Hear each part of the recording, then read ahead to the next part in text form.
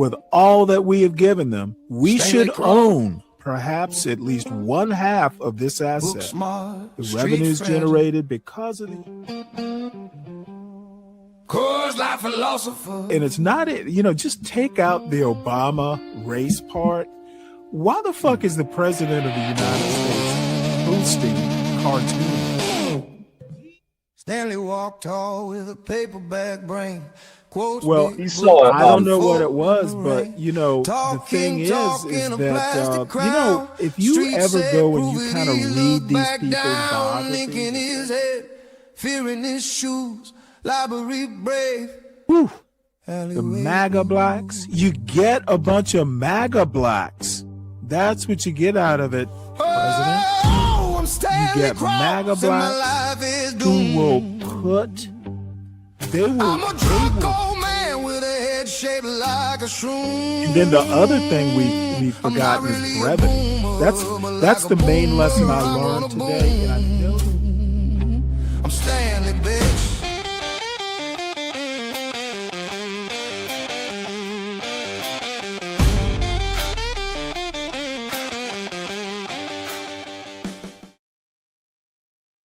The 250th anniversary of the adoption of the Declaration of Independence is 11 weeks away. And I need you to understand something before the fireworks start and the politicians start reading from the parchment and everyone gets very emotional about the founding. The semi-quincentennial is not a celebration. It's a battle over who owns the founding, who speaks for it, who gets to decide what devotion to it requires. And this week, Clarence Thomas took the stage. Hey folks, I'm Tad Sturmer, and I'm the author of Resistance History of the United States.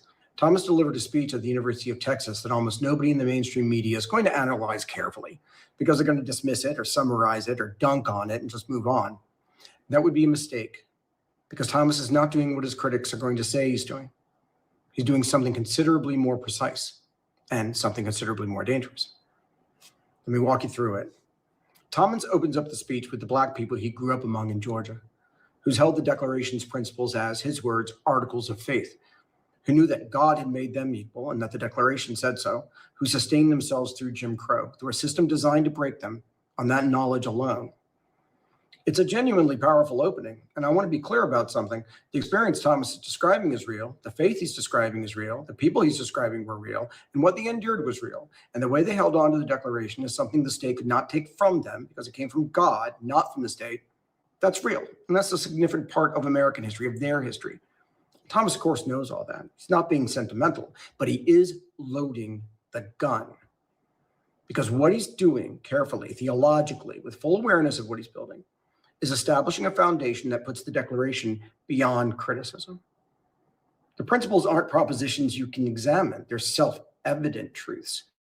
Not because philosophers demonstrated them, but because ordinary people without, of course, formal education have always known them in their bones. And intellectuals, historians, scholars, Thomas is very clear and sensitive about this. They want to make those truths obscure.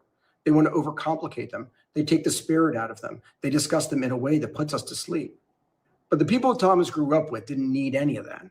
They experienced the Declaration as a way of life, something impervious, his words, impervious to bigotry and discrimination, because it didn't come from men who could take it back. It came from God. So follow what he did. By framing natural rights as divinely ordained, as entirely separate from the earthly failures of the men who codified them, Thomas has inoculated the founding against any and all criticism. If equality and liberty, their equality and liberty, as they put it, are eternal truths handed down by God, they cannot be renegotiated. They have fixed meanings. They cannot be contextualized. They cannot be subjected to historical analysis. They are timeless. The Declaration is not a document produced by specific men in specific circumstances for specific purposes. Thomas is explicit. The Declaration is, he says, a gospel. But gospels require adversaries. And Thomas has one. And I want you to notice the word he chooses, because the word matters more than anything else in the speech. He doesn't choose liberals, he doesn't choose Democrats, and he doesn't choose the radical left, which is that blunt instrument that Trump swings, which announces in its own crudeness every time he swings it. Thomas says progressives. Now let's just sit with that for a second, because he starts off with that arch racist Woodrow Wilson, who called himself a progressive. which means the lineage Thomas is about to draw has an actual historical name to run on. He's not inventing a connection. He's tracing one in his project. But before he gets to Wilson, Thomas does something I don't want you to miss. He connects modern progressives to the pro-slavery forces of the 1850s. He says progressivism was the first mainstream political movement, with the possible exception of the pro-slavery reactionaries on the eve of the Civil War, to openly oppose the principles of the Declaration. Read that again.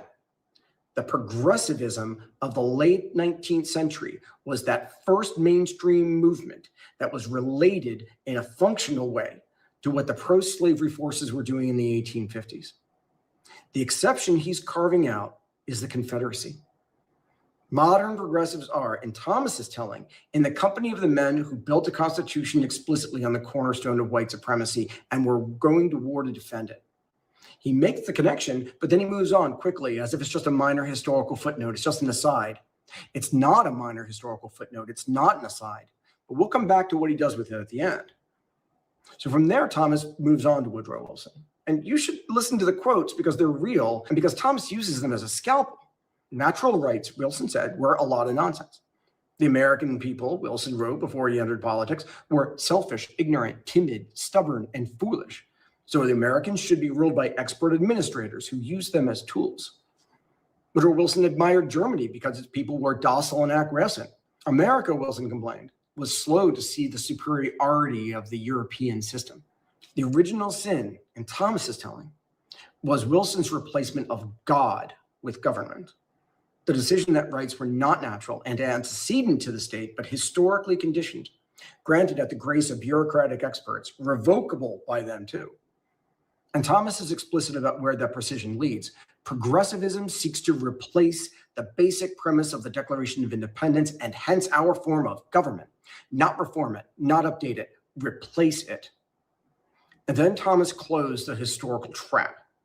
Stalin, Hitler, Mussolini, Mao. Thomas says they were all intertwined in the rise of progressivism, and all were opposed to the natural rights on which our Declaration was based. But then, and this is the sentence that should stop you cold, many progressives expressed admiration for each of them shortly before they killed tens of millions of people. And then he added, it comes as no surprise that the progressives embraced eugenics. It comes as no surprise. As if this is simply what progressivism does when it gets far enough along. But Thomas goes further. He can't stop there. We were fortunate, he said, not to trade our Lockean bonds for the supposedly enlightened world of Hegel, Marx, and their followers. Fascism, he lays this out. Fascism, we need to know, began as National Socialism, and then it triggered war. Welcome to Stanley versus the World, everyone. As you trickle in, please make sure that you hit the like button. And if you're hearing this on a replay, it is very important you hit the like button, please. If you're new to the channel, please subscribe. We're back up to 332 subscribers. So we're treading water, but at some point in time, it would be nice to get the channel monetized. And funny enough, we may talk about it this Saturday. I want to remind everybody, first off, that my email address, I'm going to start using Stanley versus the World versus Stanley at jghb.com. I've changed it both in the show notes on YouTube, and I've changed it in the crawl at the bottom, the banner.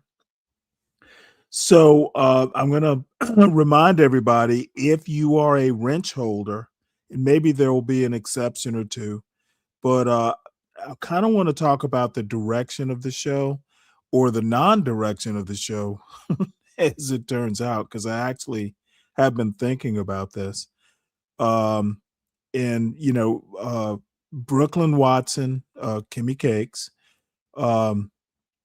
is kind of the impetus behind me doing this. I haven't made the StreamYard yet, but if you want to attend, email Stanley versus the World at JGH, I'm sorry, at gmail.com.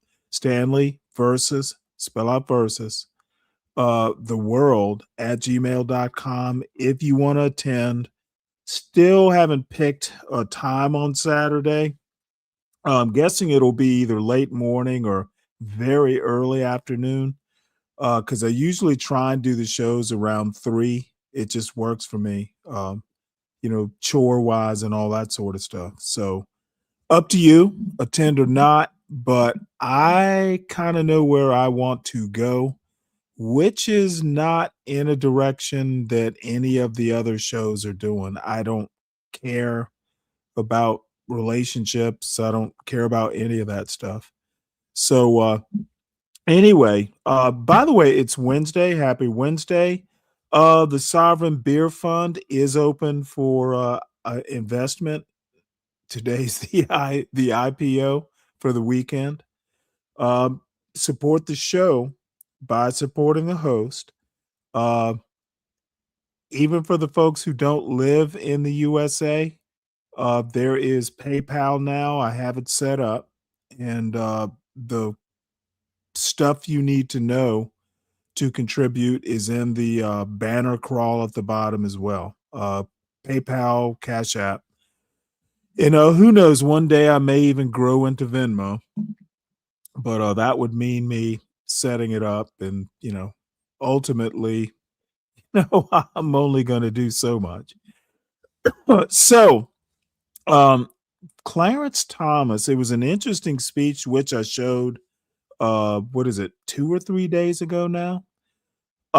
His point about we never escaped the Lockean, I don't know, the Lockean philosophy. What he forgot to tell everybody is that John Locke was literally a charter. He wrote the charter for the Royal Colony of South Carolina, and he was a very big supporter of slavery. South Carolina was founded as a slave colony, and a lot of the people who wound up in Charleston specifically were from Jamaica. They were Jamaican plantation owners, and they came up here. So what Clarence Thomas fails to understand, and I don't know whether he had psyched himself out of understanding this, but racism did not begin with Woodrow Wilson and the progressives.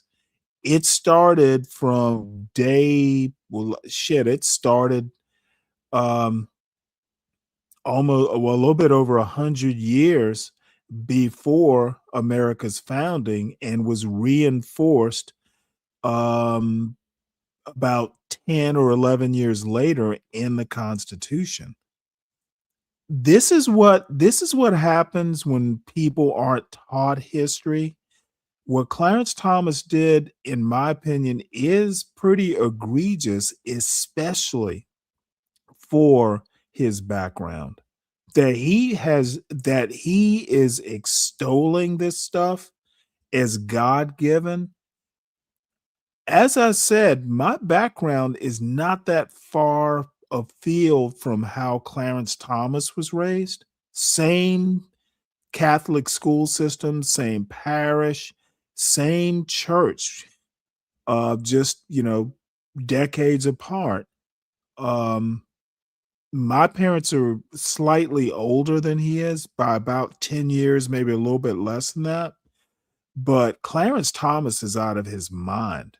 Okay, he is taking, and I've never had the feeling that Clarence Thomas doesn't read history. He reads Thomas Sowell, who claims to have read history. He quotes Thomas Sowell a lot. I don't think how you compare the progressivism of Woodrow Wilson to DSA progressivism in 2026, there are one or two things I can think of off the top of my head that might be similar, but Clarence Thomas is mangling American history, which is just fucking egregious for someone of his education and his stature. I don't get it, to be honest. Uh, I don't know. I don't know what to say. So anyway, we'll go ahead and just finish this video. And this is an actual historian chastising. Wars in Europe and Asia that killed tens of millions. The socialism of the Soviet Union and the People's Republic of China proceeded to kill tens of millions more people. He keeps going. And then he delivers the line that is both the punchline and the verdict. Progressivism, in other words, is retrogressive. And as if that's not enough, here's kind of where the word choice pays off. Because progressives don't just reach back to Woodrow Wilson. It reaches forward to now, to you. And the net it casts is enormous. The democratic socialists who want nothing to do with the democratic establishment pulled in. The establishment liberals who have spent the last decade trying to keep the democratic socialists out pulled in alongside them. The mainstream Democrats, the center-left technocrats, Alyssa Slotkin, the people who think themselves as pragmatists and institutionalists who've never read a word of Wilson in their lives, all of them pulled in. Because the frame's not about political positions. It's about a lineage they can trace. They are all, whether they know it or not, whether they would share a room with each other or not, apparently heirs to Woodrow Wilson's rejection of natural rights. Heirs to the tradition that decided God didn't get to hand out rights anymore. The government would do it instead. Radical left is name-calling. Progressives is a conviction. So then Thomas quotes Calvin Coolidge on the Declaration's principles, what he said on the 150th anniversary of the Declaration. If all men are created equal, that is final. If they are endowed with unalienable rights, that is final. If governments derive their just powers from the consent of the governed, that is final. No advance, no progress can be made beyond these propositions. Stick you in 1776. And then he lands the corollary, because the 1776 propositions are timeless. If anyone wants to deny their truth or their soundness, the only direction in which they can proceed historically is not forward, but backward, toward a time when there was no equality, no rights of individuals, no rule of the people.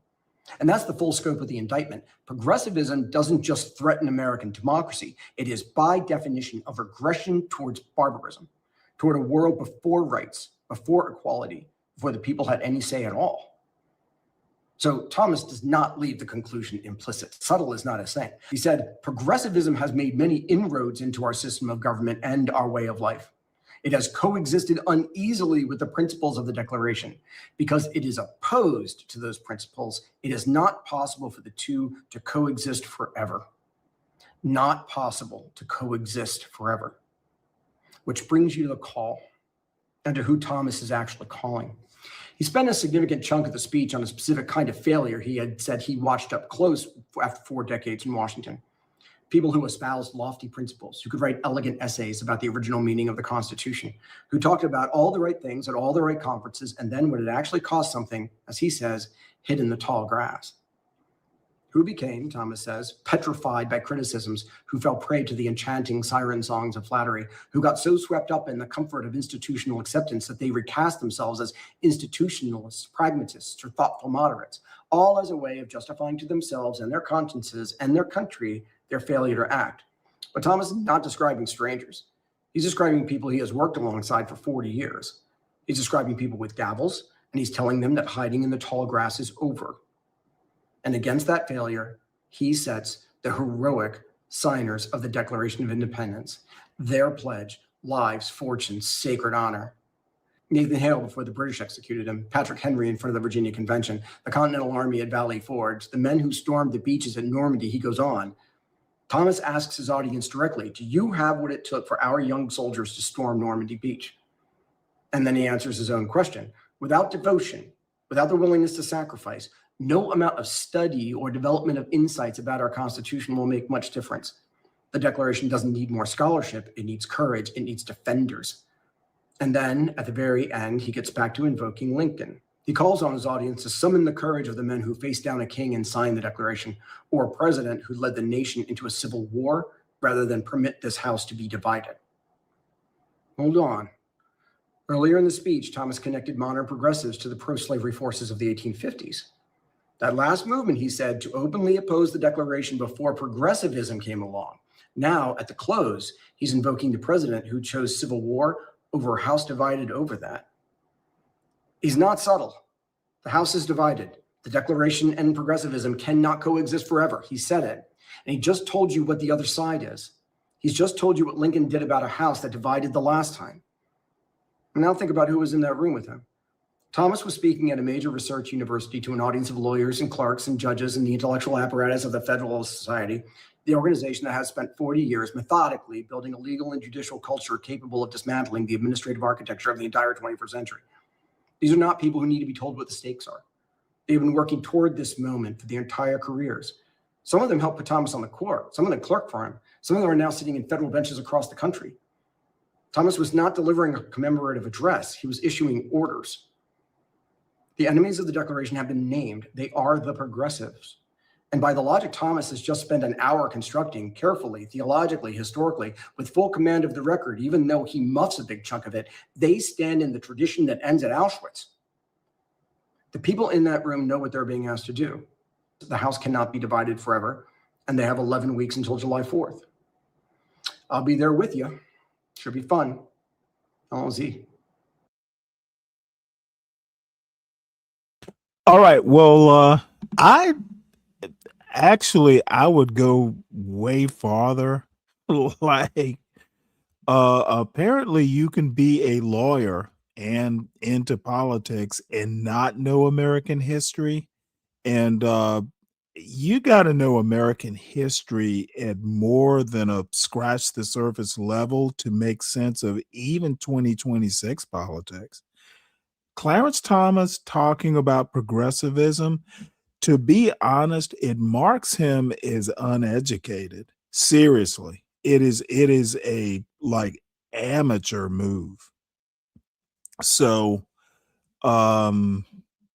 Woodrow Wilson was not a leftist like today's progressives are. So, but I know what Clarence Thomas is trying to do. Look, Woodrow Wilson was from Stanton, Virginia. I used to live right up I-81 from it, about probably about 50 miles, 55 miles. So, you know, he was raised in that, that tradition, well, the Dunning tradition, where, you know what, the South was fighting a noble cause and all that stuff. He was a racist. And, progressives these days, they're more into class. Progressives didn't even like the 1619 project. They agreed that it was trash. And I don't think that, by the way, but they were a lot like MAGA in the right, thinking that the 1619 project was trash. And that was because it was a race-based analysis of American history and culture. Okay, Wilson was a racist. Today's progressives on the left, they're almost to a point to where I'd call them class essentialists. They don't care about race or try not to. So Clarence Thomas, honestly, he did not acquit himself well outside of his, warm, his warm MAGA whoopee. The Federalist Society is Clarence Thomas's whoopee. They've been protecting his ass for years. Clarence Thomas, he has been protected. This is why people like Ketanji Brown Jackson and Barack Obama just make him crazy, because they don't need the protection. They were, and it could be that, look, he went through a hard time. He made a very big point to talk about the fact that he grew up during actual, like hardcore segregation and Jim Crow. That shit, dude, I kind of know what he went through because I went to an all boys Catholic school in the 80s. What he must have gone through, in all honesty, it might have driven him crazy. I'm laughing, but in all honesty, I could see how that might happen. And it would take a whole show for me to actually lay out my argument for why it would drive him crazy. So, he's been able to maintain it, but dude has been weird for decades. What's up? It's my time. So, anyway, let us move on to today's Trump Trump Trump presidency debacle.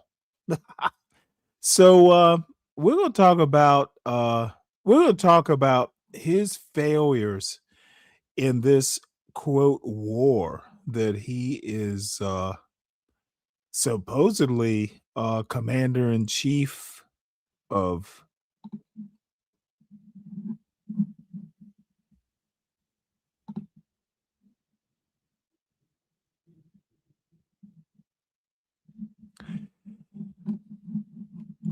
Now, why is this not playing? Well, let's refresh this.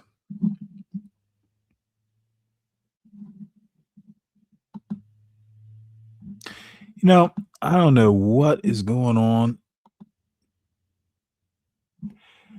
I wonder if I'm going to have to get. Well, just stand by. Having technical difficulties. This reader should play, damn it. Oh, actually, before I go to this, I wanted to talk to Kelvin about demographics, and he hasn't responded. I don't know if he's still here, but his comment about something about YNs showing up, and unfortunately, I don't think I'm going to be able to get this big enough for everyone to see. Let me see if I can blow it up a little bit. But my demographics do not include YNs, like the technical definition that some YN actually came up with. Literally, my female demographic is actually growing. It's about 14%, and my male demographic overwhelming at close to 86%. So my demographics, at least as of now, no one under 35 listens to this show. So I've got 35 to 65 plus years old. So there are no YNs who come into this chat, at least not regularly. So they're all old YNs, Kelvin. They're old YNs. Now I know someone, I heard somebody, I think it was Nightish talking about, he was reading someone else's description, where they've taken the black male population and cut them down by 10-year increments and given them all names. I don't really care about any of that, but there are no YNs in my chat. It's basically what I'm saying. The youngest would be 30, 35. So, what's up, Bobby? How you doing? Well, I'm an old one. If we have to use the N word, it's a bunch of my peers that are watching, Bobby, and there's nothing wrong with a gathering of old men, in my opinion, at least. And at least the female crowd, they're coming in slowly but surely. Every now and again, I seem to piss one off, but that equality stuff hurts. I will treat them, at least rhetorically, as equals, and sometimes that means I'm gonna be blunt. So they'll have to get used to it, or not. It's not like they have to. So let me get my screen adjusted right again. I've been messing around with the resolution on my screen and got this right now. Good. All right, so let's move on. Let's see if I can get this to work. I do not know why this Substack is not working. It should work. This is one of the Substacks that I actually subscribe to.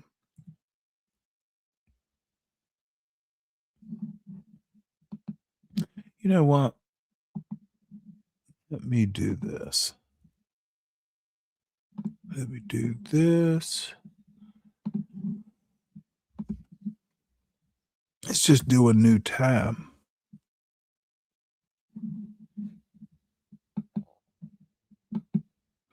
Well, this has got to be something on the yeah, it's got to be something on the Substack side that's not working. Let me double check something real quick.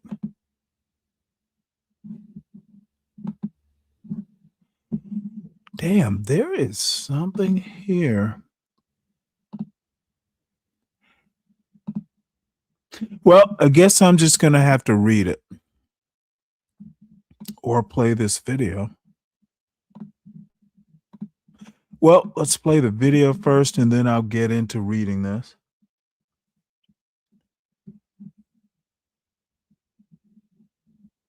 Sorry about the technical difficulties. Maybe I do need a younger demographic to assist me. All right, so let's see what this is about.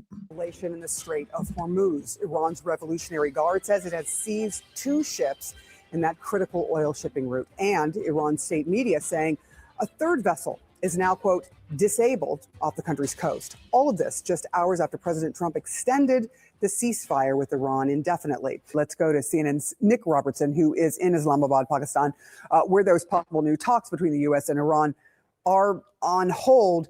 What do you know about these ships in Iran, that the one in particular that was seized in the Strait of Hormuz?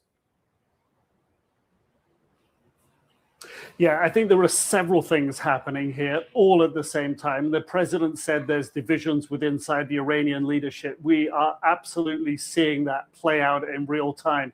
On the one hand, you have ongoing diplomacy here in Islamabad, the Iranian ambassador going in to meet the prime minister. And on the other hand, you have the IRGC claiming that it has taken control of a number of ships in the Strait of Hormuz, at least one ship reporting an IRGC vessel coming up, an IRGC gunboat coming alongside of it. No radio communications. The gunboat starts shooting up that container ship. It's severe damage to the bridge. We understand no one injured there. And another ship in the same sort of area in the Strait of Hormuz, not far from the Iranian coastline, also shot up. Again, that ship, the crew, not damaged, but the IRGC here, the military, if you will, the hardliners in Iran, are signaling what we're hearing from the politicians. And the politicians are saying in Iran that the US blockade on the Strait of Hormuz must be lifted. And President Trump was very clear last night when he, in his Truth Social post, extended the ceasefire. He also said, I'm not lifting the blockade on the Strait of Hormuz. Now, how does that play into what's happening in Iran with those leaders there who, the more moderates we might call them, who want to get into the talks? Well, we heard from the foreign minister there, who was the number 2 at the talks last week, saying that absolutely the United States needs to lift the blockade on the Strait of Hormuz. It's clear. President Trump's made that clear. That's not going to happen. We had the leader of those negotiations saying that, from the Iranian side, saying that they weren't going to come into the talks under the shadow of threats.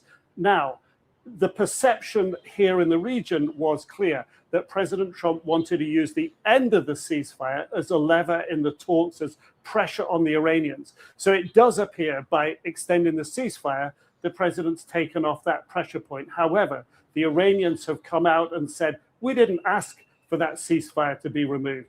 The diplomatic maneuvers here that we see in this city would indicate there's circumstantial evidence to suggest that the Iranians may well have asked for that ceasefire that was put forward by the Prime Minister, that the Foreign Minister here yesterday, that the Field Marshal here contacted President Trump about and he acted upon. But the diplomacy on the ground is playing out here. And the hope here is, contacts I talked to, that the talks can still happen. That optimism is still here. Colonel, give us some sense of what the rules of war here are and what you make of this latest move by Iran seizing these ships after the United States seized one of theirs, I think, in the Sea of Oman. Yeah, this is a very interesting development, Sarah, because what you're seeing is, as far as the rules of war are concerned, there's definitely an escalation here. Now, a country can seize ships if it believes that there is, some criminal activity going on, or there's a threat to their national security or their national sovereignty. So that's going to be Iran's point of view. And in this particular case, what you're seeing is you've got these ships, and now they are basically a bargaining chip for the Iranians. They're coming into these potential talks with ships in their possession. They have a third one, as you mentioned, that's disabled, that could also be seized. So you have a situation where they're going to come in and they're going to take as much advantage as they possibly can of the different ships that are out there, and any ship that's trying to run their blockade. They're going to try to take it over, because they are saying that they can control the Strait of Hormuz and extract tolls and things like that. So that's going to be a significant thing. Look, Beth, when you're looking at the scenario, there was a report out by the Wall Street Journal, and they basically said the Iranians take Trump for a sucker. How many times do they expect him to play this game before they reopen the Strait of Hormuz, in their opinion section? Of course, the president responded with a long rant, angry about that. But is that what's happening here? Or is it just this disjointed situation where you don't have, as you said, the final arbiter in all of this? Well, I think that, while they don't have the final arbiter, we do know that the IRGC is ascendant, right? We do know, and we also know that even before the war, that the IRGC had more power in that state than any other institution. So that is happening right now. And I think that, I wouldn't term it in the way that the Wall Street Journal did, but clearly the Iranians are reading us. They called our bluff and they said, we're not showing up. You didn't, we never said we were going to show up. We're not showing up. And what did President Trump do? He said, we're going to bomb there. We're going to resume bombing. And now we didn't. And so by that, while I think this was absolutely the right thing to do, because resuming bombing wasn't going to get us closer to a negotiated solution, which is the only way we can get out of this. But at the same time, the Iranians take this as us, chickening out. I want to ask you, Colonel Layton, there's been a lot of talk from the Trump administration about demolishing Iran's capabilities militarily, its missiles, it's talked about. But we're seeing them parade this ballistic missile, in the streets of Tehran. What do you make of that vision there and what they're trying to say militarily here? Yeah, so by parading that missile, Sarah, what they're doing is they're saying, we've got stuff. And, as Beth was mentioning, they still have cards.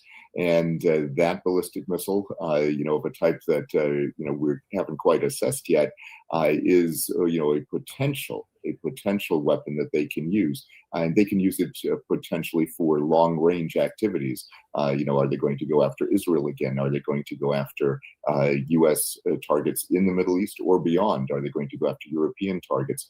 All those things are possible. And what the Iranians are saying with this is that they have demonstrated capabilities. And it is kind of in line with what the director of the DIA.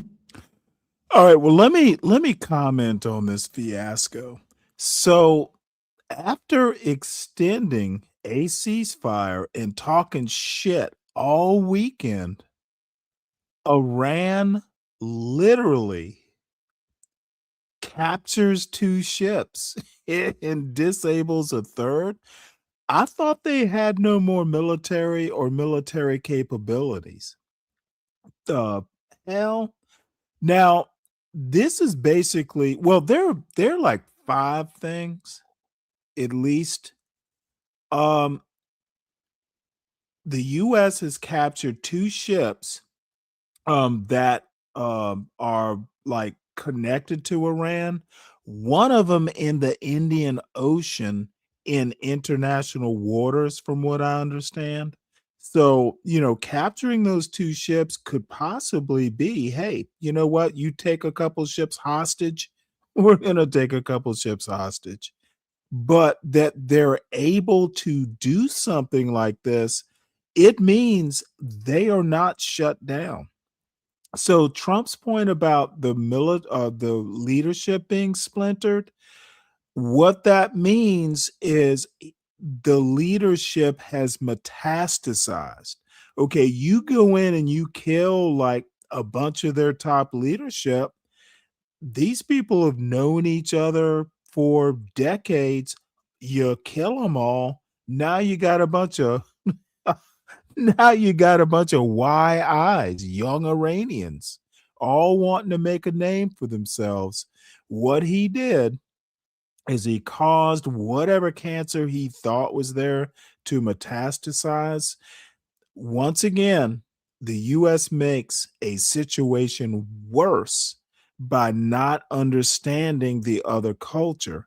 And this is something, and the third point, this is something I was thinking about, for actually overnight.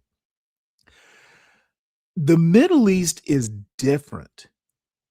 Okay, they are I would say, and I hope this is not disrespectful, but they are number one, a backsheesh culture. And number two, they like to haggle. Okay, you don't just sit down. Like, I've been in the souks of Abu Dhabi and and Saudi and Egypt and even Bahrain. I've been in the souks. Dude, it is almost like an intricate dance. And to be honest, it is when I first kind of encountered, going in, because I had my boss when we were in Abu Dhabi wanted some suits made. And it is just a different experience. You don't just go in there and hey, I want this, that, and the other. Ask how much, no, it is a dance. They will give you tea. And it is a dance. It is intricate. You don't go shopping in um, like a rug place or a clothing place. You better be willing to spend an hour or two. It does not work like it does in the West. And apparently, Trump is just the latest victim of not quite understanding other cultures.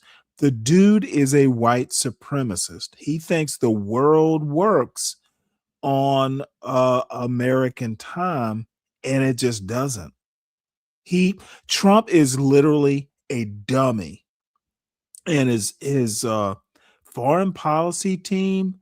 And I thought Rubio was fairly smart, but apparently he only knows how to deal with he only knows how to deal with Spanish speakers. He understands that like uh new world Latino culture. He does not understand it shit. I don't understand it. I've just been exposed to it. And I don't think I would have made this mistake. You're not going to bomb these people into submission. They will take your bombs and they will make money off what you bombed. Culturally, white trash Trump is outmatched. They have more knowledge of the world than Donald Trump does. This motherfucker wrote The Art of the Deal. He had it ghost written. These people invented the deal. Okay, dude, like I said, I have never met in the Middle East, and they're not a monolithic culture, but I've never met people who enjoy a bargaining process in baksheesh. It is literally, they make it fun. I will say that. So Donald Trump outmatched, obviously. It's going to be a ship for a ship, apparently. So let me read this from Heather Cox Richardson. And this is the point I was making, Bobby, about the reparations. So David S. Bernstein of Good Politics, Bad Politics noted Trump's account this morning, and this is from last night. So we're talking, what, Monday morning, maybe? Trump's account this morning reposted another account claiming that Iran was preparing to execute 8 women, showing AI generated images of them. Trump posted to the Iranian leaders, who will soon be in negotiations with my representatives. I would greatly appreciate the release of these women. I am sure that they will respect the fact you did so. Please do them no harm. Would be a great start to our negotiations. As Bernstein put it, Trump urged Iran to start peace negotiations by releasing non existent AI generated women, some rando posted about on X. Trump is on X when he should be dealing with the people, dealing with reality. Why is he even on social media? Isn't he running a war? You're not going to run a war from X or Truth Social. So Alan Rappaport of the New York Times reported today that Trump is considering, Bobby, please listen closely. Trump is considering using money from the U.S. Treasury to shore up the finances of the oil-rich United Arab Emirates, which have been hurt by the Iran war. So they're going to get reparations, Bobby. You're not. Now they might. He's considering. I'm not saying it's happened. After the story appeared, Zach Everson of Public Citizen pointed out that Sheikh Tahnoon bin Zayed Al Nahyan, who controls the sovereign wealth of the United Arab Emirates, has directed hundreds of millions to Donald Trump personally, buying 49% of the Trump family's World Liberty Financial and investing $2 billion in World Liberty Financial's USD1 stablecoin. So, look, Bobby, your reparations are going to the Persian Gulf. And by the way, I loved Abu Dhabi. It's in UAE. Great place if you're young. But that's where reparations are going.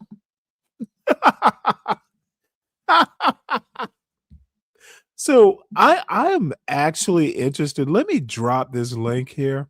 Oh, and by the way, let me also tell you the direction of this show. At some point, we are going to talk about a video that Mela sent yesterday, talking about the manosphere and all that stuff. Hence the name of the show, the title of the show, Being a Black Woman Pays When You're White. The picture, the thumbnail is from Imitation of Life. So, and the whole, Dawn was actually talking about, what's her name? Rachel Dolezal, talking about Black women.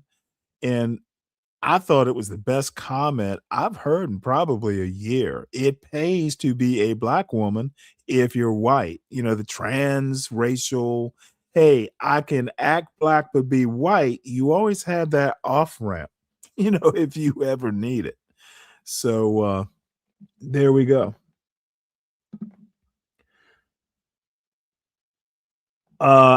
Captain Phillips was in number one. It's the Red Sea. Somalia is in the Red Sea. Persian Gulf is different.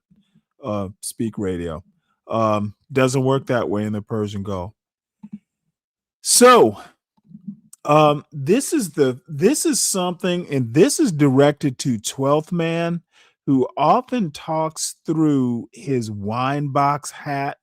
I swear, he talks through his wine box. And now this motherfucker wanted to talk about mine warfare in the Strait of Hormuz. And I'm going to re-emphasize, my first ship was literally a minesweeper, and I have done mine countermeasures and mine warfare in the Persian Gulf during the first Desert Storm. I know about minefields because I have literally conned a ship while we hunt mines, like go left, go right. We need to stay on course. I've done it personally. I know what the fuck I'm talking about. Now, I'm sure in 25 years, the technology is way better. But the thing that really struck me, my time during the first Desert Storm, was that bags of trash look like mines. It's a hollow thing. Sonar strikes them, and it just looks like a big hollow ball with stuff in it. Now, again, and I was dealing with high res sonars, or at least my people were. These weren't like ping, like on a submarine, you just ping. These are high res sonars that are kind of like radars. You can literally like make out shapes. You can identify objects with high res sonar. It's really interesting, actually. So I am 100% sure the technology is miles ahead of where it was. But the point I want to make, clearing Strait of Hormuz of mines could take 6 months.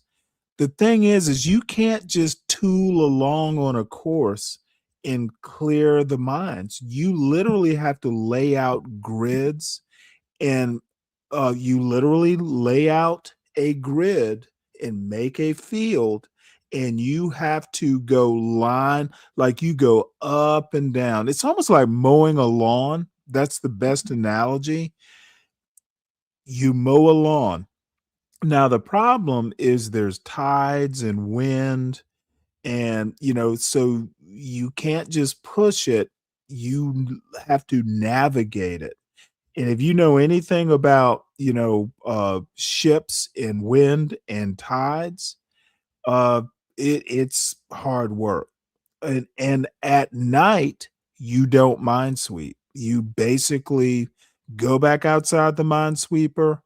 The minefield, and you anchor for the night. We don't hunt mines at night. I don't never could actually figure out why.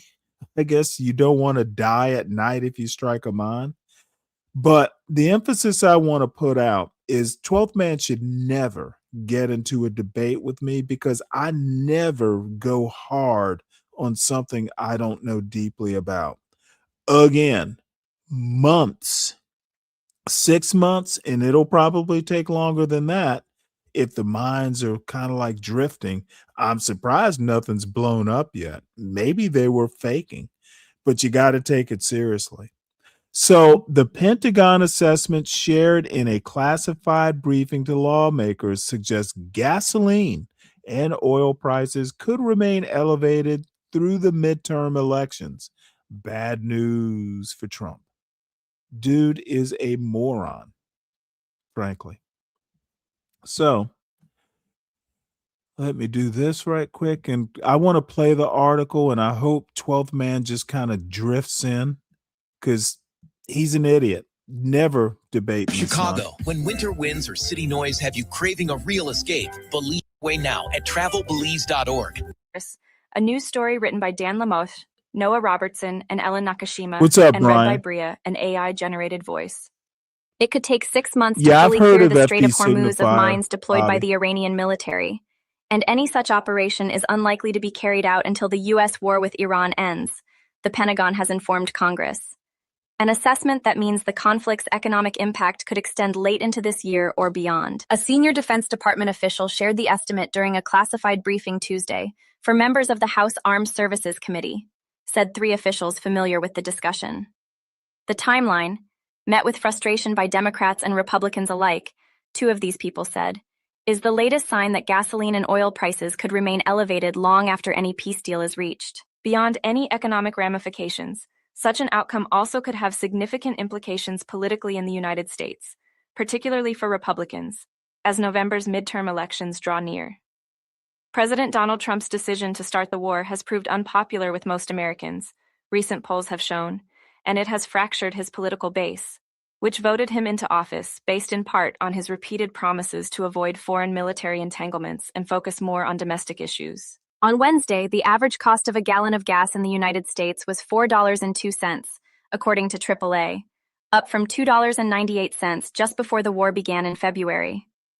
Trump has vacillated on the question of when gas prices may come down, saying this month that they could be the same or maybe a little bit higher by the midterms before declaring that they would be much lower before the election. His Treasury Secretary, Scott Bessent, has said it could be late September before we can have $3 gas again. 3 officials, speaking on the condition of anonymity because of the discussion's sensitivity, said lawmakers were told that Iran may have emplaced 20 or more mines in and around the Strait of Hormuz, a vital waterway for the movement of Middle Eastern oil through the Persian Gulf. Some were floated remotely using GPS technology, which has made it difficult for U.S. forces to detect the mines as they are deployed, the senior defense official told lawmakers. Others are believed to have been laid by Iranian forces using small boats. The Pentagon declined to address questions about the military's assessment for how long it could take to clear the mines. A spokesman, Sean Parnell, issued a brief statement acknowledging that the disclosure was made in a classified briefing for lawmakers and calling the information inaccurate. By deciding to publish these false claims, the Washington Post has made clear they care more about advancing an agenda than truth, the statement says. U.S. Central Command, which oversees operations in the region, declined to comment. The White House referred questions to the Pentagon. The stifling of shipping traffic in the Strait of Hormuz has emerged as an enduring flashpoint in the war, with Iran declaring it closed and even attacking some ships as a way of inflicting pain on the global economy, and the Trump administration as Washington and Tehran each press their demands to end the war. Before the war, about 20% of the world's oil moved through the strait, with Japan, South. Okay, we can stop there. Trump's losing. That's pretty much all I can say. I just don't know how satisfied I can be saying I told y'all so. This dude should not be president. So we go. So let's continue with to explore the Trump administration's horribleness. These dudes are just horrible people. So Trump is said to be in talks to send Afghans who aided U.S. forces to Congo. Now, apparently, they're being given a choice. You can go back to Afghanistan with the Taliban in charge, or you can go to Congo. So I just need y'all to let that soak in. Dude, these people are just bad people. Trump is said to be in talks to send Afghans who aided U.S. forces to Congo. This article is by Megha Rajagopalan, Eileen Sullivan, and Zolan Kano-Youngs, and read by an automated voice. After halting a U.S. resettlement program for Afghans who helped the American war effort, President Trump is in talks to send as many as 1,100 of them to the Democratic Republic of Congo, an aid worker briefed on the plan said Tuesday.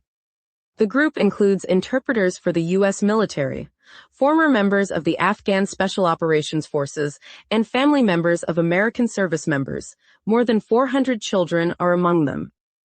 The Afghans have been living in limbo in Qatar for over a year. They were taken there after being evacuated by the United States for their own safety because they supported American forces during the war against the Taliban that began in 2001. Sean Vendiver, the president of the aid group Afghanivac, said he had been briefed on the Congo plan by State Department officials. He said that the Afghans would be given a choice between returning to live under the Taliban or being sent to Congo, which is suffering one of the world's worst humanitarian crises. More than 600,000 refugees, mostly from the Central African Republic and Rwanda, are currently in Congo, according to the United Nations. Human rights activists say that the country is not equipped to take in more in the midst of fighting with neighboring Rwanda that has displaced even more people because of attacks on refugee camps. We think this is just them wanting to send these people back to Afghanistan, where they know they will face certain death, said Mr. Vendiver. They know that Afghans are not going to accept the DRC. Why would you go from the world's #1 refugee crisis to the world's #2 refugee crisis? The discussions highlight the long-standing tension between America's obligation to Afghans who face grave danger in retaliation for helping U.S. forces during the war, and the Trump administration's pledge to curtail immigration. Much is unknown about the plans taking shape, including whether all the Afghans would go to Congo or whether deals were coming together in other countries. Negotiations like this have stalled before. A Congolese government spokesman did not immediately respond to a message-seeking comment. Tommy Pigott, a State Department spokesman, accused the Biden administration of moving hastily in bringing Afghan allies to the United States. He said the Trump administration was working to find options for the remaining Afghans. The American people have had to pay the price for the irresponsible way hundreds of thousands of Afghans were brought into the United States, he said. Our focus now is on restoring accountability by advancing responsible, voluntary resettlement options. American diplomats have been asking countries in Africa to take in the Afghans for months, but talks fell apart in many places, according to Mr. Vendiver and diplomats with knowledge of the discussions. In my opinion, what we're doing is reneging on a promise. Those people were like, hey, you take the risk, we're going to take care of you. And Donald Trump, in his horribleness, are just reneging. 1,000, it's only 1,000. There is no reason these people can't be taken care of. 1,000.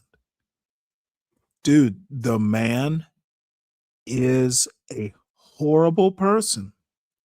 His administration is chock full of horrible people, and American voters who voted for this, hey, it's on y'all. Apparently, the only people who are going to get away scot-free with this are going to be the people who voted for Trump and Trump himself. Congratulations, MAGA. More than 190,000 Afghans who aided the U.S. effort. Oh, and by the way, I forgot to mention the January 6 people who are MAGA, so they're kind of grandfathered in. Resettled in the U.S. between August 2021 and mid-2025 after passing background checks. But a group of more than 1,100 Afghans are being housed in a former U.S. military base in Qatar known as Camp Salia. The American government brought them there in late 2024 and promised them a path to settlement in the United States if they passed further checks. Qatar was intended as a stopover, but many of the Afghans found themselves in limbo after the Trump administration ended policies that would have enabled them to resettle in the United States. They had the expectation that within weeks they'd be relocated to the U.S., said Rina Amiri, a former senior diplomat working on Afghan human rights issues. Who is going to fight alongside the U.S. when the U.S. betrays the people who stood alongside us? The Congo negotiations follow behind-the-scenes pressure from the Qatari government to find the remaining Afghan refugees a new home. Some of the people left at the camp have been fully vetted. Others have not, Mr. Vandiver said. But Mr. Trump's immigration policies have made it impossible for any of them to come to the United States now. In November, the government froze the special visa program after a National Guard member was shot in Washington last year by an Afghan man allowed into the United States after the Taliban took power again. In January, the administration said it would close the Yeah, all right. We'll stop it here. Again, 1,000 people. We should be able to deal with people who helped our American forces. It's, in my opinion, unacceptable that America reneges on this kind of promise. Shameful. So, I think I've already covered this. Iran seizes 2 ships in Strait of Hormuz. Trump extends U.S. ceasefire. Israel commits 220 ceasefire violations in Lebanon in 3 days. Dude, I just don't get it. What? Hey, I wanted to also mention that I'm old enough to pretty well remember the original Iranian hostage crisis in I guess it was like 1970, what, 70, was it, god damn, was it 76 or 70, was it, oh shoot, I'd have to look it up. Basically in bicentennial, oh man, hold on one sec. I actually have had a senior moment here. I think it's 1979. Is when Reagan. Yeah, okay, yeah. So it's 1980. My bad, but I remember 1980 into 81. The Iranians released the hostages pretty much as soon, if I remember, pretty much as pretty much remember the hostages being released on inauguration day. Basically, the Iranians, I'm not going to say they were the sole impetus, but Jimmy Carter lost. We knew, even kids, and I was 10. I was uh 13, 12, going on 13 in 1979. I was 14. No, I was 14 in 79, I think, or 13. Anyway, no, who cares? I'd have to do the math, but bottom line is we all knew that Jimmy Carter was going to lose to Ronald Reagan, big, especially after that failed rescue attempt. It failed because the helos got, jammed with sand, et cetera, et cetera. So Iran basically thumbed their nose at America and especially Jimmy Carter, um, letting all 70 some hostages go on inauguration day.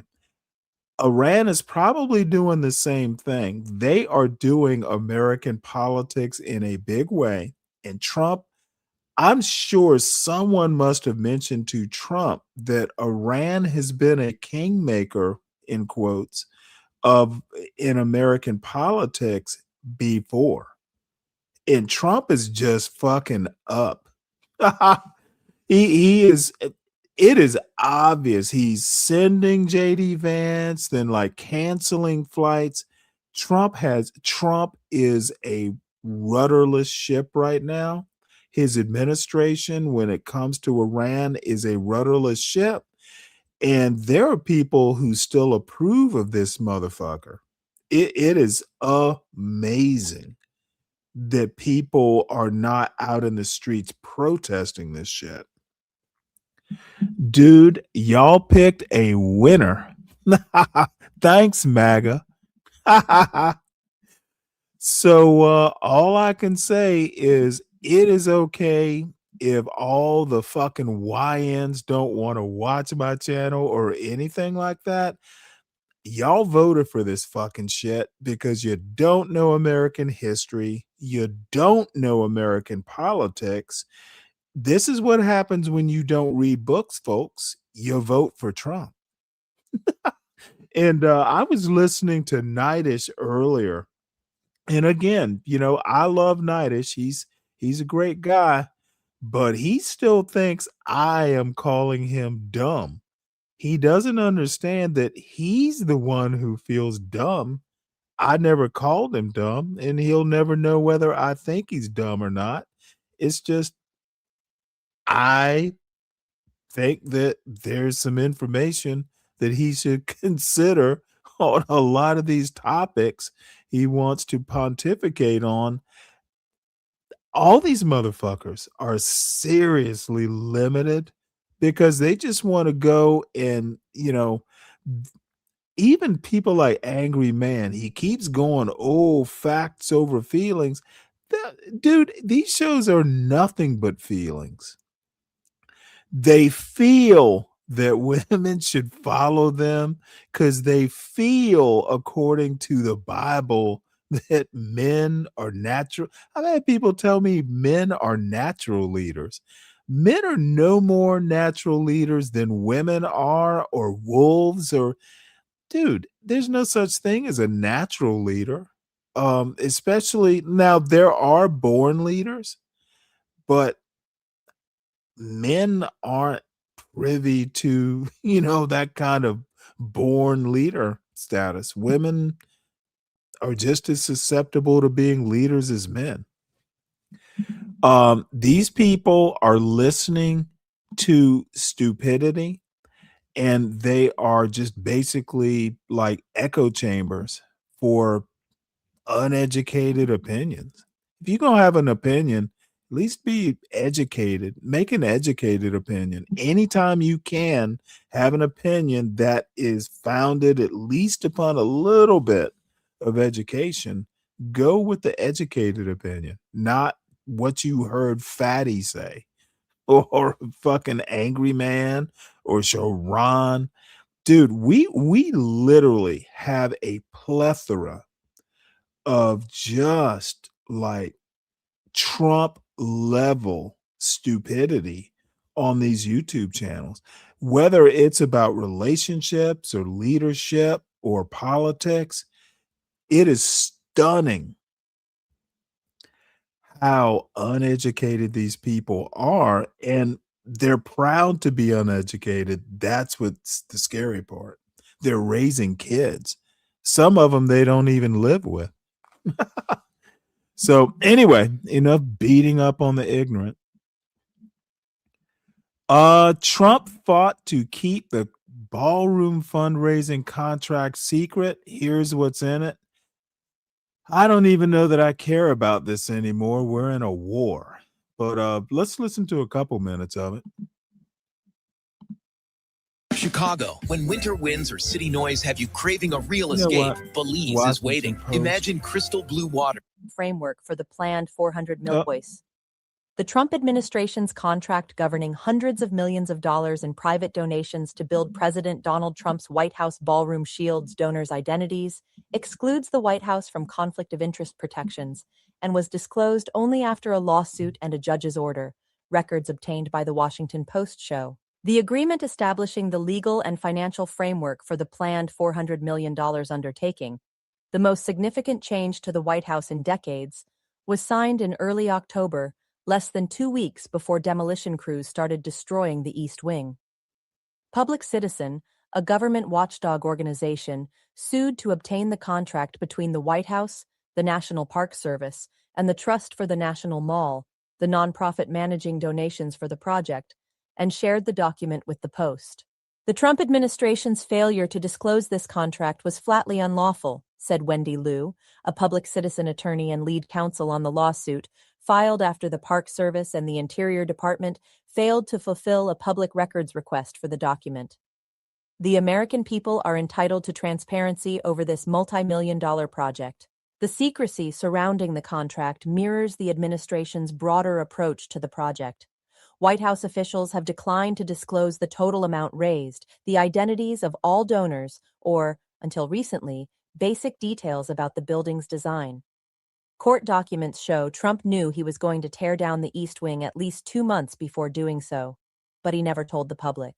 The contract provisions, taken together, allow wealthy donors with business before the federal government to contribute anonymously to a sitting president's pet project, while exempting the White House from key conflict of interest safeguards and limiting scrutiny by Congress and the public. President Trump is working 24/7 to make America great again, including his historic beautification of the White House at no taxpayer expense. White House spokesman Davis Ingalls said in a statement defending the administration's process, White House officials said not publicly posting the agreement was standard practice for contracts involving the executive residence, citing security concerns. They also said offering anonymity for donors was standard for significant projects and framed the use of private funds as a boon for taxpayers. The administration did not respond to questions about failing to respond to the public records request for the contract or fighting the release of the document in court. Trump has said that the administration has raised about $300 million for the project. The contract resembles templates used by the Park Service for more routine fundraising partnerships, with several notable differences. Provisions peppered throughout the agreement prevent the signatories from revealing the identities of anonymous donors, and a review process for detecting conflicts of interest with the Park Service and Interior Department makes no mention of doing the same for the president, other White House officials, or the 14 other executive departments he oversees. Dozens of the project's known donors, which include Amazon, Lockheed Martin, Palantir, and Google, collectively have billions of dollars in federal contracts before the administration. Amazon founder Jeff Bezos owns the Post. Critics have argued that allowing anonymous gifts to a sitting president's signature project creates precisely the kind of conflict the contract itself states it seeks to prevent. This document reveals that anonymous donations are the heart of this agreement, said John Gollinger, a lawyer and public policy advocate with. Well, there are people who say that private donations for public projects are outright illegal. The only thing I have to say is that the best lawyers associated with the Trump administration are actually working on this project, but they're not over they're not over at the Justice Department. The best lawyers in Trump's stable of lawyers are working on White House beautification. They are not working for the American people. And the reason I say that will be apparent in a minute. What's up, King Pix? So, with acting AG at his side, FBI Director Patel publicly addresses allegations about his conduct. I can tell you right now, he is not going to win this. This motherfucker is a mess. FBI Director Kash Patel, standing at a lectern beside his boss Tuesday, publicly addressed recent allegations that he has drank to excess, interfering with his duties.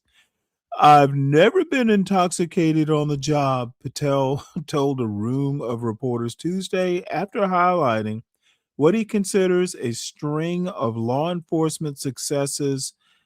Okay, dude, you weren't out there. You were not out there capturing the bad guys. The FBI director has been on the job twice as many days as every director before me. Oh, this FBI director. Yeah, but they were doing their job. You don't have to be in your office to do your job. They travel a lot. Standing beside him, Attorney General Todd Blanche, acting Attorney General Todd Blanche, whom Patel now reports to, also ridiculed recent reporting in The Atlantic, which said people had previously raised concern with their senior leaders about the FBI director. Blanche told reporters he didn't read the story, but okay, god damn it, you can stop right there. Ha ha ha ha. Blanche told reporters he didn't read the story, but that it included blatantly false information. Okay, I'll just stop there. This is typical Trump administration. I didn't read the story, but it's false. this is like this is like ridiculous. Ooh boy, these Trump people are weirdos. What's up, Brian Nichols? And Claris, salute, Claris. 12th man maxing. Well, 12th man at least has a better beard. So I'm not going to go any farther. So the acting attorney general didn't read the story but calls it false. All I have to say is this is the Atlantic Monthly. Okay, they don't do shit. This is the same magazine that almost got Hegseth fired because when Hegseth came out and started saying all that stuff was false, their work was rock solid. The Atlantic still exists, and I've not heard Trump go after the Atlantic. They will kick. Dude, y'all don't fuck with the Atlantic like that. They're the New York Times, the Atlantic's just a little bit. It's a monthly. It's been around like since the Civil War. They're not going to report this if it won't stand up in court. So I don't expect Kash Patel to survive this. I really don't. And I could be wrong. I'll say that now. But for the Atlantic to publish something like this, ooh boy, they're betting the magazine, and they have never lost. They're one of those few magazines. I don't even know that. I know I must be wrong, but they don't go to court much. So anyway, this is the joke I was making about the best lawyers are working on the ballroom being added on to the White House. Not at the Justice Department. U.S. abruptly rescinds subpoenas it had just issued in John Brennan inquiry. So John Brennan is another one of Trump's political enemies. And all of a sudden, I don't get it. They're rescinding subpoenas. The reversal came after the Justice Department replaced a career prosecutor with a loyalist to President Trump in the administration's effort to charge the former CIA chief with a crime. Dude, these guys are issuing subpoenas, they're rescinding subpoenas. Dude, it is what in the F? I think they're all drunk.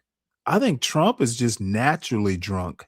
He doesn't have to drink to be drunk.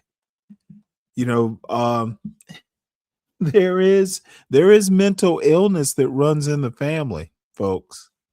And this country, I think Trump is going Biden, except he's a little bit less frail.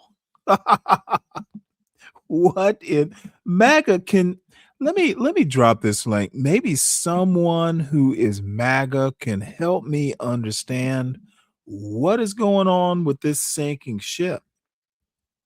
And one thing I heard 37% is Trump's approval rating.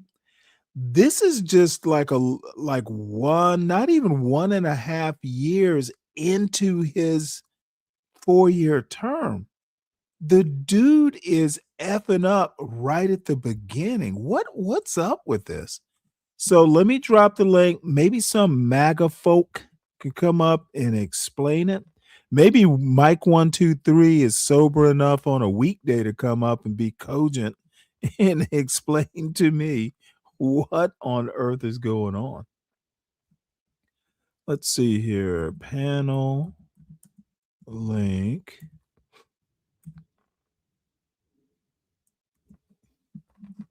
Let me just give me a sec.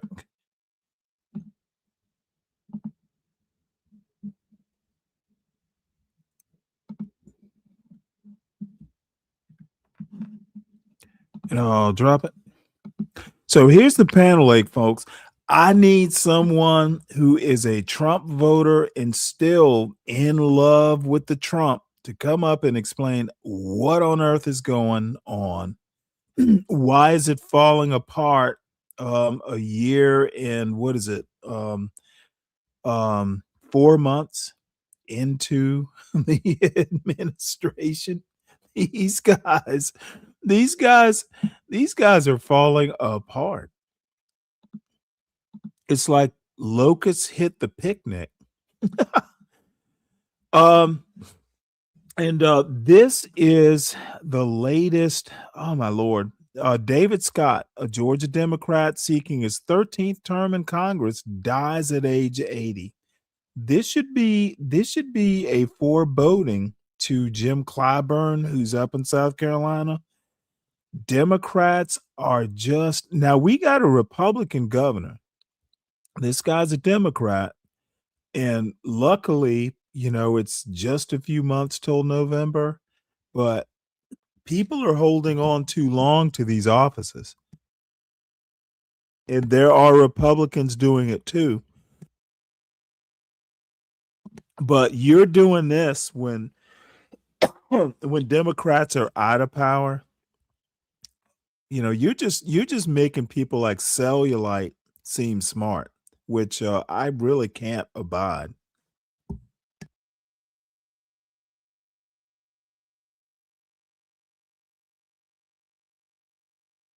So on yesterday, Congressman David Scott, who represented Georgia's 13th district, passed away at age 80 after nearly 5 decades in elected office. Well, not all of it was in the U.S. Congress. Scott began his public service career in 1974 with the Georgia General Assembly, serving 28 years before his 2002 election to the U.S. House, where he became the first Black chairman of the House Agriculture Committee. Known as a centrist Democrat, Scott secured nearly $32 million in federal funding for district infrastructure while routinely hosting job and health fairs that maintain strong constituent support. Scott is the 5th member of Congress to die in office since 2025, shifting the House to 217 Republicans to 12 Democrats and 1 independent. The longtime lawmaker was seeking a 13th term, facing 6 Democratic challengers in the May 19 primary. However, the cause of death has not been released. All I have to say is I don't think they're term limits. The voters are supposed to be the term limits, and voters don't seem to be able to figure that out. I like my MTV. I like my MTV voters are the problem. What's up, Jewel? So let's see, what else do we have here? We got, speaking of agriculture, the Department of Agriculture's Economic Research Service, which I am a proud member of. Well, they send me, I'm on their emailing list.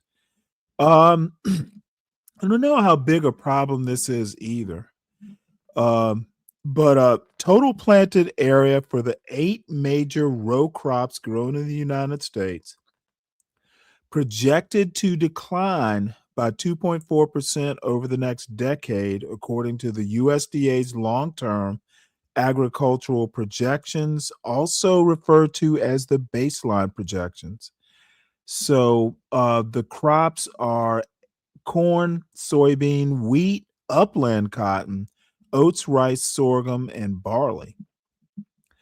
Projected to decline from 247.6 million acres for the 2026-27 marketing year to 241.6 million acres by 2035.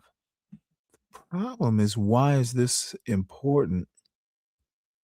I mean, the way we plant, I mean, America is extremely productive about getting, the most out of an acre of land.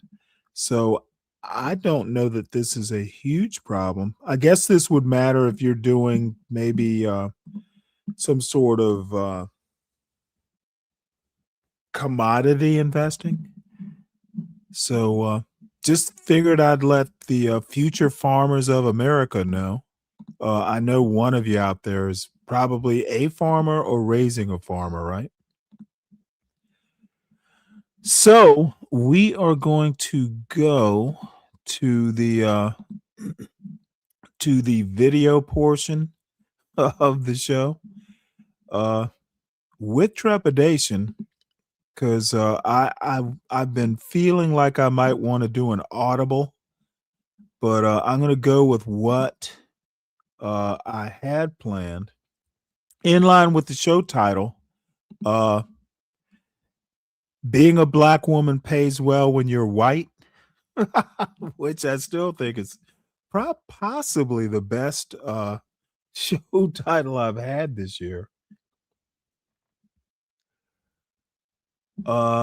So we're going to start with this video called Gen Z Man Haters. And stick with me. At some point, I guess I have to talk about the manosphere and relations, but I don't care that much. But some of this stuff looks interesting, so just bear with me. Now, these are British women, but some of the stuff they'll talk about, I actually did pre-watch this. Some of what they're talking about is kind of relevant, so that's why I'm showing it.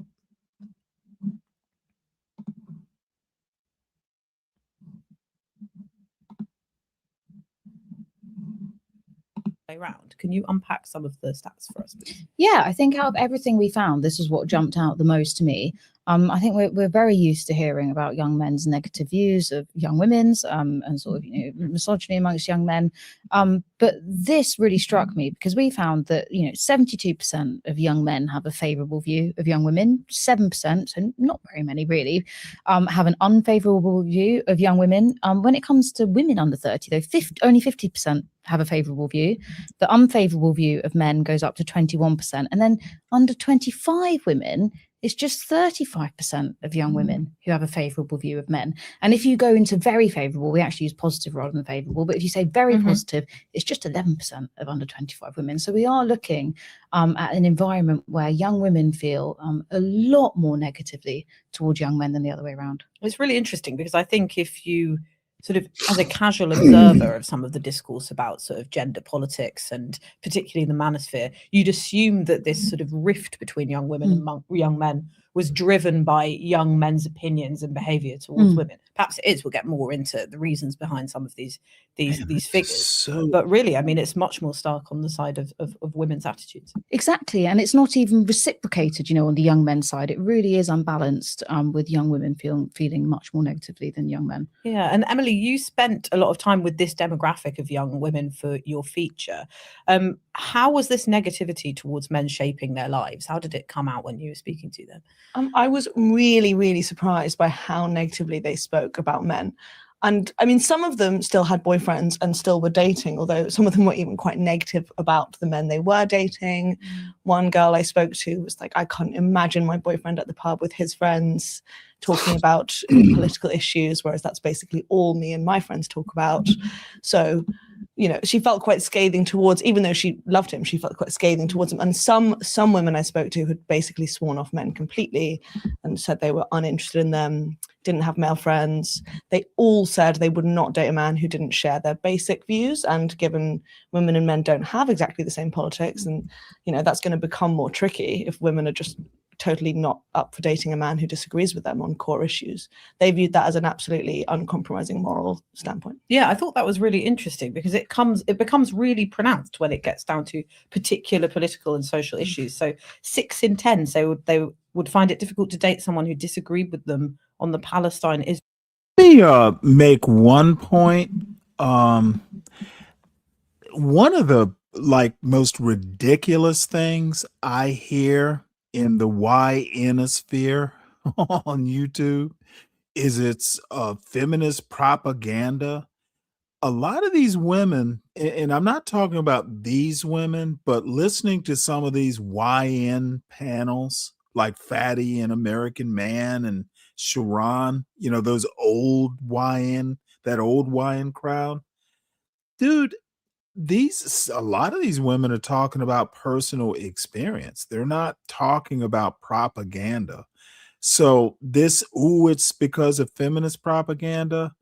I literally, sometimes I'll laugh when I hear that stupid stuff. Again, educated comments. They're thinking this because of propaganda. Some of it, I'm sure, is because of that, but some of the propaganda doesn't spring up out of total fiction, at least the good propaganda. So there is a kernel of truth in every lie. And we need to bear that in mind. And if you listen to some of these panels, just the quality of some of the comments and opinions, it does not surprise me that women are afraid of some of these men. It just doesn't. Now, I know YouTube is not the real world. So, I'm not, I'm saying this with a little bit of a grain of salt, but I don't know. Some of these YNs sound scary. Israel conflict, or who didn't share their views on Donald Trump. And, What's up, and with Emily, my time? did you get You there? Yeah, I'm here. No one reads books on YouTube. So Jules says she's talking about books. Like, people on YouTube actually read books? Well, I know there's a disconnect now. None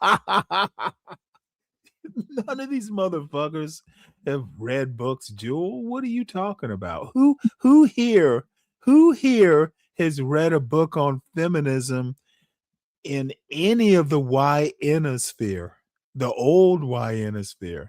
None. Zero. I've yet to hear a bell hooks quote.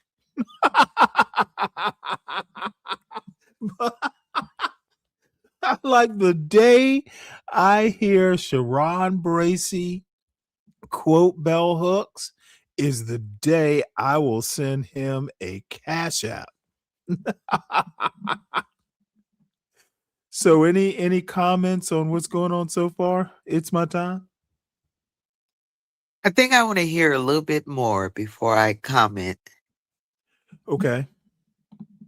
a sense of why? I mean, you spoke to some influencers actually, and we often talk about these influencers in the manosphere who are leading boys astray. But in a way, there's something sort of reflecting what's going on the male side of things going on for women. Had they been sort of influenced by things that they were seeing online? Yes, I mean, I think men and women are looking at very, very different internets now, young men and young women. Like the women I spoke to said they were worried about what the men were looking at online. They're worried about, Andrew Tates and people like that. Yeah. Whereas I spoke to an influencer who would post very, very left-wing content, very sort of anti-imperialist, very pro-Palestine, very anti the government, anti-Starmer, anti-Trump, but also there is mixed in content about, and with her and people like her, about toxic masculinity, about manufactured male victimhood, things like that. It all kind of blurs into a larger online space where that has a significant antipathy towards men alongside progressive politics. Yeah, I found it interesting, actually. That's something that I've come across on my own feed. Lots of as a mum of a first child, like she's a toddler, I've got a lot of parenting content coming through on Instagram Reels in particular, and it's a lot of women basically being so horrible about their husbands and the fathers of their children. Totally. Weaponized incompetence and all of these kind of buzz phrases. And I come off it, and I don't recognize that in my own partner or many people that I know, but I do get a sense that there is a lot of frustration and hatred for the opposite sex out there. 100%. The girls I spoke to, I didn't put this in the piece, but they all watched this content about brides being humiliated at their weddings by their husbands. That's a real genre of content. I think a lot of these skits are. Now, I want to make a point here to Jules' point, and it's a good kinda semi point. She's talking about books. But if you listen to this interview, and I have the advantage of, I rarely do this, but I actually did pre-watch this this show just to make sure it would be anywhere near relevant to any point I might make. All the things that they're quoting in this show are like social media video clips and stuff. Nowhere in this show do they talk about books or what people are reading or anything. The reason is kids these days don't read. So when I can equate these quote white women to any random old YN channel easily, because none of them have read or will read. They're all on social media, and they are just reinforcing the stupidity. It's like a weird echo chamber doesn't even quite do it. It's like if anybody's familiar with like sandblasting a car, it's kind of a closed environment and everybody's in the little suits, but there's a whole bunch of grit in there just sandblasting the paint. That's what social media is like in this manosphere and this womanosphere. They all hate each other, and they're all in the sandblasting zone, getting blasted by stupidity, not a book amongst them. So my point is, the way I understand propaganda, it tends to be a lot more sophisticated, or at least it used to be. These days, all you need to do is show a funny video and, it goes viral and everybody believes it. So my ultimate point is that if you, and going back to a point about my audience, if you are 35, man or woman, and you're believing what you see on social media without actually going back and being curious about what experts say, then you're just another YN or a YW. I have to come up with a good term for their Delta Novembers. I need to come up with a term for a female version, because there's plenty of them out there, and some of them have shows, by the way. And I just gotten to a point to where I listened to a little bit of a show this morning and I fell asleep because it was the same old bullshit. These people literally are eating each other's leftovers, 24 hours a day, every show, 7 days a week.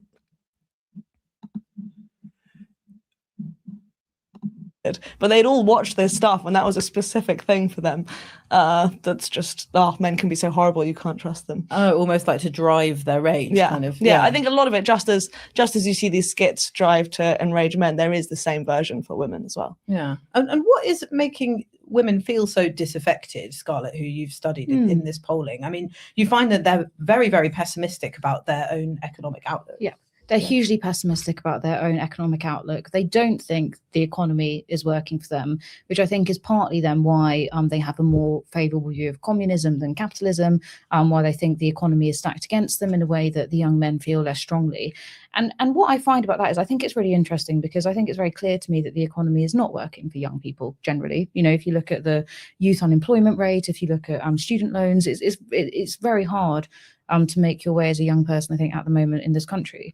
But I think what's interesting is that young women feel so much more pessimistically about it than young men, even though actually they're all in a bad situation, but women are in a better position than men overall. So, you know, female youth employment stats are much better than male ones. Again, female earnings now for these younger generations have surpassed male earnings. So actually, yes, I think it's sort of absolutely right that they're feeling frustrated, but I still can't quite explain how much more pessimistically they feel, and that is even more pronounced actually amongst, like, it's a bit of an awful pollster term, but you know, about ABC1 women, rather than C2DE. So sort of middle class, more affluent young women in this country are the ones that feel those negative feelings towards the economy, towards how that system works, and much more pessimistic about their life chances than those from more working class backgrounds and in more working class professions. That's really interesting. And did you find that those more middle class professional women had a more negative view of men than the...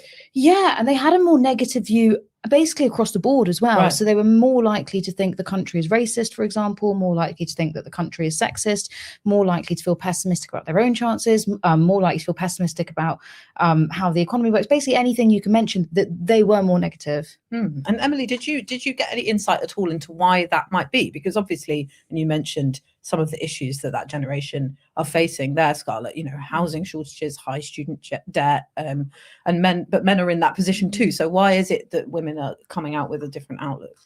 It's a really good question. I mean, I think a big part is the internet. Your polling showed that women who are more online feel a lot of this stuff more strongly, are more worried about things like abortion rights and the environment.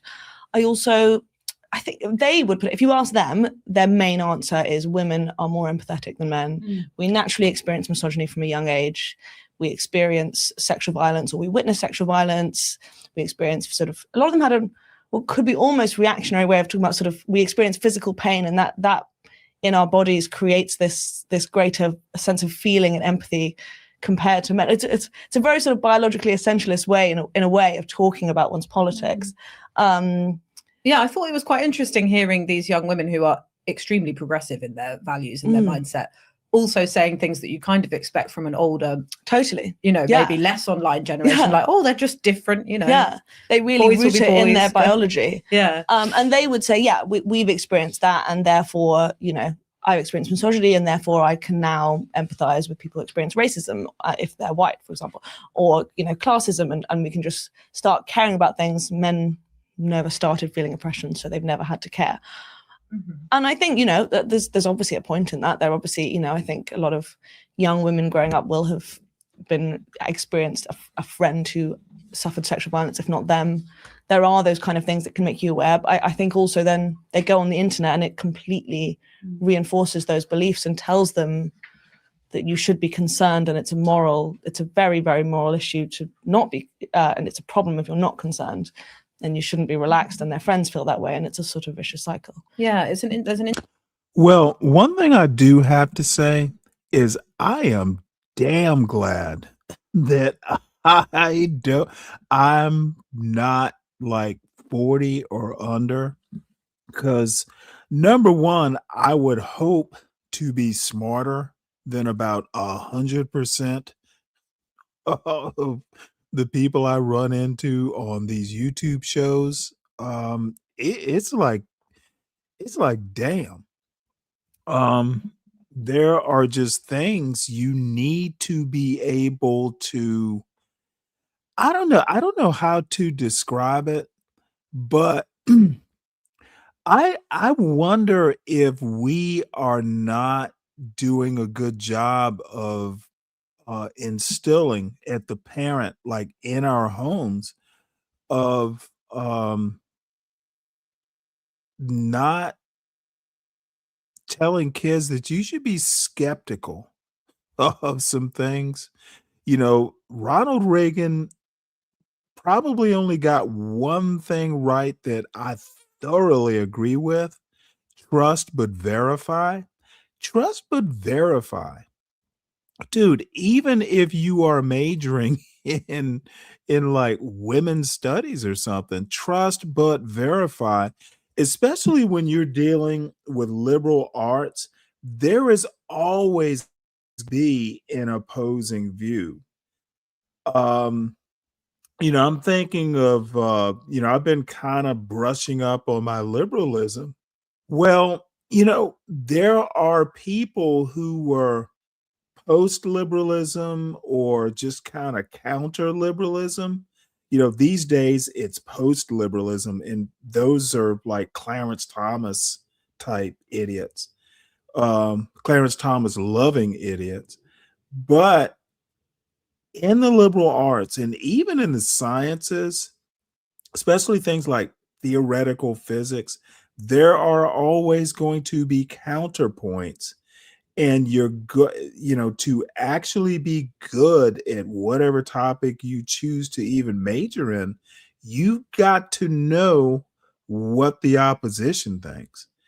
um and I don't know whether that's actually a problem. I'm just guessing, because I hear a whole bunch of people who get up on a panel and just nod their heads and go, right. It sounds good, therefore it is right or good. Um, America might be in a bigger problem than even I thought it was, but it's tore up from the floor up. And YouTube is actually kind of convincing me of this. It is amazing how much Mess. uh how much I shake my head these days. You What? got something to say? Yeah, I'm wondering how we went from. Well, I'm not gonna put myself in it because I'm seeing things that I absolutely will never agree with. Um, Never seen it in growing up in my mother and father's home. When my mother was a nurse, my father was a carpenter after getting out of the service 32 years. So when my dad was leaving work, my mother was going to work, or vice versa. One worked from 7 to 11 and 3 to 7. It was either my dad worked in the morning, my mom worked overnight. Okay, I'm lost. What does this have to do with uh So women and men? uh they never compared income, who had what or what one could Okay, get we're, from we're another. not exactly talking about comparison of income. This I'm talking particular about what's video, going on the this internet partic right now. this particular video that we're watching is about, women, being basically scared of men. We haven't gotten to the income part. This is where I'm We going. might actually get to the income part, but that's not Yeah. where we are now. So what I seen today, it Okay, was about seen where? Here? I seen on YouTube. You were talking about the things you see on YouTube, and I'm just Yeah, but responding not to that. currently. I was kind of talking about past experience, and I'm a host. Um, Yes, I would like the non-host to stay to stay on topic. I'm just talking about my experience as an older woman and what I grew up with and how I don't Okay, let can you make it did you hate men growing up? Is that where you're going? no, never, never, never, Gotcha. never, never, never. So anything else on the topic of and I was actually this particular video ties in because it's a lot about the manosphere. And we may get to another video about the manosphere that was on Netflix.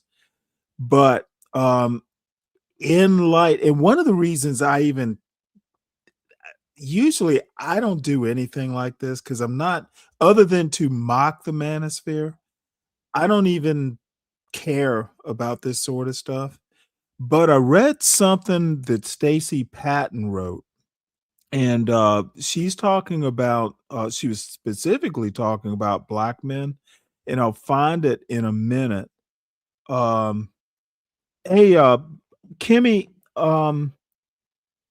hit the link if you get a We're just learning chance. about this. I'm only just recently learning about this because I'm just recently like starting to look at channels, different channels, and seeing where this is going. And it's just not a part of my world. I can't be convinced to think a different way or live a different way because I'm 63. I mean, I can't go backwards when I'm going forward. And as far as the topic, I absolutely don't understand the topic. Okay. Well, I don't know how to help you there. Would would you would you like me to change the topic to your liking?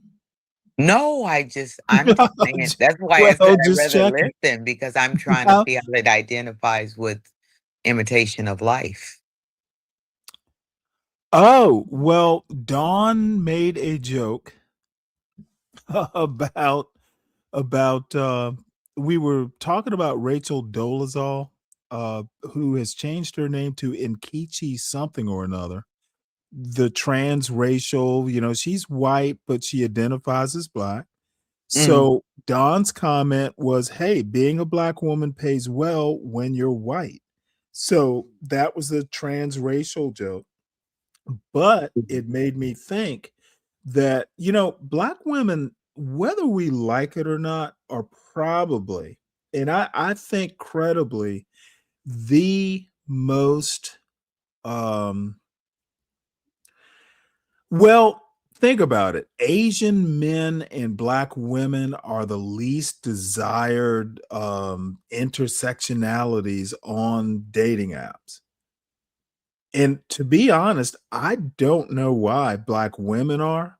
Don't know that much about Asian men, but I can't imagine why black women are the least desired. I've like known them all my life. My mother was a black woman.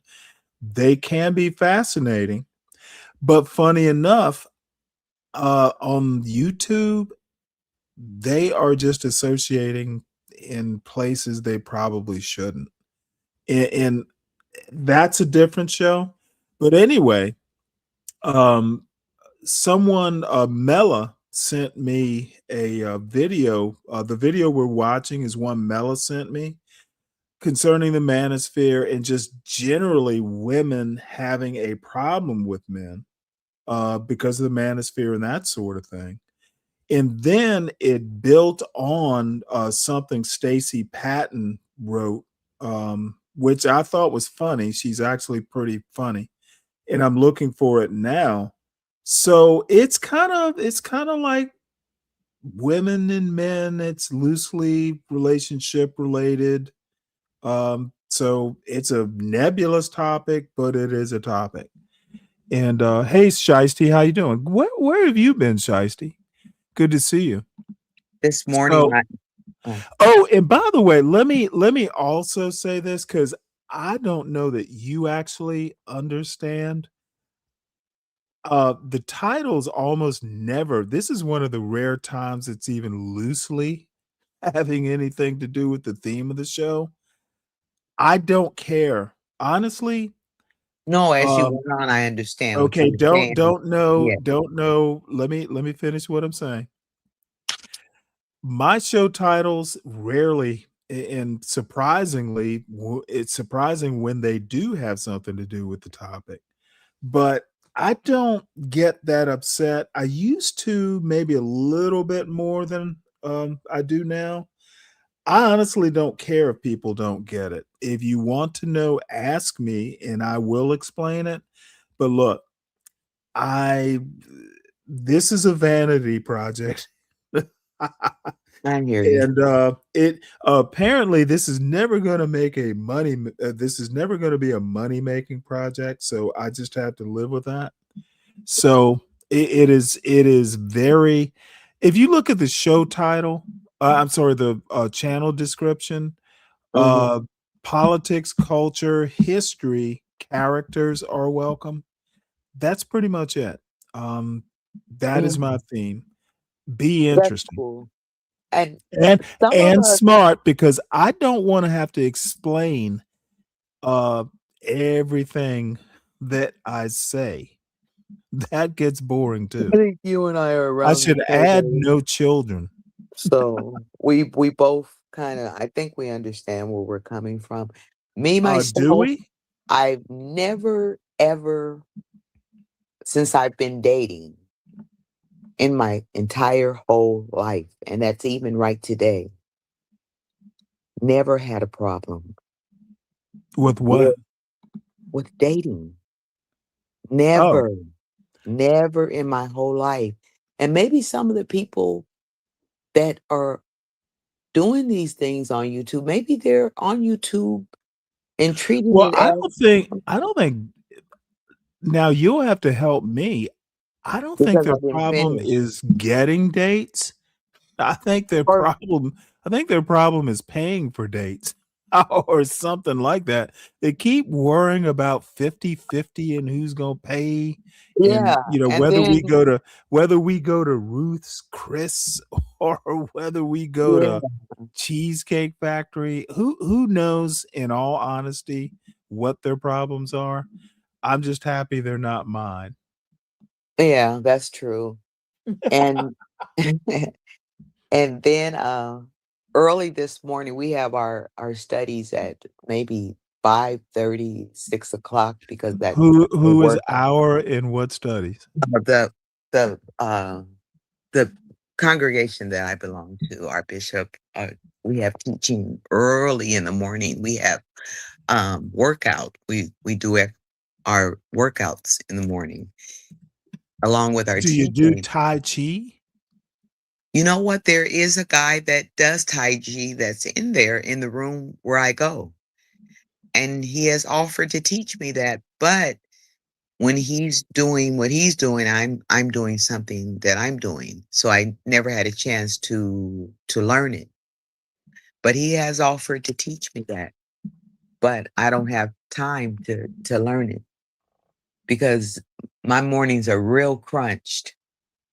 And anyway, the bishop was saying this morning to the women, he said, women, don't ever, don't ever continue saying, and he said this out of his mouth this morning. This is something that I said, I'm content with being the way I am. He said, don't be content with being the way you are.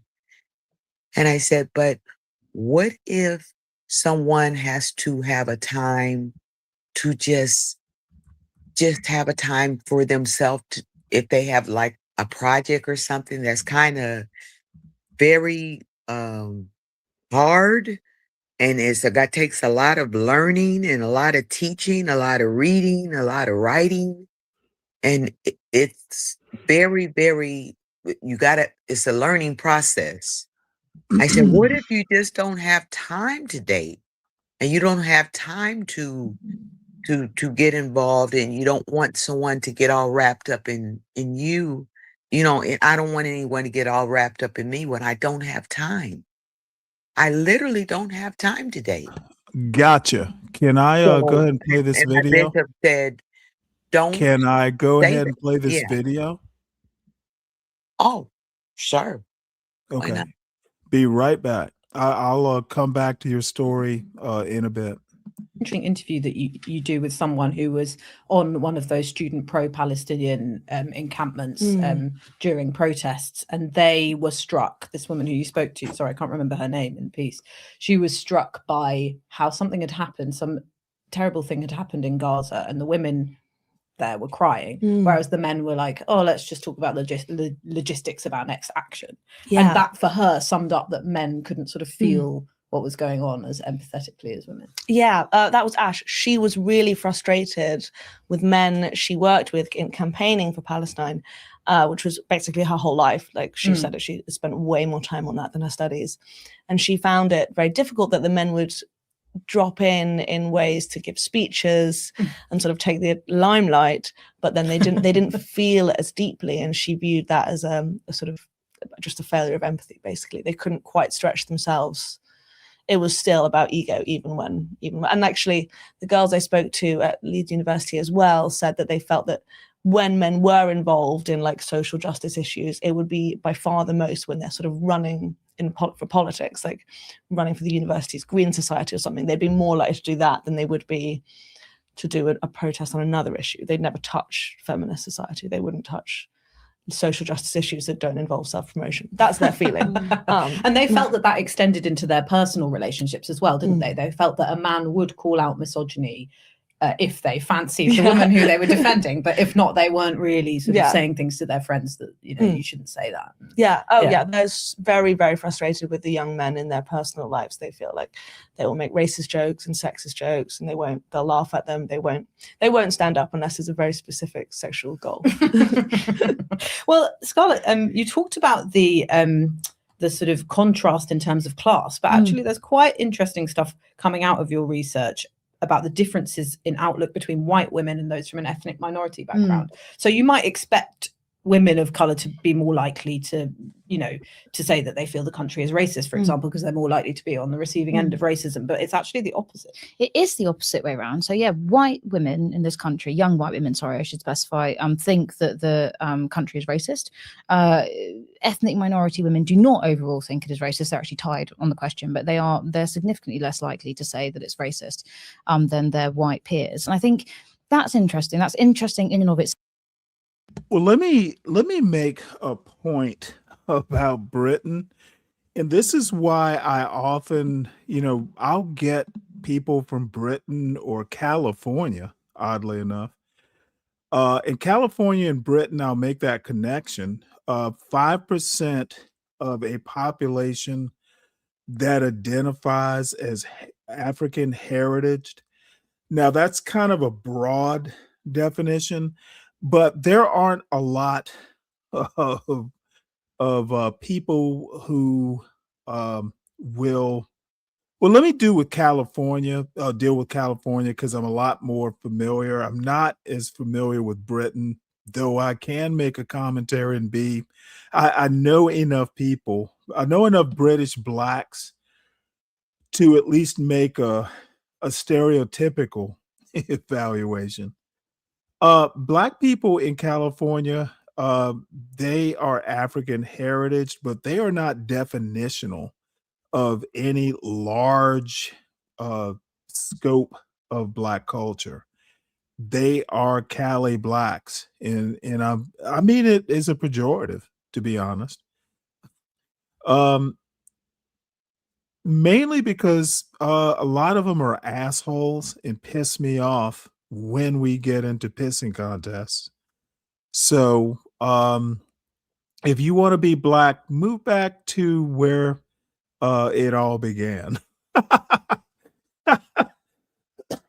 Move back to South Carolina or Georgia or even Virginia, just somewhere, maybe even Florida, just to be kind. But I'm not listening to a motherfucking Cali Black tell me what it's like to be Black or what. When a Cali Black says we, I'm assuming he means we Cali Blacks. He does not mean somebody from Georgia or the South. Same thing with Chicago, Detroit, New York, and Philly. Um, and then we know what I mean about Seattle. That's Cali, Cali North. Uh, and and the funny thing is Houston and Dallas, they don't act weird. They have their eccentricities, but at least they're in the South. At least they have an idea. And eating chitlins in a motherfucking, corn tortilla. That's what I think of Cali blacks. So I'm done with that spiel. But you know what? I'm not sorry I made the spiel. I just kind of went off on a tangent. But what I was going to say about this young lady talking about, minorities in Britain thinking whether Britain is, or England maybe specifically, is racist or not, there are not enough of them.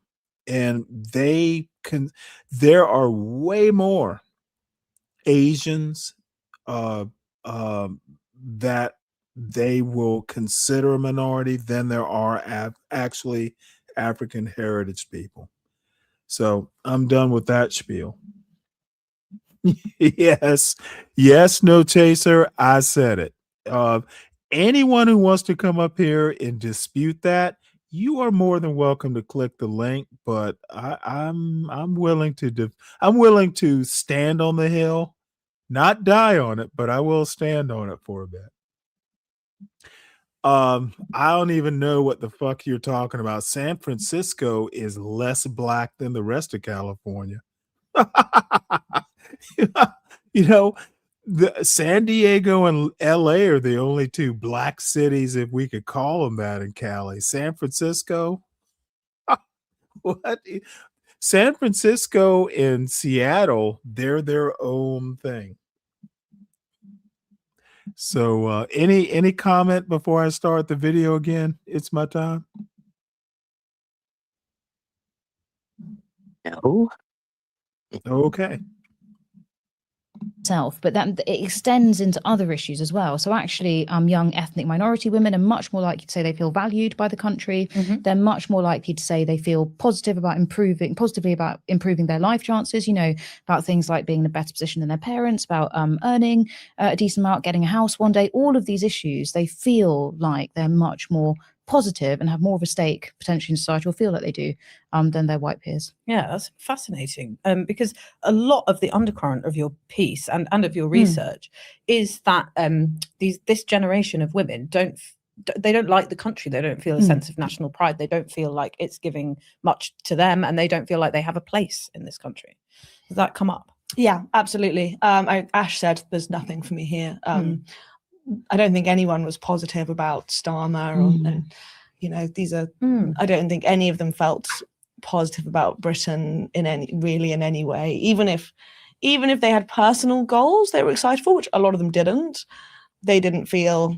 They felt incredibly pessimistic about the way the country's going. They were terrified about reform specifically, but even the government as it is, which they were just very, very negative about.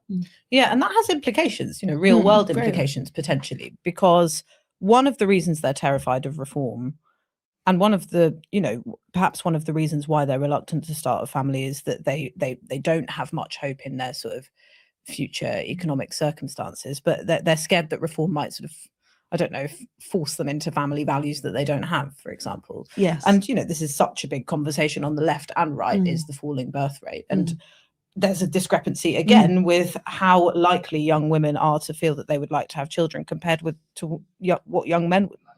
Yeah, and so we're still talking about quite small numbers here, but young women are much less likely than young men to say they would like children. And again, this is particularly pronounced amongst white women under 30, one in five of whom say they would not like children. And that's not sort of like now, that's a ever. And obviously they might change their views over time and all the rest of it. But they're sort of starting out their journey in terms of viewing relationships or approaching people with that view in mind, in a way that the young men their age don't seem to be in to the same extent. Yeah.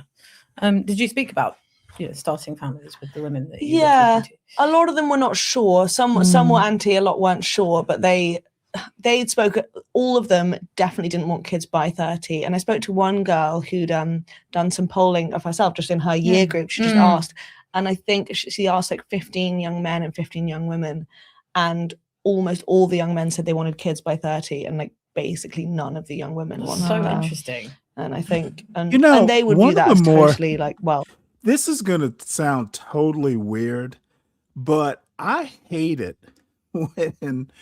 when shows like this start quoting these statistics and they're all going, you know, you can kind of tell which side they're on. How about just come out and be biased? It's an opinion show.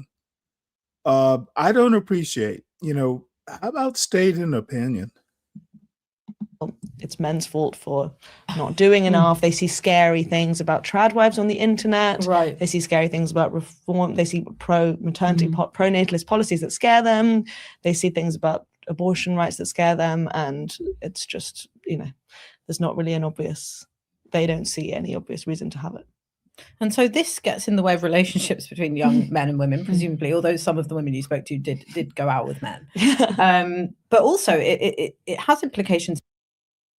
This is another thing.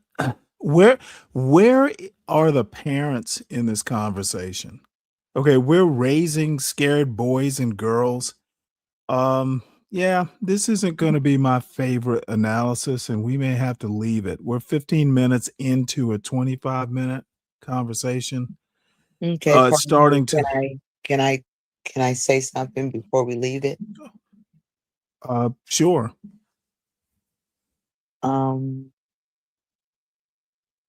And when I get into these, I can only speak for me. I can't get inside their heads, but I see what you're saying when they kind of pause and they kind of stick together on. It almost seems like they're afraid to talk about what they came to talk about. But yeah, it's a lot going on in this topic, but I can only speak for myself. Because my children's father was a radio broadcaster.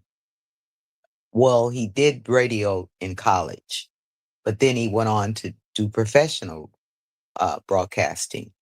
Then from there, a high school teacher, and from there, coaching. And both of his sons are professional. They have professional jobs, but they do coaching as well. So a lot of this stuff I literally can't identify with, because I feel like sometimes when you make your home, I never was the type of woman that shared my personal life with my friends. I just felt like that wasn't a good thing to do. I mean, some things you share with your friends, but never your personal life. Your spouse or the person that you're intimate with, I would never do that. I Okay, can't do that. I'm lost again. They're in a circle and they're sharing their personal life with their Wait, friends. hold it. Who is? These women are in a circle and they're Wait, sharing. hold it. The ones on the video Yeah, screen? the ones on the panel. Wait, And hold it. I have not heard one thing personal that they've said. That's kind of my what they're complaint. talking about. They are pretending to be neutral. They're talking about birth rates and stuff like that. Yeah. I haven't heard them say Well, much about their personal lives. Well, they're talking about men and how they They don't. aren't talking about them. They're talking about statistics. They're talking about young people in general. They're not talking about themselves per se. So how can you talk about something if you don't know about it? That's where I'm going. That's why they have the statistics. They're trying to tell you what the statistics are. Okay, that was the only point I don't think anyone can tell anyone anything that they personally have not experienced. Okay, I don't think they're talking about their personal lives. We're talking about a personal issue. No, actually they're not.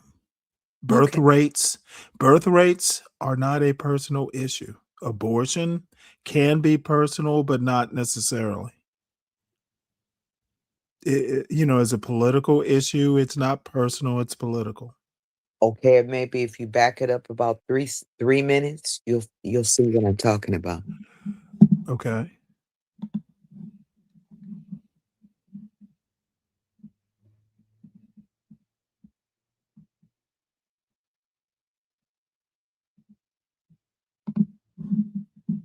Even if they had personal goals they were excited for, which a lot of them didn't, they didn't feel they felt incredibly pessimistic about the way the country's going. They were terrified about reform specifically, but even the government as it is, which they were just very, very negative about.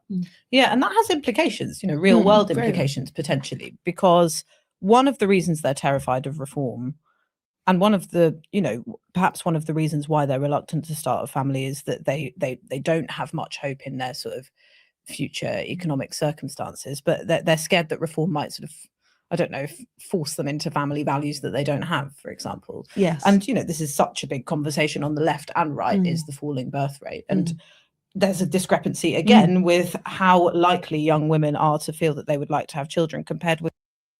Can I just make a quick point about the falling birth rate? I honestly think let it be. It'll get better. It is a very specific it's a complicated point why these nation states are worried about um birth rates. Oh my God. I'm gonna sound so political when I say this. They only care about who's gonna work. They care about the political economy. They don't actually care. Let it be. We'll figure it out. We always have for how old are Homo sapiens? I can't remember, but let's just go back 20,000 years. We've been doing fine for 20,000 years. We'll be okay. To what young men would like.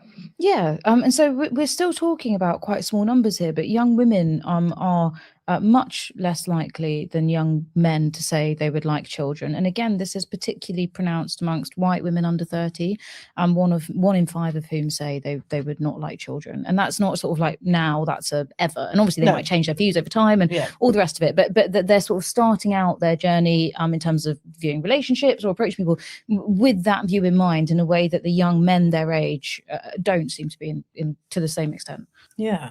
Did you speak about starting families with the women that you were talking to? A lot of them were not sure. Some were anti, a lot weren't sure, but they'd spoken. All of them definitely didn't want kids by 30. And I spoke to one girl who'd done some polling of herself just in her year group. She just asked, and I think she asked like 15 young men and 15 young women, and almost all the young men said they wanted kids by 30, and like basically none of the young women wanted. So interesting. And I think and they would view that as totally like, well, it's men's fault for not doing enough. They see scary things about trad wives on the internet. Right. They see scary things about reform. They see pro-maternity, pro-natalist policies that scare them.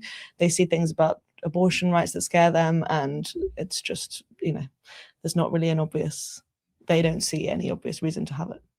And so this gets in the way of relationships between young men and women, presumably, although some of the women you spoke to did go out with men. But also it has implications in terms of party politics. I think every interviewee in your piece were talking about voting Green, I think, or potentially Labour. Have you noticed a split in terms of voting intention? There is a split in terms of voting intention. And again, it's not the split that people think necessarily. I mean, it is and it isn't. So I think, again, there were part of this narrative about young men, and actually Reform themselves were leaning into this because I think, it helped them to feel like they were very, had a huge appeal amongst young men, even if not young women. But actually, young men are still less likely to vote for Reform than any other generation of men. They're some of the least likely to vote Reform in the country. Most voting intention polls actually have young men just as likely to vote Green. All righty, ma'am. What part?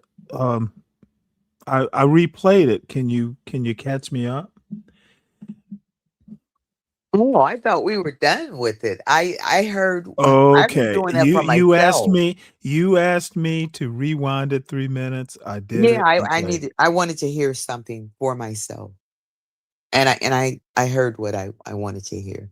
Okay, so do you still think they were talking about their personal lives? Um, I I'm not gonna comment anymore on this on their topic because it's irrelevant to anything that I know about. Think Gotcha. So, I mean, that's fair. You know what, Con? This is why I like this group in the chat. Dude, I can't know everything and I simply don't. So, that nice save. So, nice save and salute to you, Con.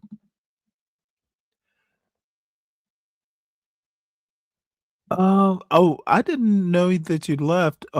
Damn, it is midnight there. Man, you you guys you're stalwarts. I'll use that word. Duale, what's up? It's How you doing? Hit the link if you want, Duale. And I have posted the link if it's still posted.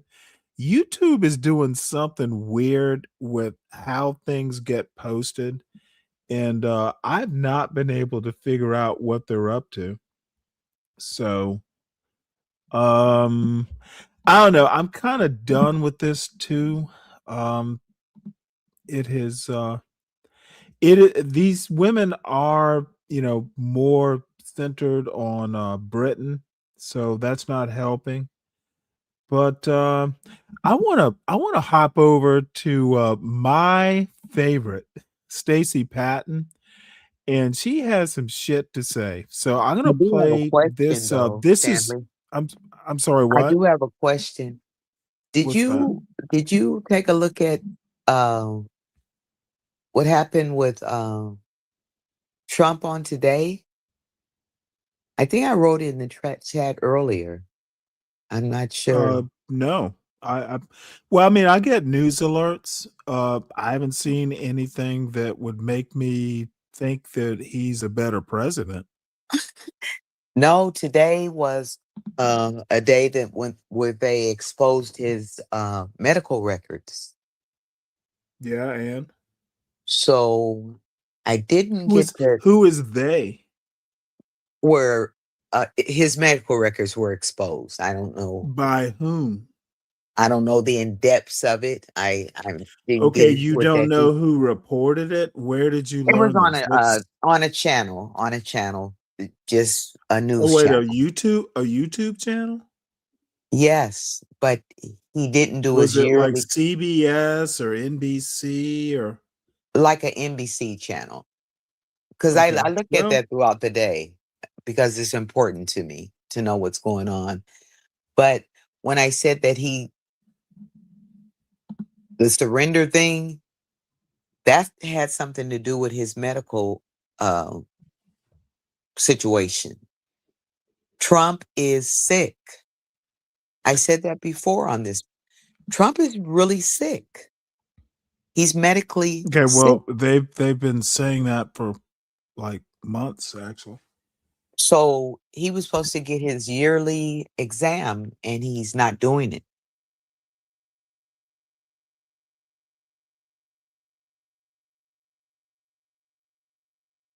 So that's a big issue right now.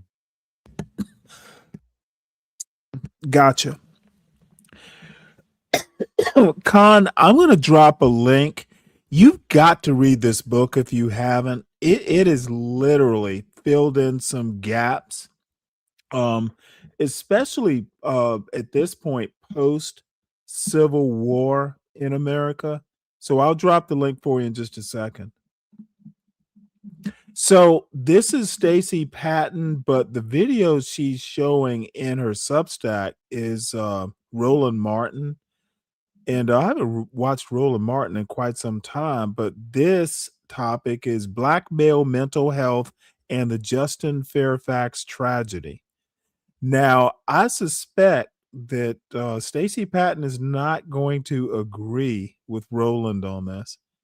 Folks, this morning, I got a phone call regarding some business, and I was going to go back to sleep, and I said, don't check your text messages because you know it's going to keep you up.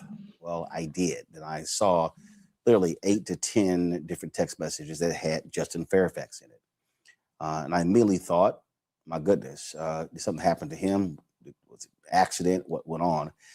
And then when I opened those text messages, I saw the news that it was a murder-suicide, that the former lieutenant governor of Virginia, Justin Fairfax, shot and killed his wife, Serena, several times in their home in Northern Virginia.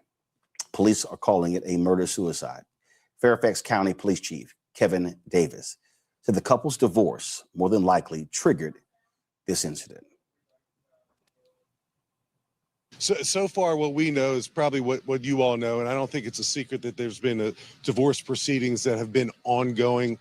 From what I understand in this early stage, former Lieutenant Governor Fairfax was recently served some paperwork associated with an upcoming court proceeding that apparently led to this incident last night. Both of their children, teenagers, the boys older than the girl, were in the house when it happened.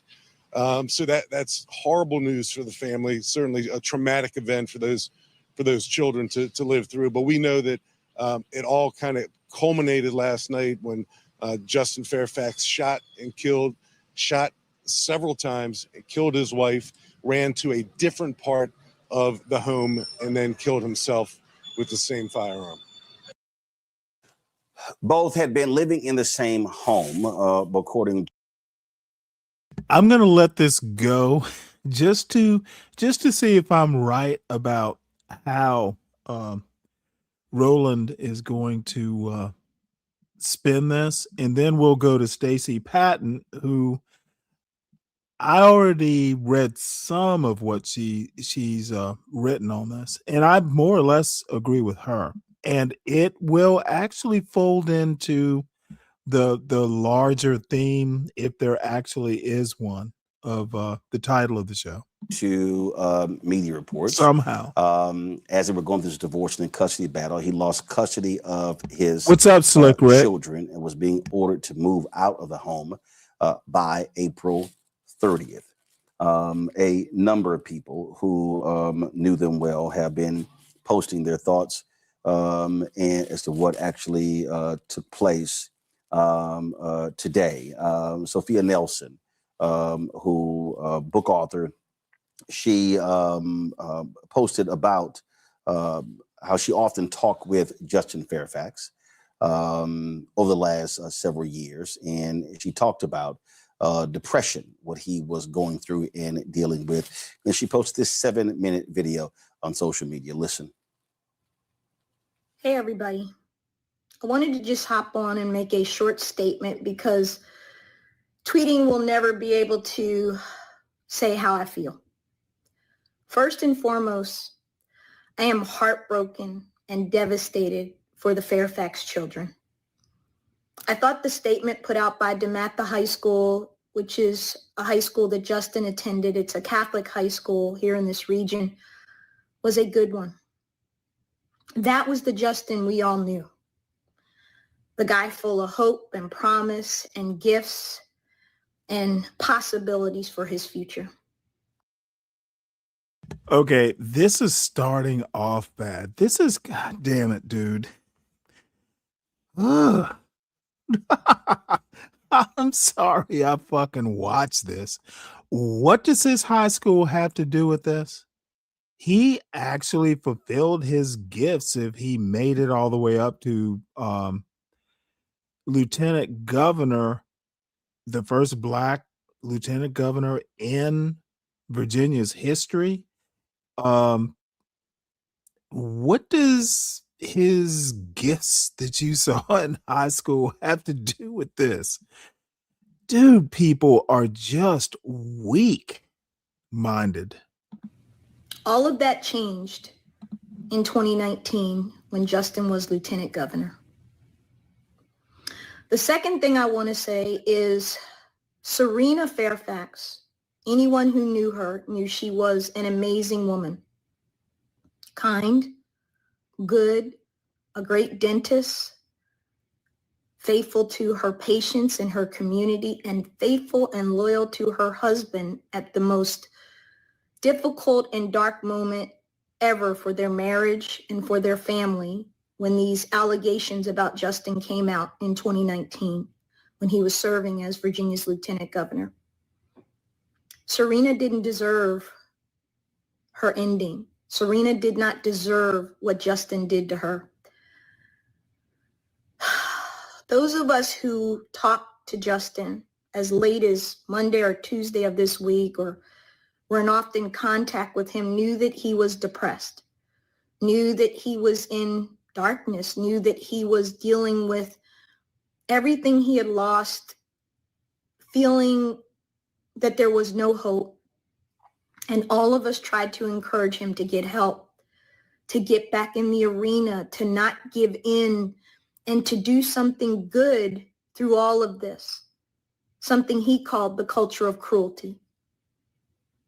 He wasn't able to turn that corner. But none of that justifies murdering his wife while their children slept in the home and leaving his children holding the bag in something that is unthinkable and unimaginable for someone in their 30s, 40s, 50s to handle, much less two teenagers who now don't have parents. Okay, I gotta, social media to I just gotta, stop. we gotta get through this. This is just, thanks for telling us the obvious, ma'am, and thanks for showing us Roland. What is wrong with these people?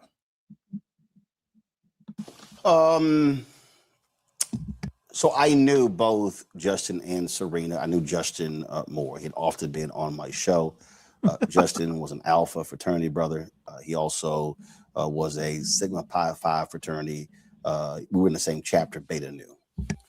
He obviously came on the TV One show. When How does any of this matter? What the fuck is wrong with their sense of tragedy, brevity, and all kinds of other stuff? Why does this matter?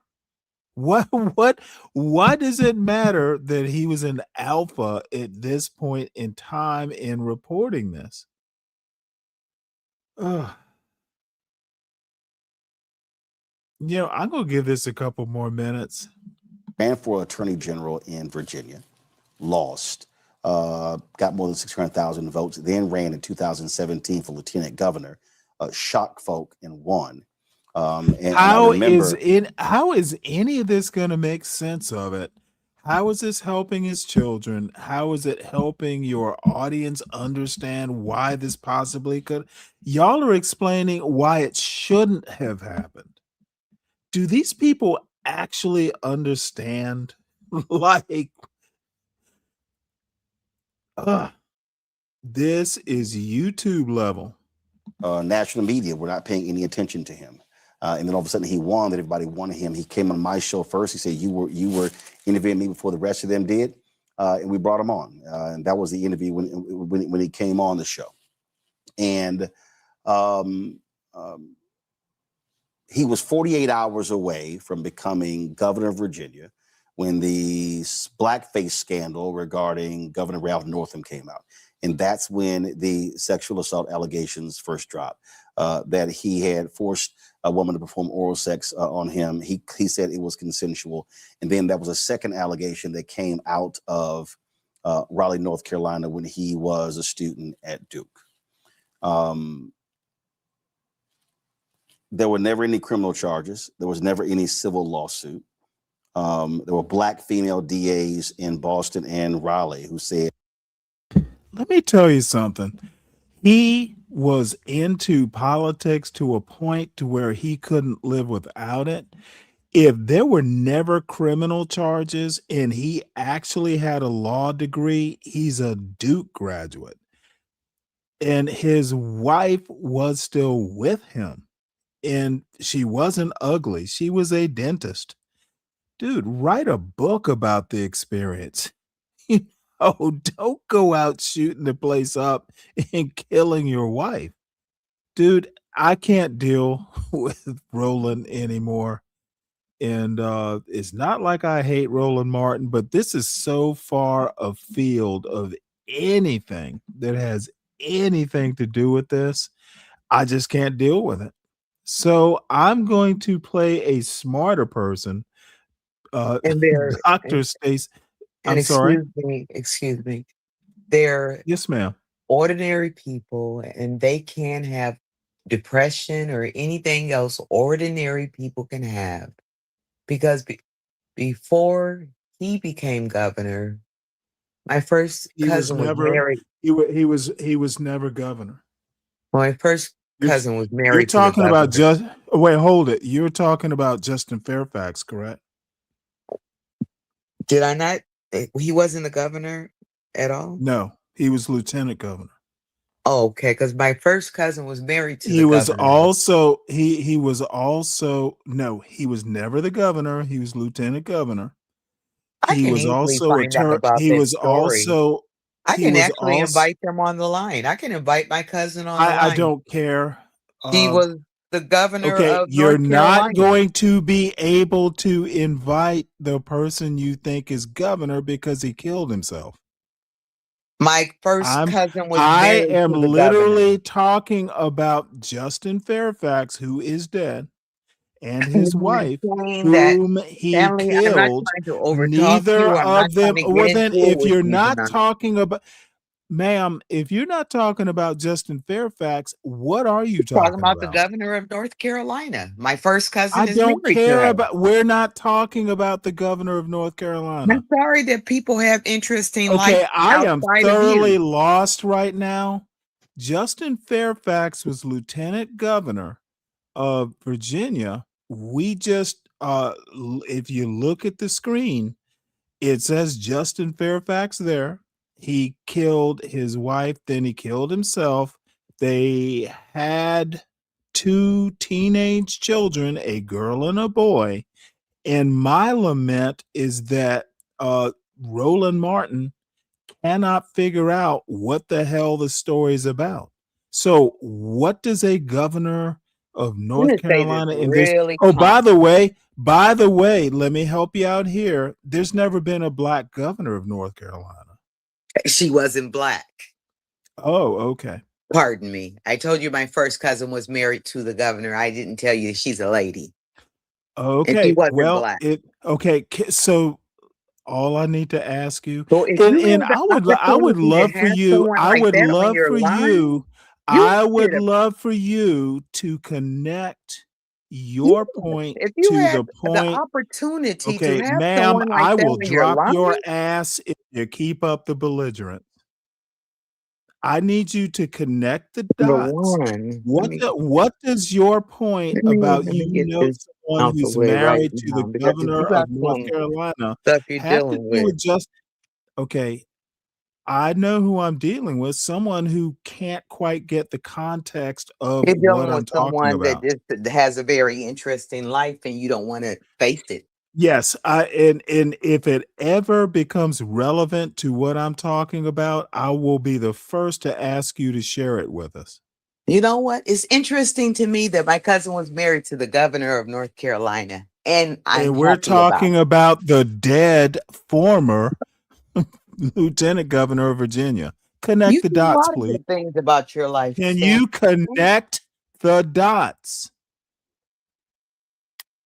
Misheard, Stanley. Misheard. I'm sorry, what? What's you I did you said say misheard, misheard? Stanley. Misheard you. Okay, when I say Justin Fairfax, Said they're normal people, and they can deal with depression no, or anything else like I don't anyone think else. anybody's thinking of Justin Fairfax as normal people right now. I think of my cousin and his wife, and he Okay, was the is governor. Justin Fairfax your cousin? No, she was a little bit more Was she ever Higher, lieutenant probably ranked than governor this. of Virginia? No, North Carolina. I'm seriously confused now.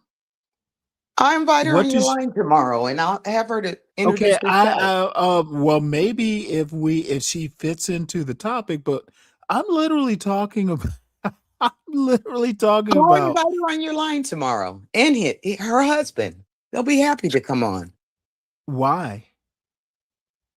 What because would of be the the top? topic. Well, no, seriously. I am open to show ideas. What would be the topic? They're into political. They'd probably be interested in the things you talk about. Would they be interested in Justin Fairfax? They're interested in their cousin, and they know a lot about me, which you don't know. Okay, are you ever a topic of this show? Don't want to be. Good. I come to So disappoint the show. as I said, and by the way, let me do the commercial because you just reminded me. Okay. Y'all support this show by sending in good show ideas. My email address has changed. It's Stanley versus the world at gmail.com. Spell out the verses. If you have good show ideas like It's My Time has good show ideas, just email them to me. I will give them due justice and evaluation. So It's My Time, whatever the show topic you're proposing, just email me.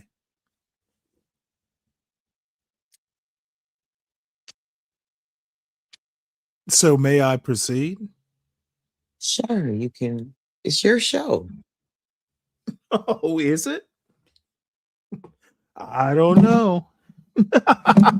I can't seem to stay on a topic. So I'm gonna go back, and this is very Roland Martin is going towards mental health, and you know what? Stacey Patton is more or less saying fuck mental health. It doesn't explain a lot of things. So I'm gonna let this go. And I wish she'd read it herself. Sometimes she reads her essays in her own voice, but she didn't for this one. So here we go. The Dangerous Truth About Why So Many Men See Themselves in Justin Fairfax by Dr. Stacey Patton.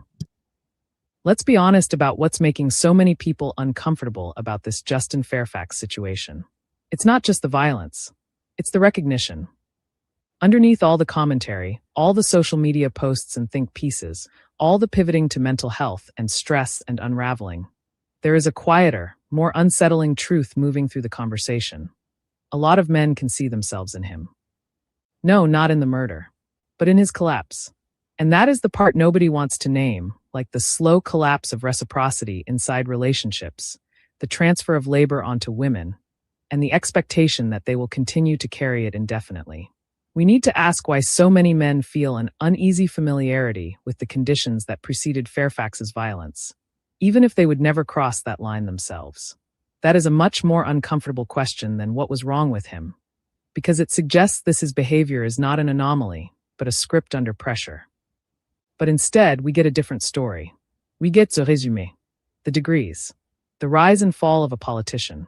We get language that softens the edges. He was struggling. He was under pressure. He lost everything.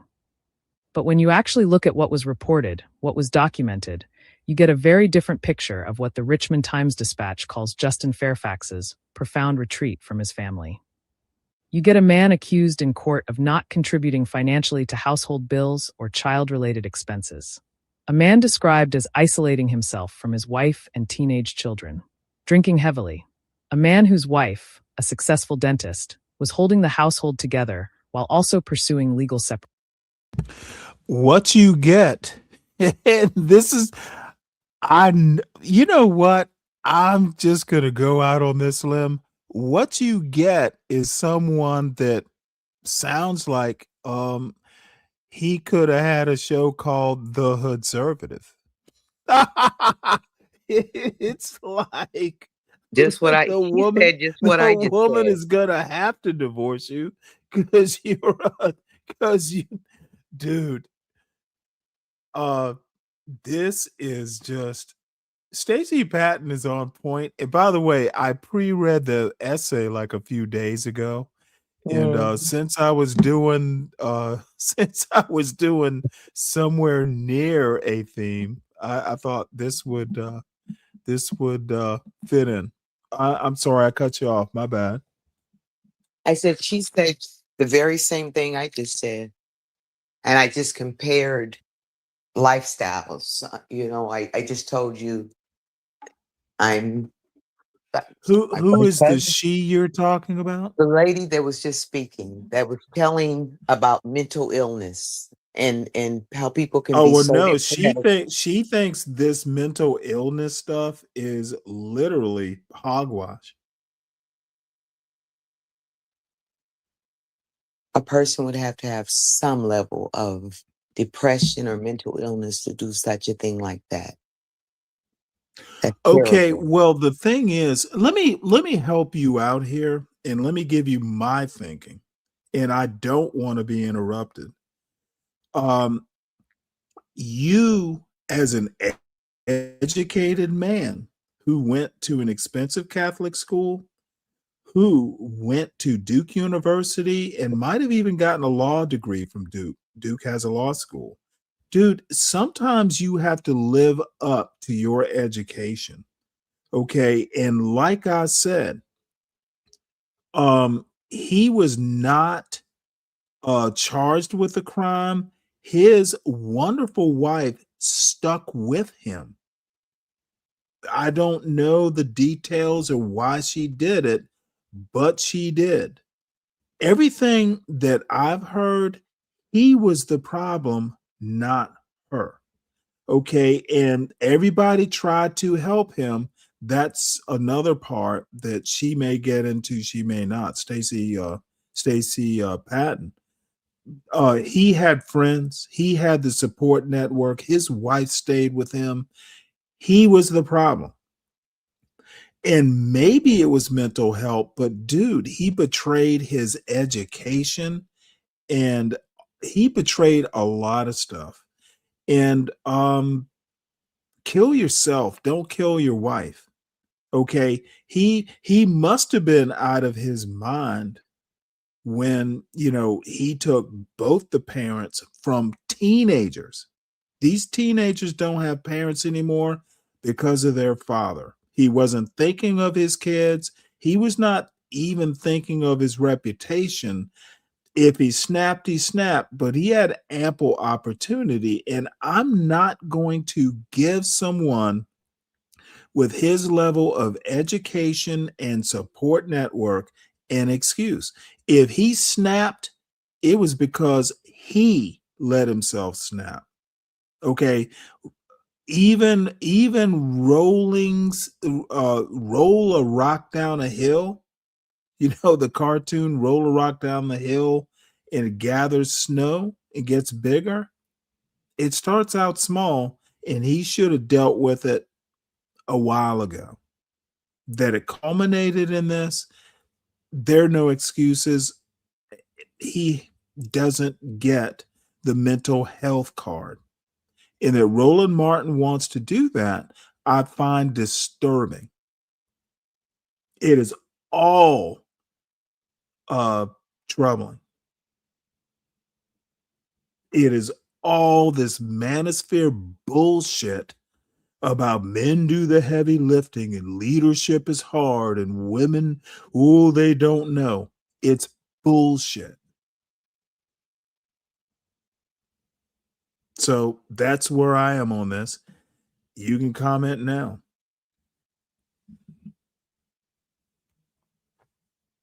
I've already made my comment.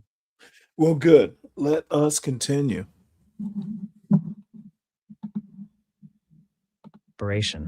A man who was ultimately ordered by a judge to leave the home weeks before he destroyed his family.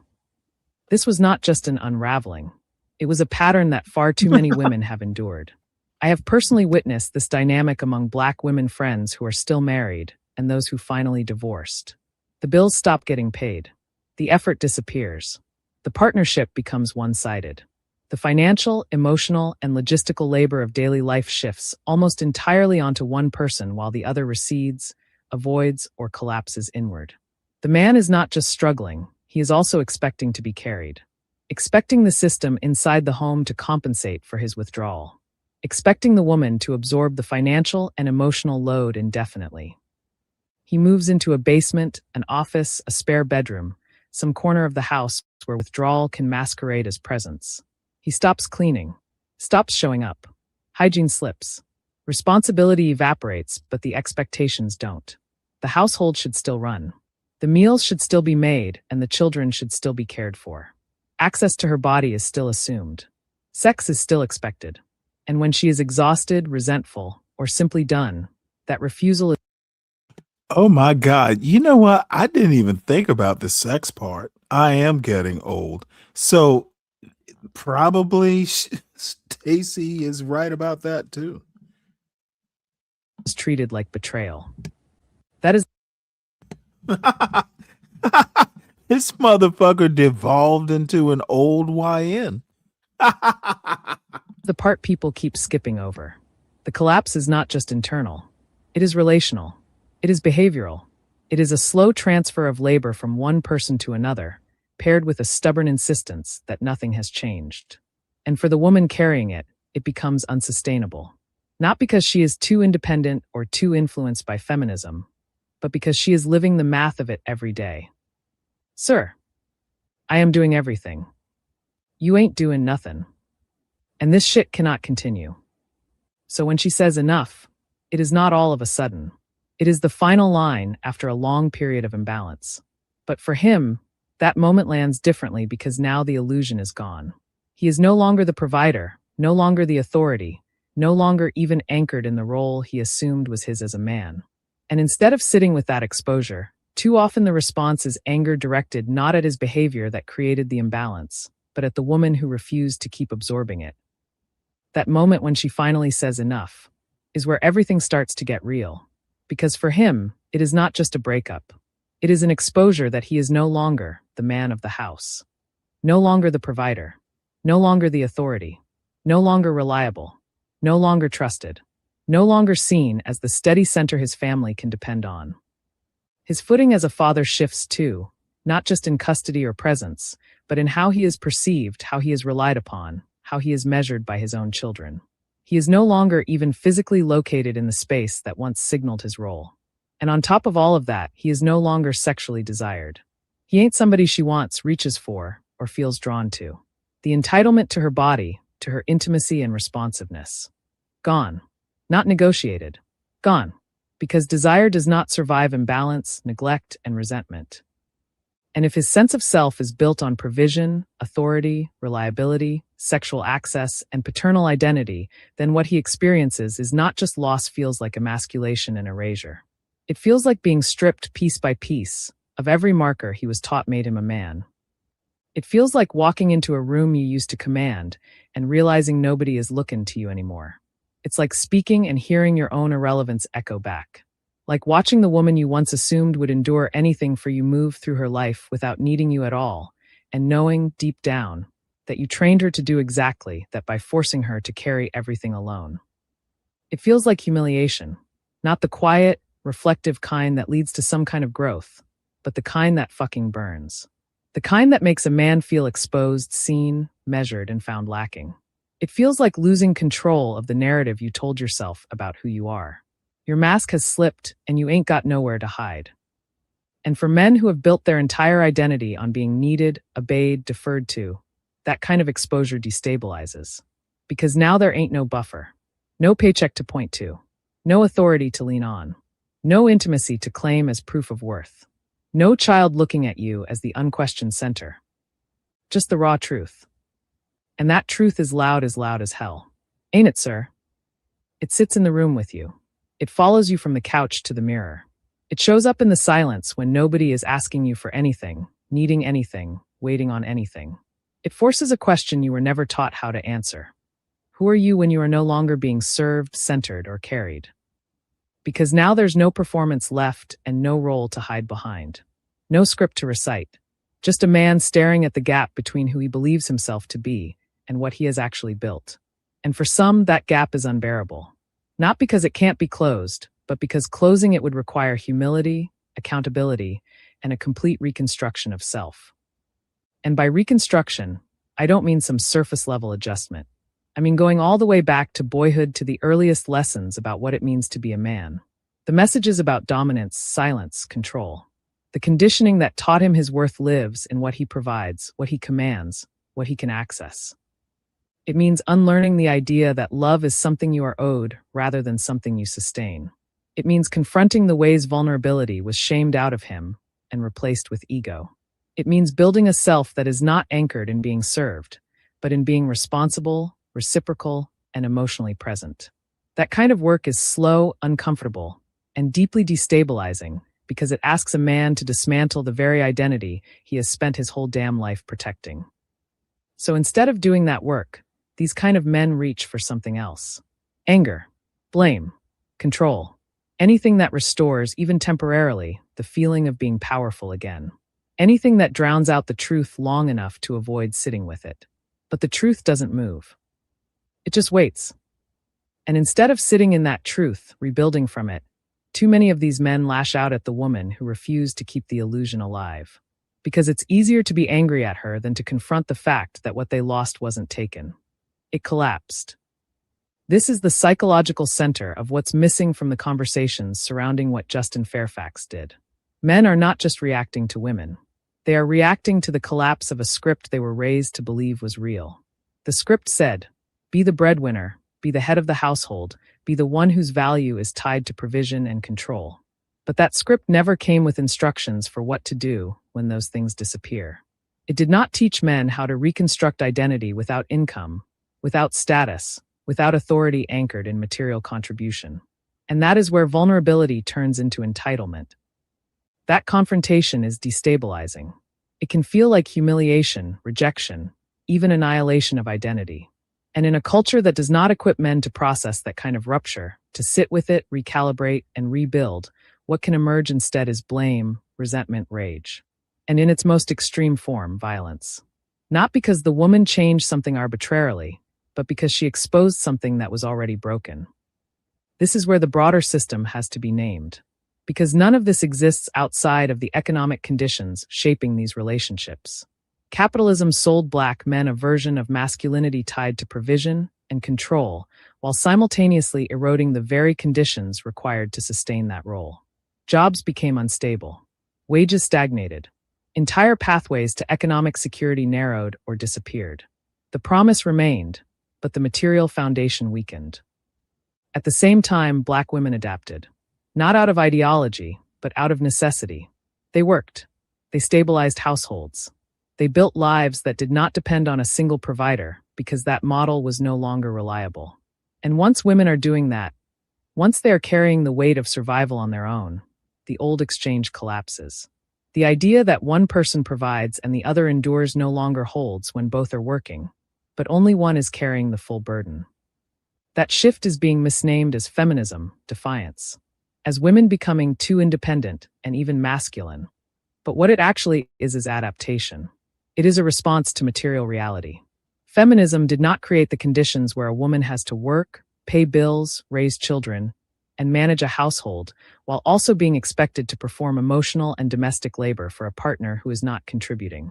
Feminism named that imbalance and gave women permission to stop tolerating that shit.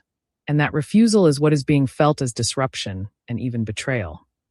Because once women stop agreeing to carry that asymmetry, it exposes how many relationships were never built on mutuality in the first place. They were built on expectation and entitlement, on a script that required one person to give more than they received in order to maintain the illusion of stability. Not every man will become violent, but many were never prepared for a world in which staying in a relationship requires more than occupying the role of man of the house. And until that is confronted, the conversation will keep circling the wrong explanations. It will keep centering the man's distress while minimizing the woman's reality. It will keep turning structural failure into individual tragedy without naming the system underneath it.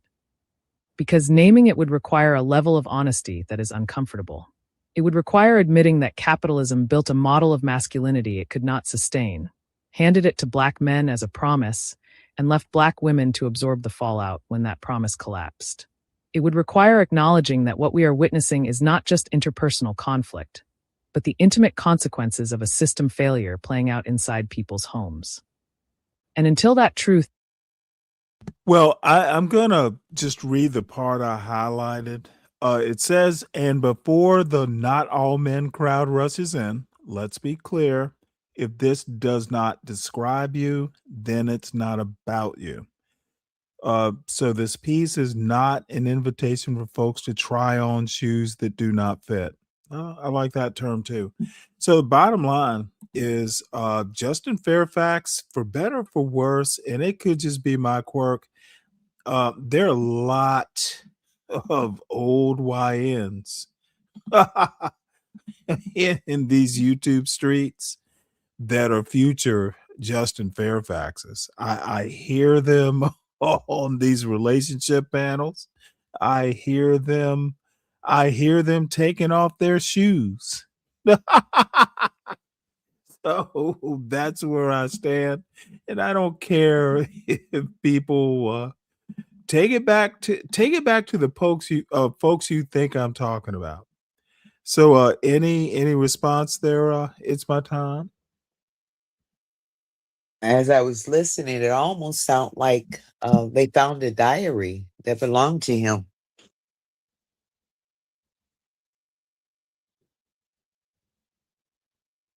Okay.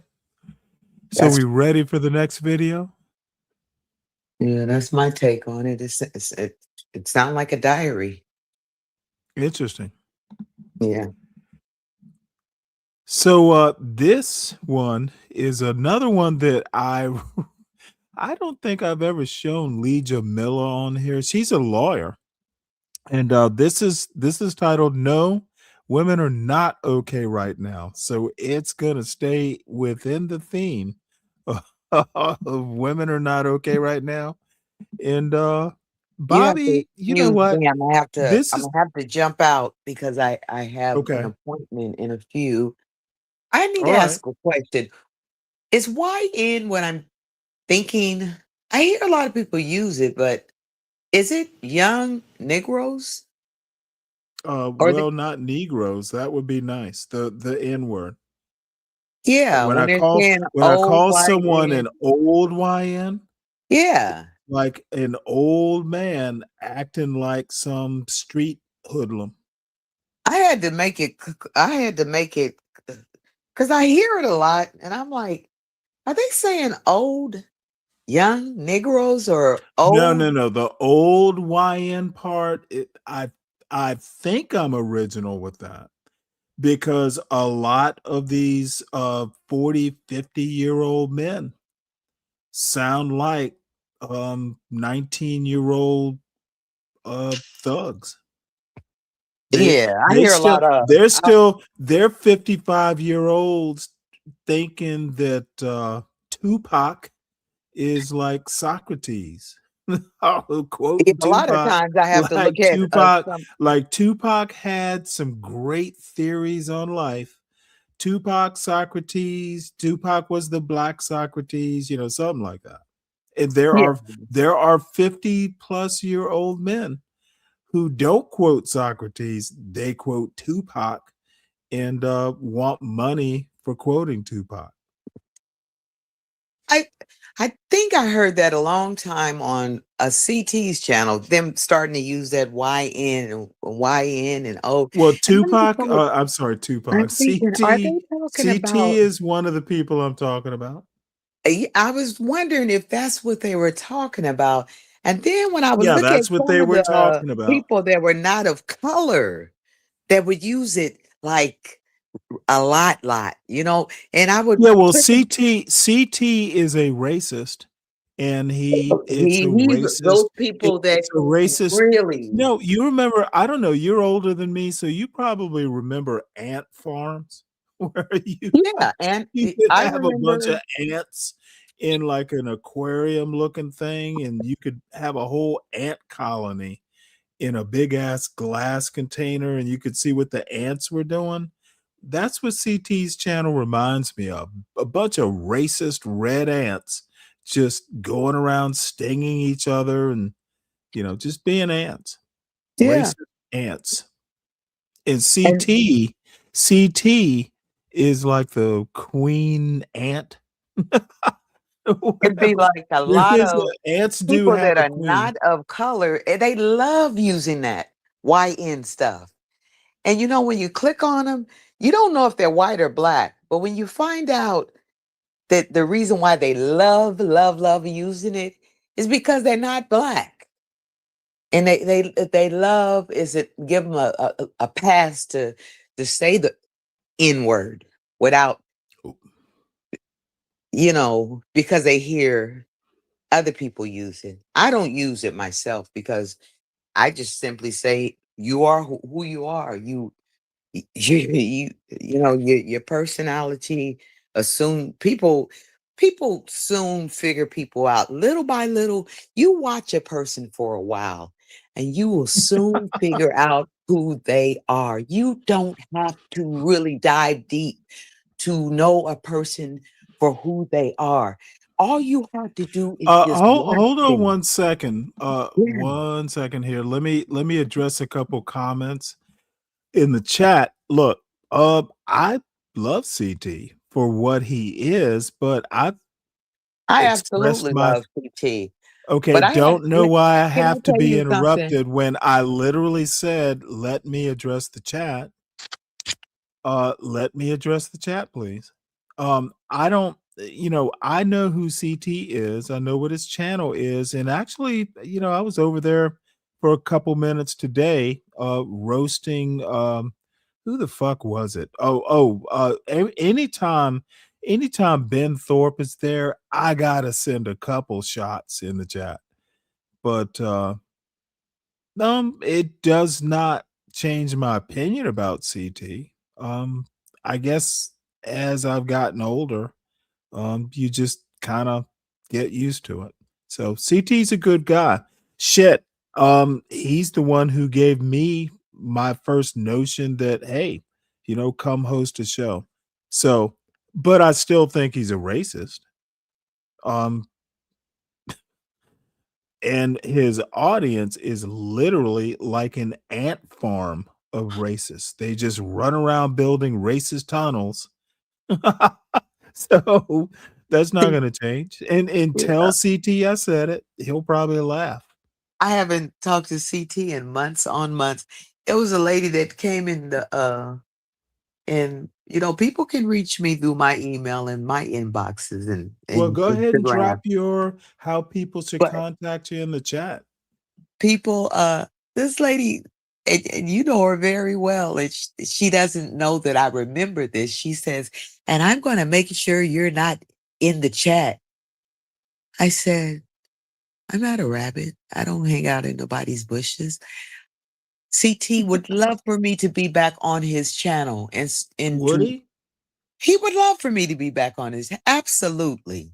Absolutely. I know for a fact. CT would love for me to be back on his panel. I never, ever even really said too much, but good afternoon and listened.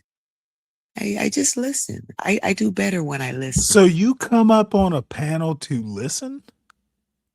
Interesting. No, I come up on your panel because I can interact with you. I have a lot to interact with you with on certain topics.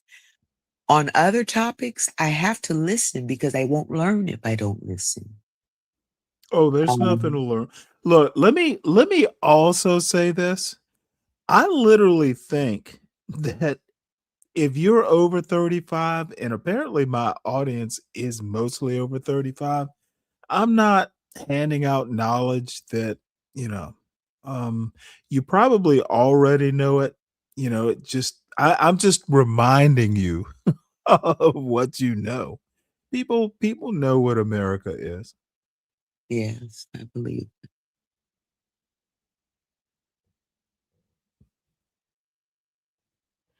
So I probably look at news more than I've ever looked at it in my life. But I'm more, when it's like 4 or 5 o'clock in the morning, I'm more seeking God than anything, more than I'm looking at the news. But I have to pay attention of my surroundings. So I do listen to you. Gives me a chance to kind at of hear 4 in the things. morning? Yeah, that's the time we Oh, start. wow. 4 in the morning. We start exercise at 4:30 in the morning. I can't imagine that people wanna exercise to some history and pontification. Someone called me pedantic the other night, and the sad part is I couldn't say no, I'm not. I had to agree. I am pedantic. What does that So mean? exercising to pedantry, I had no clue that was a thing. To pedantry? Yes, To studying? Pedantry. Pedantic. You don't know what pedantic is? I don't. Oh, well, it is basically a boring teacher. Oh, Someone who no, far from There boring. is someone who is a pedestrian, but you know what?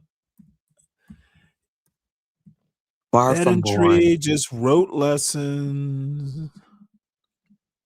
That's the Let's best see part of here. my day, Stanley. I tell you, um, Oh, that here we man go. has Wait, hold it, hold it. This is actually a perfect definition. Someone someone who is let's see, disapproving of relating to or being a pedant, as in being overly concerned with minor details. That describes me in a nutshell. I am I am overly concerned with minor details because let's see, somewhere between practice makes perfect and attention to detail, I'm somewhere in that continuum.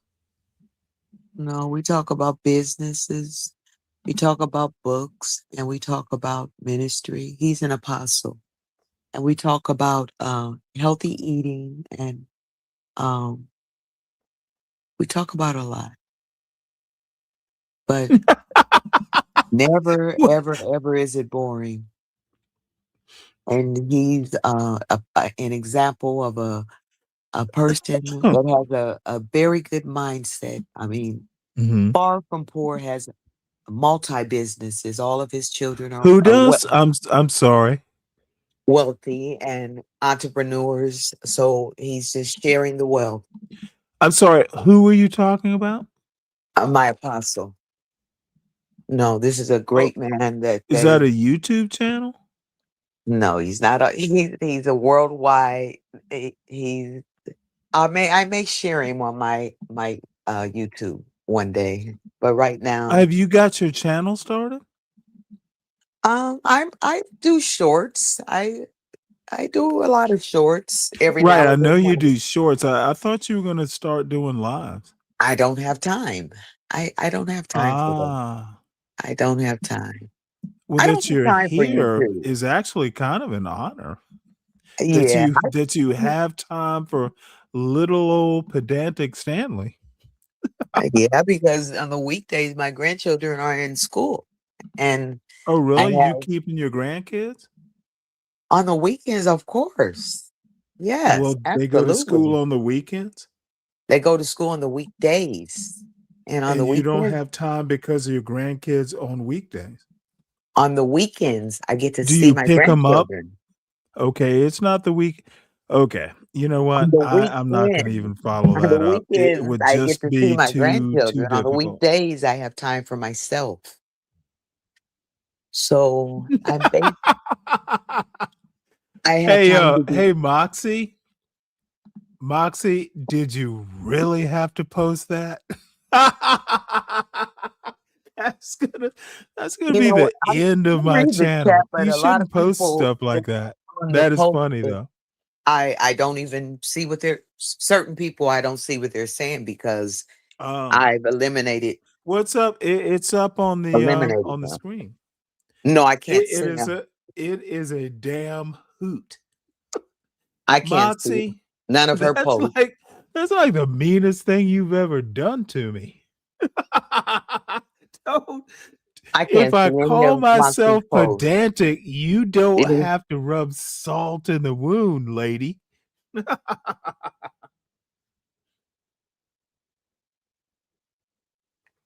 I'm sorry. You don't see the screen? if I can block them from seeing what they're writing on your chat. No, wait, hold it. That's the meaning. I know what the meaning was. Okay, So I Moxie, don't see please look anything that up. she puts on your chat because I already know that Okay, there's it's up on the screen. It's not in the chat. I put it up on the screen. But it doesn't matter. Let me make one request. I can't see anything Hey, she's writing. Moxie, though, now I need you to look up the term self-deprecation, and you will know why I call myself pedantic. I'm just kind of teasing myself so no one else does. Anyway, self-deprecation. So anyway, what were you saying, ma'am? I said Stop being. anything that You know doesn't what? That's exactly what I'm doing, Palomino. anything that doesn't bring any type of um anything that's useful to me, I more or less avoid it. Mm-hmm. I just I just avoid it, and I have the technology to I can see what I want to see, but I can also YouTube has the technology to not see what you don't need to see. I can see everyone else's stuff if I choose to look at it, but I've learned not to even look. Well, who have you? Well, wait, hold it. You actually thought you were blocked from this channel, right? That was between you and I had asked you the question. No, you actually put it. Put it in a comment. Because Why would I block? Why? someone Oh, why someone would wrote I that, block you? Stanley. So you don't want me to put that person on Front Street. Okay, someone said that I blocked you. Yeah, someone wrote Really? in in oh God, how can I forget his name? I've been going on his panel. Someone wrote in his chat, she's blocked anyway.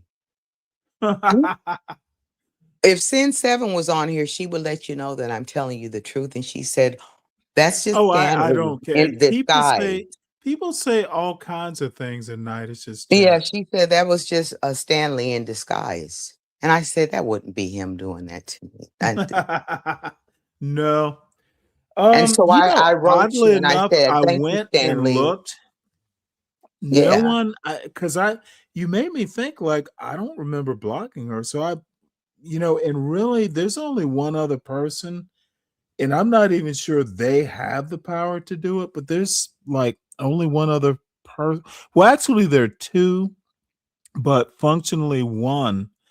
Um, if someone's going to block you from this channel, it will be me personally doing it. It won't be a mod. I I will know. literally do it. I will literally do it myself, and then I'll laugh about it. And I'll laugh with you. I'll laugh with you. But I came to you and I asked you because that's what happened on his channel, and he told Sin to get that person out of there because that was wrong of them to do that. When I went on there, I said, I'm in a whole new headspace. I'm not coming on here to do that over and People over. have headspaces. Yeah, I'm Okay, in a what whole is new what? headspace. I mean, we can laugh and joke and do things. Does this mean that this turns into some type of if people Hey, didn't hey, realize big dog. Just give me one sec here. Yes, big dog, I'm there, but I still have to make dinner, so it's not going to be a Yeah, permanent situation. But I'm actually yeah, and having I fun have right someone now. picking me up in about a half Oh, hour too. really? You going That's out why I on a was date? reading you, and I was trying to get out of here because, yeah, um, I just feel like it was going Now, somewhere let it me didn't ask need you a to go question. for So a you're grown man going out and a on a grown woman. date? What did you You're say? going out on a date? I go to this place down the Well, street, and well, I actually, where I'm trying to get to is when they come pick you up, do they honk the horn and you go out, or do they come and knock on the door? no, Now, I'm they can't assuming I'm assuming knock it's on a my male. door. No, they don't knock on my door. We actually, it's a group of us. We play bingo and we do all kinds of things together. You do what all the old folks do. Interesting. I absolutely do, and it's fun. Gives me Do time the to. old folks like you and me actually do a lot of us get on YouTube and host shows? Um, Actually, I've invited an airman on here, and he said he had a really good time. I've invited my cousin, who's a police officer.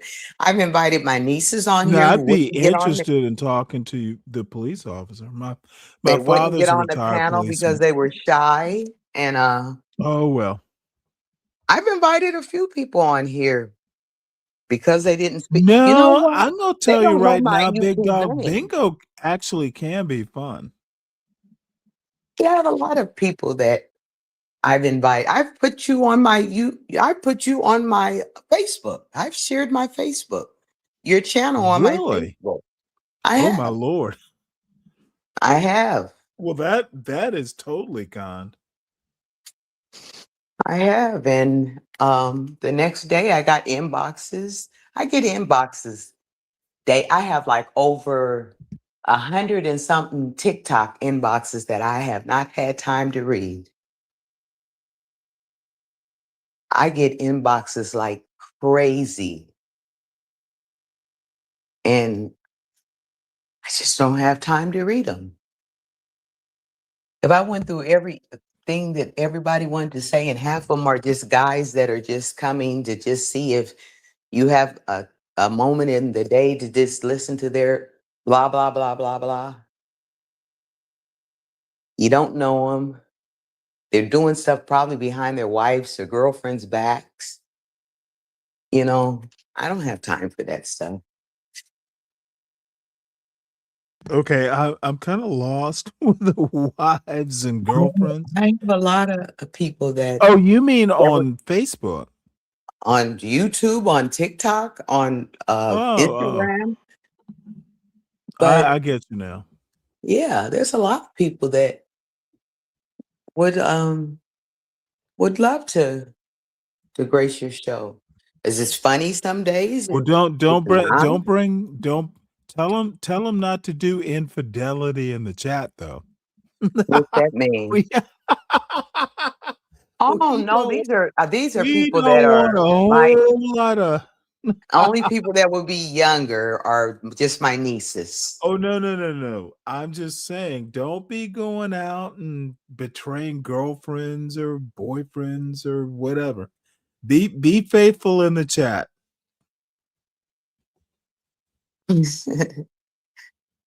It's not that type of crowd. I promise you. These people have of a lot to do. The people I personally know. Now the other people, I don't invite them. They just follow you. Those people just follow you. On Facebook? I'm on because whenever I do go, I'm going on each and every one of them. I'm on I see. TikTok, Instagram, YouTube, Yeah. and Facebook. I'm on each and every Hey. one of them. So whenever I do um, arrive, or whenever that comes, I can probably I won't have to work so hard because I'm only doing it for my grandchildren. I'm only trying to build them a space where they can Wait, make. hold on. So you're building them a social media space? I've already got them a whole room to cook in, and I'm just letting them know if you're not To going to. do like YouTube shows and stuff? Yeah, we're doing cooking. I told you about that when I first met you. Well, I didn't believe you. So you want to put your grandkids on social media doing cooking? Interesting. Yeah, it's going to be a family channel, not just them. My You son. did tell me about that. Yep. Yeah, but we just haven't. Number one, we had a death we had 2 deaths in our family, so we've been in and out of. They've been in and out of town, but I haven't. But we just haven't had time to get together. And then we had birthdays, and we still have 2 more birthdays. We have the room facility. We have the means to buy the food, but then I have to teach them. I have to teach them how to. Slick Rick wants to know if you're on Tinder. If I'm on Tinder, have I You ever been really on had Tinder? That's just Rick. like Now asking me, do I smoke weed the Rick other is night? hold on now. Rick is our age. He's our age. Slick Rick. He's our age. And I think he's rather impressed. He would now I know Slick Rick, he would never ask that kind of question if he was if his intentions were not honorable. I'm on my channel is It's My Time. There you go, Rick. It's My Time is her channel, Rick. I'm very And personable. if y'all get married, If we get I'm gonna married. rename the See, I'm that's gonna not rename right. the show You're not to right, Stanley. Stanley. Well, I was gonna say I'm gonna rename it Stanley's Dating Game versus the World. Look, if Honestly, y'all hook up. I can tell you right now, I've been married twice, and marriage is not in my. It's not in my head. It's not in my I mind. think he just asked you if you're on Tinder. There's no M in is she on Tinder? Oh, I'm not. There's no M as in marriage in there. I date, but no, I'm not. If Well, I you feel hear like that, Rick? if it happens, it happens. That's how the way Well, I am. no, Rick just asked if I you're don't on Tinder. know. Is that a yes? I can Is put that a my yes or a hand. I no? can put my Is finger on that him and find out who wait, he hold it. is. Rick, she says she can't be on Tinder. Are you on Tinder, Rick? Let's see if we can get a love connection. Why do you feel that I need to connect like that when I can connect right in my building? Ooh.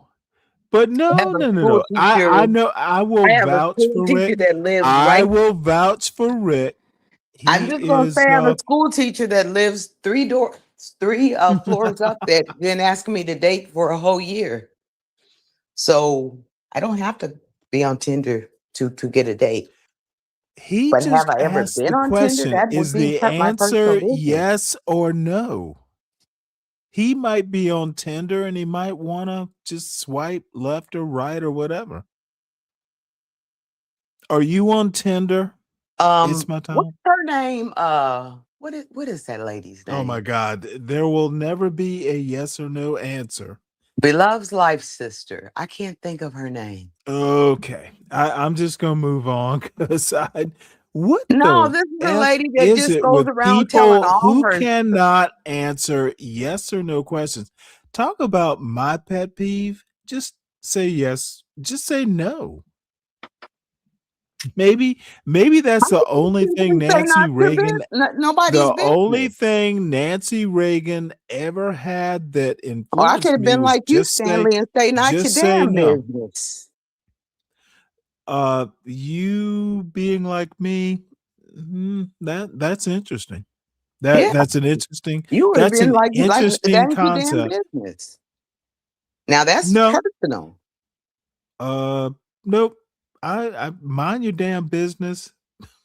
Well, same I'm thing. a lot more here's one for you, Moxie. My way of being uh dealing with personal information is much more circuitous. I like just seeing where I love knowing why people feel comfortable asking personal questions who don't either A, already know the information Can I ask or Rick a question? don't know me. Can I ask Rick a Mhm. question? Rick, go Rick, on hit the if link. Hit the link, go on lover It's boy. My Times page and tell me if you think this 63-year-old woman would have any problem getting any man that she wants. I don't want to come on here conceited, Ooh. but I'm not shot down by no white woman that's ugly as shit because I seen her that's ugly as shit that Wait, can't get hold a it. black Where? man. Whoa. Now I'm confused. I'm talking What about any white white woman? woman that's inferior Any to random me, white woman? taking that white men, because Already? every white man Wait, I hold ever it. You dated mean said white white women women on stink. is Tinder's like a dating app, right? Yeah, they tell me white women smell like ass. Every white man I've dated. Have you ever asked any of your daughter-in-laws that? Yeah, I didn't ask my son. So it's not Or gonna have get you ever personal, but asked any of your white sons who men, the reason why married they the start white dating women? black Have women you is because they asked said the smell of white have women makes you them sick. number So one, don't you fuck can with never me. tell me who they is. What do your sons say on that topic? I'm Do just you saying, do you do since you people have want any to go white on the do down you low, have do they want to see that do part of you me, have Stanley? You any know they white don't. You do know they you have don't. any You know white they don't. granddaughters? And it Okay, just so keep happens over I talking know her and bore channel. me. Do you have any white granddaughters? I don't have any. Well, I have a black granddaughter, a queen. Okay, so I thought you just had I had grandkids who were three. the I have Benetton three commercial. biracial grandsons, and I have Okay, do you have any biracial granddaughters? no. And I'm not going to have any because Do you my have any biracial grandsons? yeah, three. Okay, so If you're they end just up not telling playing me that fair. white women smell Well, like shit, I'll let you know. how did your were the biracial are any of your biracial grandsons half white? What? That's what biracial is. No, actually it's not. There's Okay. more than, The ones if that are you're going to mixed, the look, no, three. do not talk while I'm talking, please. Let me Okay, let me explain do this to you. this. Let me be pedantic. There's more than one race in this racist world. You could be black and Asian, that's biracial. Please don't bore me with there's only black and white. My question to you again, and I shall restate, is are any of your grandsons uh white in their biraciality? Three of my grandsons are mixed. Mixed with what? Black and what? White. Black and white. Good. So now my question is, I'm sure that you must have asked your son if the white women they got pregnant and didn't marry, if any of them smelled like ass. Did you ever Um, ask? Have you ever I said asked smelled like shit. either of your sons? I said the white men that I've dated said the reason why they date black women Oh, why did I not hear the has nothing white to do with my man thing? kids or my grandkids. Number one, Okay, I now told you you I'm sound talking about upset. the white men that I've dated. Okay, do your What biracial I get from them grandsons? is they don't like I'm white women wondering. because they I stink. am kind of wondering now. Did They the say they don't white like white men? women because they Did the stink. white And I think men white you women are dated? inferior to black women. Did That's why the they get did on wait? Hold YouTube it. and try to White hide women behind are the screen inferior and to think black women. this black women. Wait, But the hold it. white No, no, bitches no. that are Can you on slow here, down fuck one them sec? white hoes. So, did you just say that white women are inferior to black women? I want to explore that part. Yeah, exactly. I said it. Why do you think white And women there's are only inferior about to black two. women? No, this is the perfect That's why show, I the told you I perfect would love thing. for my nieces to come on Well, here and look roast at the the shit out title some of of these the little show. white Being bitches. a black woman pays well if you are white. And wouldn't change it for nothing. Wouldn't change it for nothing. This fits right into the theme of the title, at least. I know. You got one Why white are woman white that I women can see on inferior? your I show would that thinks she's no. Can a you tough help? white bitch. Can you But help she's not. educate us? She thinks she's a tough white bitch. Who is? I said you got one white woman, but I'm not gonna do it on your Okay, show. I'm thoroughly I'll go confused. directly Wait, to her show. hold I'll on. go to her You seem show. all discombobulated now. Because I can't stand white bitches that think they more than what they are. And you know what? I'm that woman that will let them know you cannot hide your prejudice on this YouTube space. Don't fuck with me. I counsel white bitches like you in the church. Now, do you have a white in there. bitch in particular? It's only one. Would you like to focus on one white bitch? Tell Or her to is come it up. a class? If she Is wants it to a talk to me, class? tell her to come up. I have And I will no shoot her right idea. back down. I have Okay, if that's the way she wants Okay. it. But she can't hide in a group of black people and thinks that she's going to do shit that's unnecessary. Not to me. I don't think is Moxie she's the You only earlier. female. You don't have to do all that. So you I instigate don't some think shit she's and then well, go off and hide your fucking hand. Moxie, if you don't know, I don't know that she may Moxie describe is a herself white as white. bitch. I've been on her channel to check it out. Oh, Yes. I didn't know Moxie. Hey, A Moxie, you white got a bitch. channel. Can you drop the link? A white I had bitch. no clue you had a channel, to be A honest. white bitch with a little white dog and a red face and a white face. Yes. Yes. A white bitch. Throw another dagger at me, white bitch. Oh, we I don't know. Somehow or another, it's within. You know me. I'm the get back Yeah. queen. I will It's get your ass. Don't fuck with Okay. me. It's within the context of the channel, folks. I am at not even 4 hours yet. I That's don't know what where to been since go. your panel came on. That's why I just made it Oh. so I didn't have to see nothing she said. Well, But do you do reminded you me, mind? oh, Can you you're saying pause for this, once? Moxie. Oh, you're saying that. I don't care about no white bitch what they say to me because I don't like them anyway. Oh my Lord. Yeah, I don't. Is it something your daughters or your No, it's just silly white bitches that fuck with black women and they don't know nothing about them. Don't So fuck are with the me. mothers of your son's baby mom? I'm sorry. No. Are your son's You baby know what I'm talking mamas about, who Stanley. are No, white? that's No, I white bitch. I actually don't look don't. at them as bitches and I I don't look at actually them as don't. white. I look at them as family. That white bitch. My son's But if they're girlfriends not will call family, they're her a white white. bitches. They'll call her a white bitch. You want me to put them on the phone? Mike who? I said they would call her a white bitch. You think they wouldn't in a heartbeat? Tell them to hit the link. Tell them to hit the link. Tell them to hit her link. This could Fuck with me, actually girl. be fun. Don't fuck with me, girl. I'm gonna tell you. I'm not that one that you want to fuck with. White bitch. Yes, she's white. You don't even know her, apparently.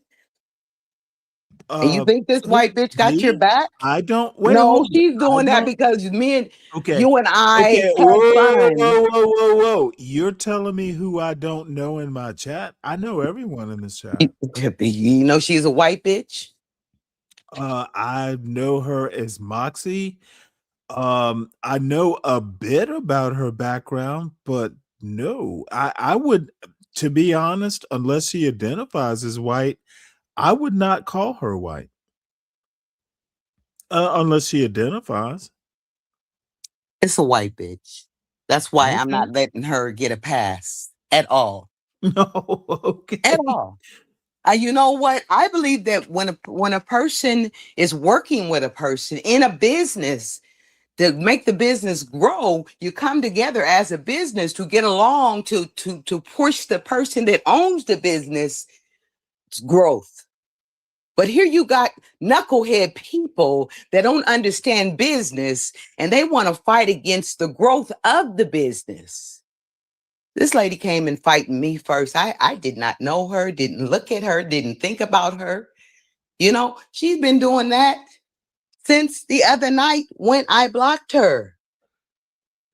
Wait, blocked her where? You obviously don't remember what happened, and I'm glad Oh because I no, don't I either. obviously Obviously, remember, he but does. do you actually know? You blocked her on your account? You didn't block her from the channel.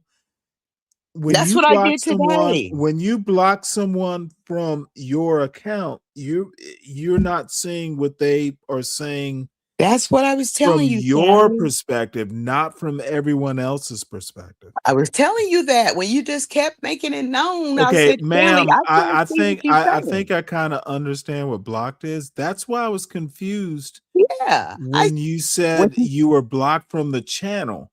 You couldn't be blocked No. from the channel unless the channel owner blocks you. The first time you go back and look, you gave her a warning. I said, I'm no, not I said, going let her back to look. stay. I I said, don't let her care about stay. She's any not of that. bothering me. I told you how it works. Let me be pedantic And for a so minute. I blocked her from my vision. I didn't block her Good. from your channel. Then I okay, just blocked and her from you're me not seeing blocked, her and comments. she could not block you from my channel Yeah, either. I blocked her. I blocked from seeing her comments because I thought that her Let me comments. ask you a question. Do you And so think when I that pushed on her do you face, think you blocking her hurts her feelings? no, I think it keeps me from paying attention to her ignorance. That's what I Gotcha. think. So it benefits you. It does not hurt her feelings. Yeah, we just, we Gotcha. just So there's no avoid reason one to get another. wrapped around the axle or upset. You have controlled what you can handle. Yeah. And you told me, you said you have a key. If you don't like what she's doing, I said, no, I'm going to keep myself from looking at Good. her. Well, then you took care of your business. I told you I'm I'm not going to block impressed. anyone. I I'm told you that actually night. impressed. You did what you thought was necessary. Excellent. I did that today. But you honestly kept making it known what she was saying and doing. Big. Okay. You do realize that I can do what I want on my own show. If I'm not mad at her, you are. Just because you're pissed off at her and block her, that doesn't mean I share the same He's been feelings. every bitch that wrote off my I've known, pants, so I'm oh, done no, with no, her no. now. What you're going to do, ma'am, is listen to what I have to say. Do not think that everything you feel or do or who you block is something that I need to do. It doesn't work like that.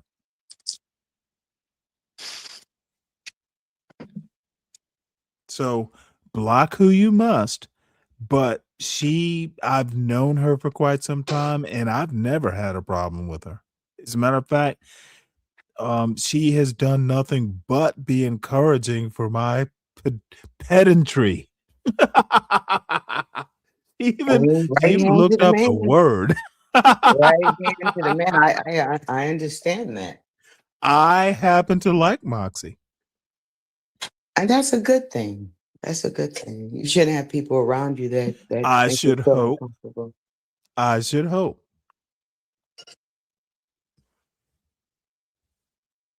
So I should happen we to play? absolutely. I happen to like you. Well, good You for know, you. I happen I to like couldn't you, tell. and I I happen to couldn't like most of the tell people that's on on here. that Nidus channel, dude. There It you was go. rough. See, Y'all were rough. you know what? It was no rougher than when you and I were on your channel. No, I disagree with that. Stanley is just a bunch of people that just want Well, to let me laugh. tell you why it was less rough. I know more words. Okay. Nidus wants to beat himself up for being dumb, and I never have to call him dumb. That's heavy lifting for him. Something happened And to by the way, Nigel Channel today. I don't do that old YN shit. Nidus does. You'll never hear, dude, I couldn't tell you a Tupac song. Nidus lives a weird, like old YN lifestyle where he's still quoting Tupac. I literally, I know who Tupac is. That's pretty much the limit of it. Is anybody seriously mad at you going to leave away singing to you? Come on now, we were just I'm playing sorry, around. what? Wait, I hold said, it. Are you talking to you and me I or? left away. Number one, you left away letting them Oh know. no, You no, no, like, no. he I doesn't think mean I'm anything. gonna be honest. I think less of Tupac. I mean, little wannabe Tupac in San Francisco. Certainly think less of him, and I think less of you too. And everyone who is on that panel, I think less of them as well. There's Well, some things I will not talk about. I will have a lot more hesitation going up on Nidus's panel, especially if certain people are up there. There's no reason for me to suffer fools gladly. I was just saying, I think you and I both left that panel laughing, Stanley, if I'm not mistaken. Nope, I didn't. Yeah, you did. You was like, sure, you was like, my time is not bothering me. She is not offended me. Okay, Not at so all. you're literally telling me how I left the panel? Based on what? Based on what you said. Okay, well, let me tell you, as an after action report, no, I did not leave that panel laughing. I literally told you what I thought, much less of all the participants on the panel, including me for putting up with the stupidity. No one came out of there with outstanding grades. So do not ever tell me You had a how I chat leave a before panel. that. You had a chat the So night before that. okay, Remember? the night before that. Yeah. Okay, Stutter on that one. ma'am, I don't Sir? stutter. I do not stutter. Don't piss me off. Don't piss me Because off. well, you can always leave. I can't. Yeah, I can. Yes. Did you not call me a weed head and everything? Aren't you? Are you not? What, wasn't I accurate? Do you think I called someone a Am I weed not? head? Okay, what you need to do is let me finish my question. This is not Nidus's panel. He can't Young time me man, out. let me get you straight. He You're cannot not the time me only out right intelligent now. person on Nidus is not YouTube. here to bail Or you out. I don't need a motherfucker to bail me out Oh, away I from think you. you need a Boy, Nidus because you, Stanley. hey, you're being all I don't need the hysterical on this motherfucker to panel. bail me out. You You think are what I didn't being say then I can't say now, hysterical. motherfucker? You sound hysterical. Everything I said And then, I motherfucker, I called can you say a now, why do you think motherfucker. I called you a weed head? Because I think you are. You boast and brag, oh, this is my 3-time supporter, and call me up and step on me? The fuck? Oh, wait. Oh, I'm so sweet and innocent. Oh, I wish I could. No, Oh, I would I take never her out called you on a date. sweet, You never called you motherfucking innocent. tried to Did marry I? me. Oh, You ain't well, gave I'm me gonna shit. let you. You ain't I'm gave gonna me let you shit. crash out. When You you're ain't done gave me crashing shit. out, But I'll you called respond. yourself trying to love bomb. But what you didn't know is what you should know. You should. Somebody need to tell you. Everybody on YouTube ain't looking for a motherfucker to take care of them. You done crashing out? I'm just letting you know. Any motherfucking thing I said letting me I know can the take care. obvious. Oh, okay. What are you? I was You're kind of letting me proud of know you the that you didn't get obvious. set up on yesterday. Because Okay, that's yeah, all that I shit hear. I was a can tell setup. you're That you spinning had up the little again. I'll motherfuckers mute that and don't let even you really get support upset. your ass and come on and Apparently, try to you make you spin out in crash out. waves. Keep. Let me know when you. When You know actually what? we were friends, we were getting along just fine. We were friends. When? We were getting along, YouTube friends. Okay, YouTube friends, and they come and go. How long have you been on YouTube? How long have you been flirting with me, Stanley? I haven't been. Oh my God. How long have you been flirting with me, Stanley? And I Wait, didn't still you just never say, said wait, hold it. nothing. Is this an echo? Didn't I How just long have answer you the been question? flirting with me, Stanley? I have not. You just made yourself look like an asshole in front of everybody. Okay. You'll know it when I flirt with you, ma'am. I did know it. No, I don't think you know me My that shit well. on your channel was nothing but Okay. Let me positive put and it to you this pleasant. way. Well, I let didn't me care. let I me let me just ask served you a you. question. You couldn't Let take me it. ask you a Gave you what you question. asked for.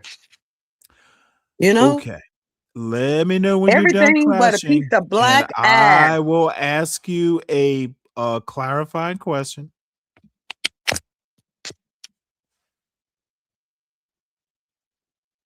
You play book, You're done. intelligent, and all that shit all you want.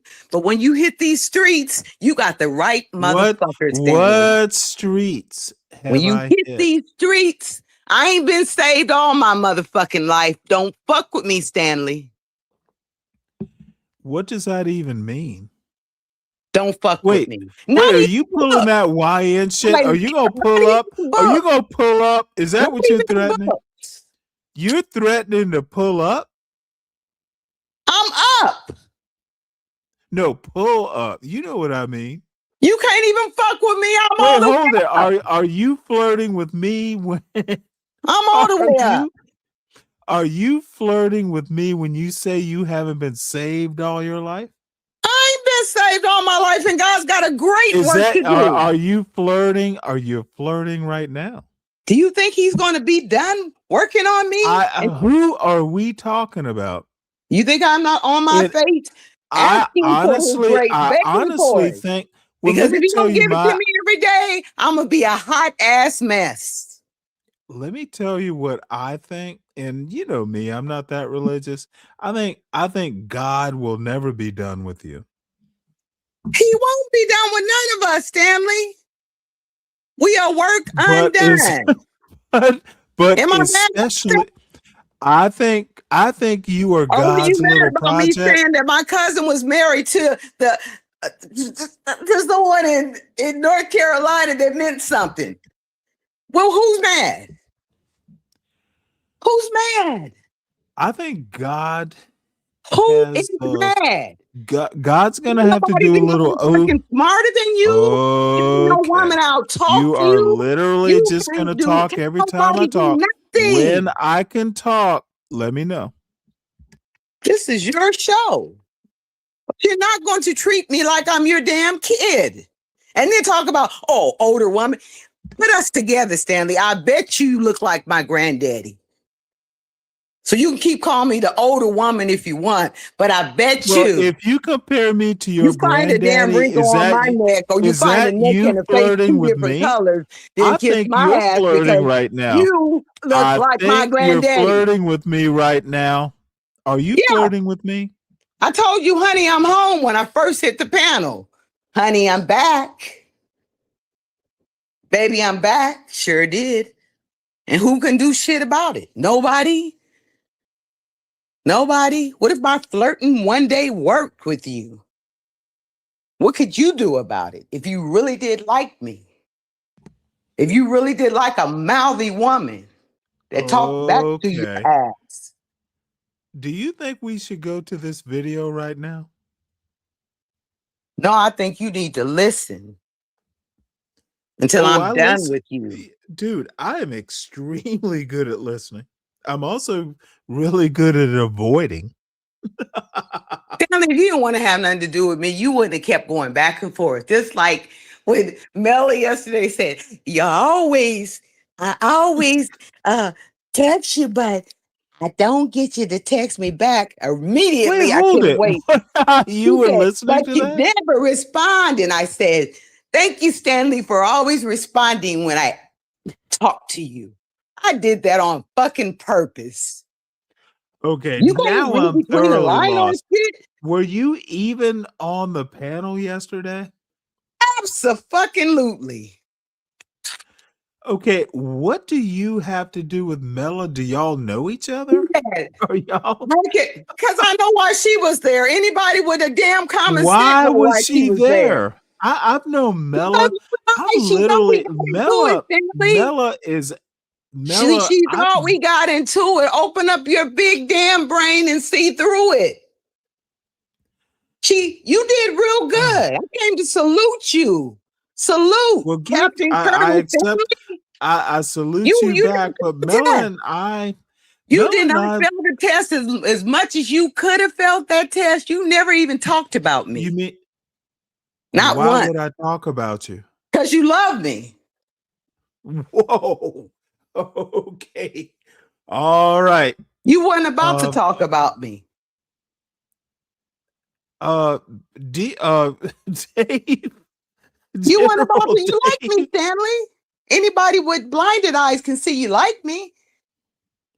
Well, sure I do. I like You were about Moxie to shoot Woods. I your like only Mela. chance of being with me down. You've been saying it on your panel for the whole. If I could just have just my shot at her, you got it.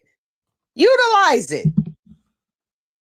Utilize it. I'm not real. I could be have a big bite and no bar, a big bark and no bite.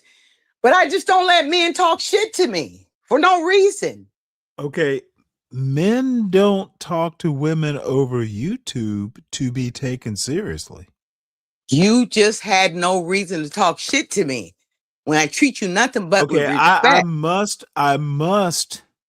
You know what? I don't know where to go with this, but I think I can. You seem like you were bored to death yesterday. When I got on this channel, you were laughing right away. I could see that. I was like, wow, Stanley's so happy I'm here and he hears my voice. Deny it. Anybody look at the chat channel yesterday? Stanley was bored this shit yesterday. In my bed cracking up. I was like, you're boring. And then she kept leaving because she knew you were bored with her. You're bored with her. With Mela? Hell yeah. And you don't think I'm bored right now? No. You would never let Mela get away with what I get away with. How many I'm not gonna try it again, times but have I asked, it was can we done is watch this done, video? my dude. What's done is done, my dude. Mela could never get away with what you and I have. Stanley, you and I have the connection that everybody likes.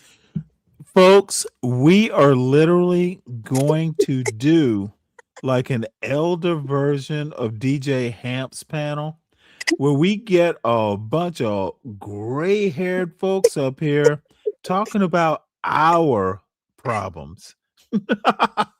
We're gonna have old folks up here Stanley, talking I'm some just messing with you smack. because sometimes you do need a little bit of you need a little bit of fun sometimes in your channel. Just a little bit of I fun. literally generally have fun on these panels. Um, I just bring the fun to your life. That's all. do you? I believe I do. And Mike 123, spell quarrel right. I don't even know what that Quarreling. keyword you used is. We're just making up. Oh, who is we? Just me and you. Ooh, baby. You ever heard that song? Just me and you. You're probably too square to even know of that song. Oh, I'm a square now. Ooh, I told you don't have to stay one. I don't think I'm gonna be changing anytime soon. In okay, Dawn, what is Please the really lesson? seriously believe What you're a square, Stanley. someone tell me the lesson. My share Dawn. But What is there's the a lesson? lesson here. There is a lesson here. I Dawn agree says with so, you. so there I must agree be. with you, Don. I agree with you. I agree with you, sweetie. The lesson is Stanley versus the world, not Cheryl, not my time.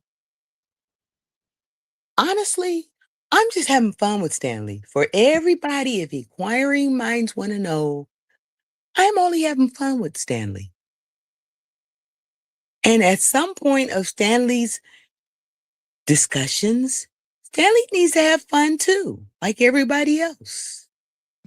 And What I'm makes you think I don't have fun when I'm talking Stanley, Clarence I've Thomas? read you for a long time. I've looked at You've you. I've read seen what you I've written or like a book. I've read you like a book. oh my lord. Yeah. Yes. And I noticed you do have a little fun. You can have a little fun here and there. Some days are more serious than others. I'll mess with you on your real serious days. But I know when to be playful with you and I know when to stay back from you. But I'm going to tell you something. This is the truth. I'll stay back from you. Not because I'm afraid of you. It's because I can give you your air. It's only fair that I give you your air.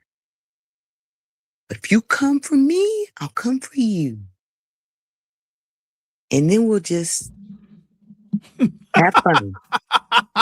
Who laughs This like is that if all not having this fun? is almost West Side Story here. Stand the man who laughs like that if they're not having fun. You know I'm just having fun with you. I mean, no harm. And that night, we got through. Oh well, let me also I kind of sang you a song. I will always contextualize love this you. because you love to talk. I never felt threatened. What harm could you possibly cause me? I sung I Will Always Love You by Whitney Houston. Do you remember that? And I just thought you were crazy. And I just thought If we don't went do deeper in that karaoke here, soft spot I of have been yours. invited to so many karaoke nights and I I went never deeper in go that to. little soft Okay, spot of I do yours. not know why you have to talk when I'm talking. Let me shut the hell I up know before you you love the way our make me voices mad. blend, but they Mm-hmm. don't. I don't do karaoke. I just thought you were being your usual crazy self, just blurting out songs. Yeah, I do got a little cray on me sometimes, here and there. Oh, you don't just do it, you perform it.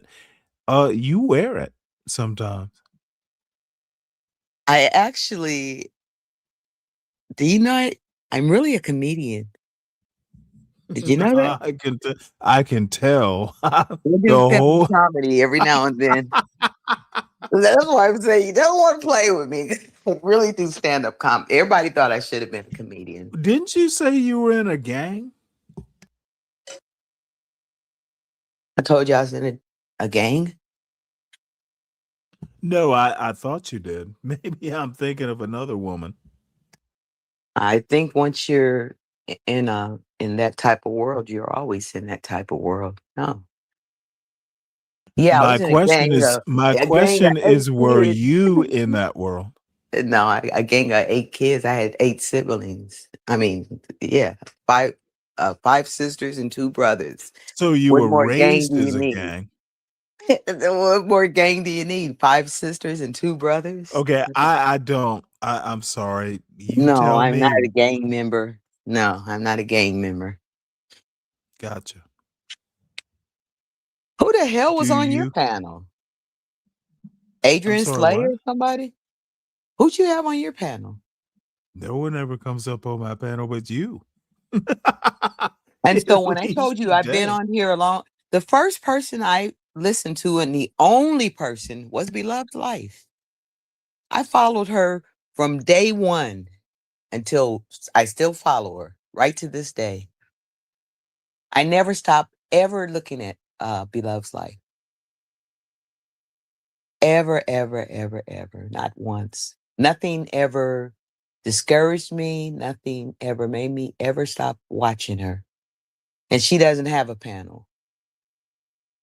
I, from time to time, compliment her anniversary, her birthday, because our birthdays are 2 days apart. Okay, I have no clue who you're talking about. Beloved Life, one of the biggest YouTubers besides DDG on YouTube.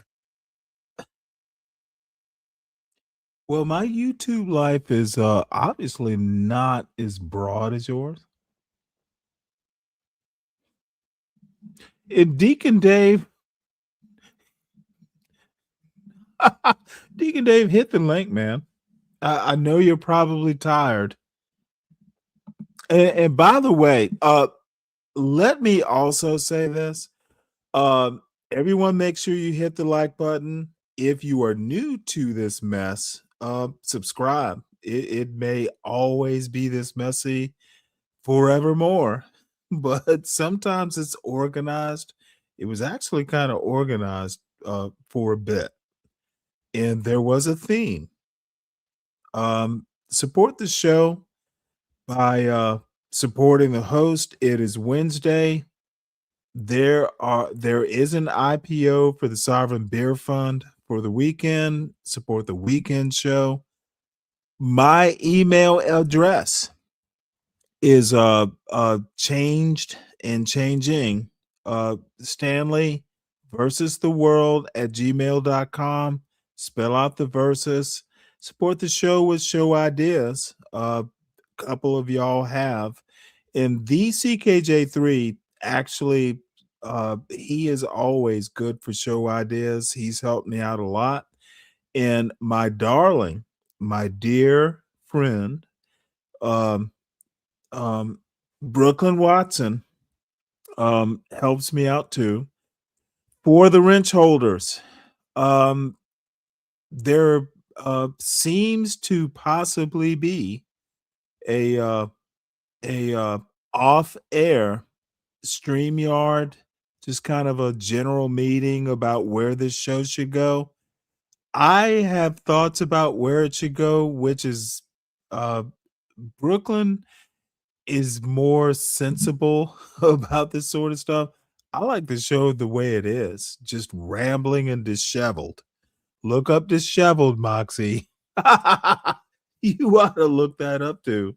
Stanley is pedantic and disheveled. So anyway, support the show. Hey, Sovereign Beer Fund, folks. It can be as fun as It's My Time seems to think it is. Richard, what's up? It could be even more fun. You know what, Stanley? You made me miss my whole ride and everything. So you should be sending me a cash Wait, app. hold it. I made you miss your ride. Was it Having how did fun I with do that? you. Maybe you can Are send you me a gonna be charged? A belated birthday Cash App. How I'm about sorry, that? what? Can you send me a belated birthday Cash App? Why would I do that? Why don't you send me send I me a don't mind belated sending you birthday one. Cash App. I sent you a Send birthday Cash App. Did you? Oh, that's right. Yeah, You sent me a few. I Um, know. so you want a refund? No, I just want a Cash App so I can Well, go that's down. what it would be, right? No, it wouldn't be a refund because You don't like the show. I sent you some money, so I need a refund. no, I'm just asking. I'm asking that you Okay, send me a I get birthday Cash App. I will send you a refund. Let me No, tally don't up. do that. Let me tally up the support for See, your show. don't say that you're sending me a Well, refund. isn't that what it would be? No, because I'm going to continue to support you. Okay, and you could have just caught your ride. What was it, an Uber? Absolutely. Oh, well, I don't know what to say, but you got to meet those Ubers on time or they're going to charge No, you. it was scheduled. A scheduled Uber. You pay that in advance. And You I'm know late. what? For what? Oh, just go. Just go. I Is it can't. within The walking drinks are on distance? the house, Stanley. You made me miss everything. Wait, hold it. The drinks are on the house? You're going to a bar? I'm going down to a pizza place. I go where I go. With Yeah, I have beer, all the. right? You're It's a going down pizza to a place. pizza place with a bar. And I asked you if you were going on a Yeah, that's my date. favorite place. Oh, As a wait, matter hold of it. fact, I've seen pic. Hold on now. There's white boys there that you like hugging on, correct? Is that I'm the not pizza hugging bar? on nobody in that place. Those kids call Oh, me don't mom. bullshit. Oh no. I've No, you seen ain't those never seen me pictures. You hugging on put them up. nobody in You that put them. place. Okay.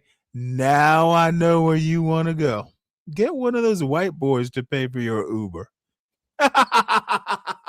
You And are don't so be wrong for late. that. Don't, dude, You are you so are wrong for that. literally dude, Cheers was on TV for years.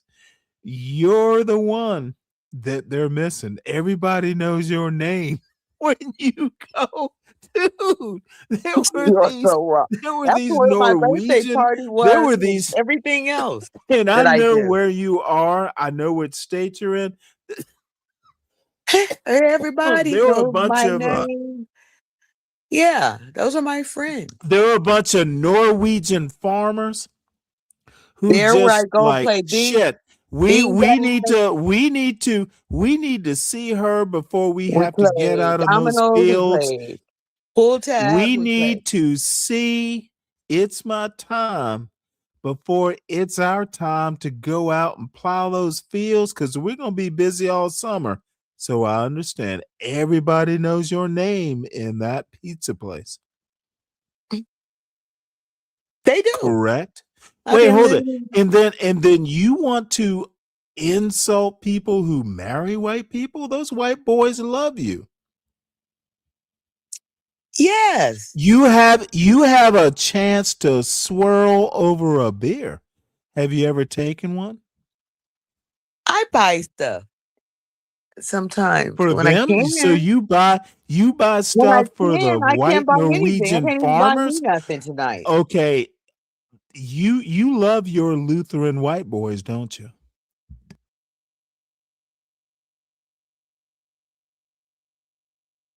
I love all people until they piss me off. Yeah. You love all those farmers. You love you a farmer tan in that pizza place, don't you? I've seen the pictures. No, You I put love them their up on your pizza chat. though. You put them up on your channel, correct?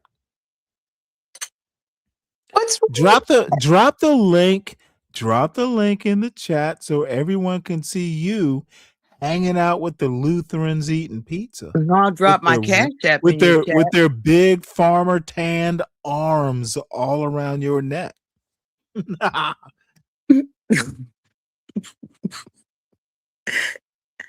Yeah, right.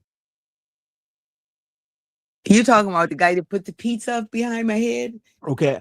I had to make him put the Dude, peace I sign up just saw behind my I head. saw a series of pictures with you being the Black St. Polly girl in a fucking Minnesota bar pretending That's because I live in a suburb. I live in a very okay, white I don't neighborhood. care about that. You should never talk about who black men marry when you're there, where everybody knows Anything your about name. who a black Yeah, man married? what do they call the bar? Everybody knows your name. And I know your name's Cheers. not Norm. I know your Cheers. name's not Norm. It's Cheers. I know the name of the show. You're like Cheers when you go there. All the Lutheran white boys know your name. I would say we all know one another. Shit, Yeah. they're probably sad, crying tears into their beers, waiting for you to get there. Ooh, she missed her Uber. Call one of them. They're probably wondering how They'll, come I they'll, haven't been they there in so will long. pay. They will pay for your Uber. I don't like guys to pay for my stuff. Yeah, you don't like. I think they would. Then you'll pay to go there and eat. I mean, if pizza with later them. on about Now, let me ask you a 7:30 question. Do you clean their beards for them when they get pizza dust in their That is so beard? nasty of you to ask me a question like that. Hey, you No. hang out with them. I don't know their hygiene, but I bet I'm you not do. No, I'm no. No, I don't. Clean. You hang out with these people with hairy faces. They're my Do friends. you kiss the pizza dust away? Okay. I bet you've kissed one of them I'm in that doing bar, this so right? you don't have to send me a Have cash you app. never kissed one of those bearded Lutheran Norwegian white boys? You never kissed one of them on the lips? I've never once. I've been knowing you for It's almost a hard for year me and to a half. believe. It's hard for me to believe. You probably platted up. You probably offered to braid their Oh, you see, beards. They're like, did you're you a see black my little woman. You're granddaughter a black woman. You know how to braid hair. Can you braid my beard? beard? Did you see my granddaughter on the stage singing happy birthday to me? I will pay for you to Look on my braid channel. my It shows beard you how just like, innocent the hey, place you're is. black. I know you know how to braid, girl. No, the younger people call me mom, actually. Oh, no doubt they do. Yeah, they call me mom. They've been knowing me for over a year now. No, my granddaughter goes there with Do me. the My little ones have my granddaughter goes there. beards too? My granddaughter and grandson, no, they go on Now tell me, Sunday. how many of their kinfolks have you braided their hair? Because I know you have. I haven't touched anyone's hair, even though I'm a licensed cosmetologist. Oh, I guarantee you While we're on braided the a man. subject. You braided you have literally braided Lars's beard. Your I favorite's haven't name is ever dated anyone Lars. with Is your a favorite's big beard. name Lars? Do you know anyone in that bar called Lars? Oh, do you know anyone called Big Nita no, on no, your no. farm? You're not Do you know gonna be anyone on able your to farm turn called Big you're Nita? not gonna be able to turn this raft around. You made it about you, and That is right.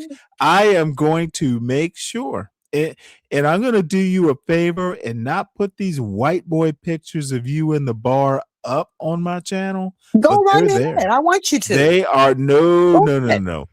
Yeah, please. Because it Please would do. literally, Do me the this honors. is not, see, what you don't seem to understand is this is So they not, can see how fun I am. this is not your little Black Humpty Dumpty Nidish's channel.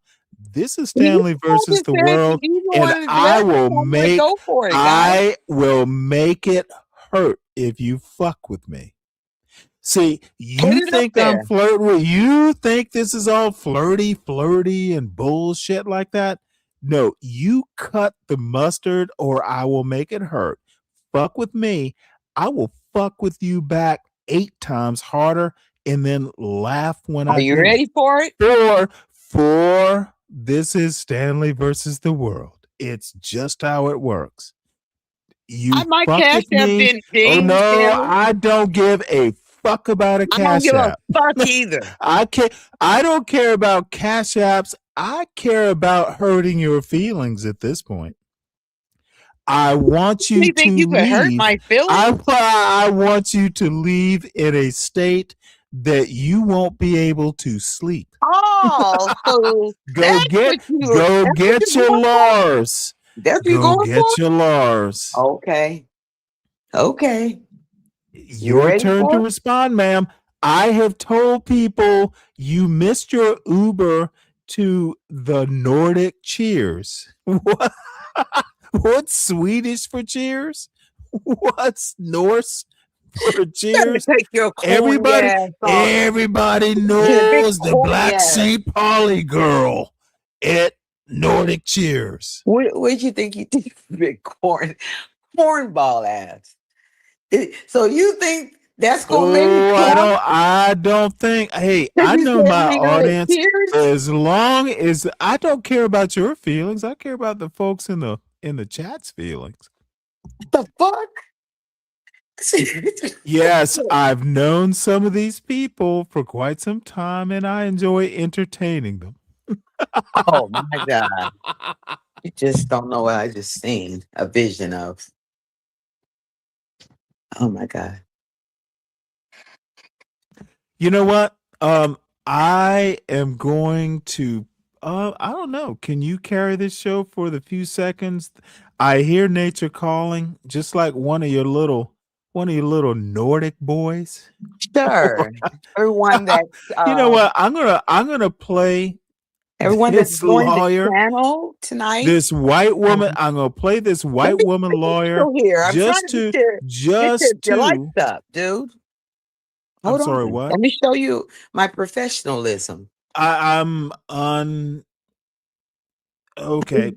Actually, We've I'm had a great uninterested time in your. tonight. No. Save your professionalism. Hey, Save your professionalism for watch Lars. it, bud. I need you to save it for Lars. 1st, 2026, you're tuned into Why America. I'm your lawyer friend, Lee Miller. If the first 15 months of Trump's second term hasn't been enough of an indictment of men in positions of power, the last month or so has raised it all to a fever pitch. And in the midst of such a tumultuous news cycle, where atrocities are being committed every day, usually funded by our tax dollars, where headlines can feel random and unrelated because we're just being inundated by information every moment of every day, it can be hard to put pieces together into a coherent picture to get a bigger understanding of what's going on. And so today, I'm going to do that for you because there are a few disturbing headlines that are all connected that paint a harrowing picture about life for literally half the global population. It's a story as old as time about how men use their positions of power to exploit and abuse the women around them in horrific, brutal, barbaric ways, and then gaslight women into thinking they're at fault and wrong for speaking out. For some of you, today's topic may be too heavy, and I totally understand. If you need to duck out, I will catch you for the next episode. But I know 62% of you who watch me are men. And so I ask that you please pay attention and give a shit, because the women in your life, especially those of us who pay attention to the news, are not really okay lately. And it's feeling extra heavy to move through the world right now. Hey, But it's this important that we don't woman- look away from the truth. I think this woman is actually describing the pizza place you like to hang out in.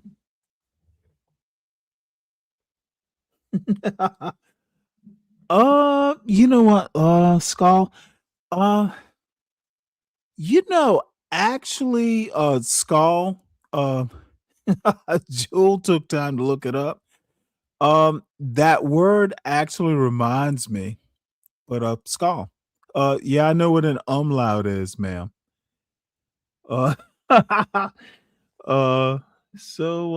let's see. Dave has talked himself out of box for years. He has a platinum membership status for doing that.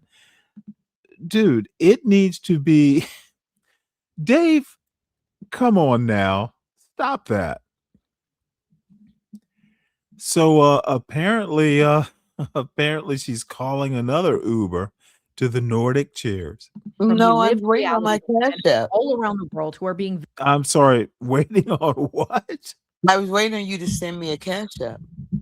That's not going to happen, but I will give you an alternative. Uh please, cuz you got a wrench, right? I do. Okay, well drop your cash app in the chat and see who wants to pay for your ride to Skull. And I'll put it I up. don't think the I'll people put it here up know on me the enough to screen. try to, People will to pay do for Skull. anything. People will pay for Skull. They will. It's okay. No, let me do. See, I'm gonna be John Galt light. Oh, Moxie, please, you and Dave and oh shit. I just had it. I am not gonna do what I just thought of doing because it wouldn't be me. I can only think of things like this. I cannot do them in real life, but it did involve your pizza bar. So you can drop your cash app in the chat. I'll put it up on the screen, and you might be able to get some Uber money to see Lars. Victimized by the men in their lives who are existing, logging into their teams' meetings, going to their kids' band concerts, with likely layers of trauma they've experienced at the hands of men. And there's a lot of sadness and there's a lot of rage. And women tend to turn that inwards towards themselves in self-destructive ways. So the abuse compounds and it feels like there's no way to escape any of it because there isn't. This is the world men built. Let's talk about it.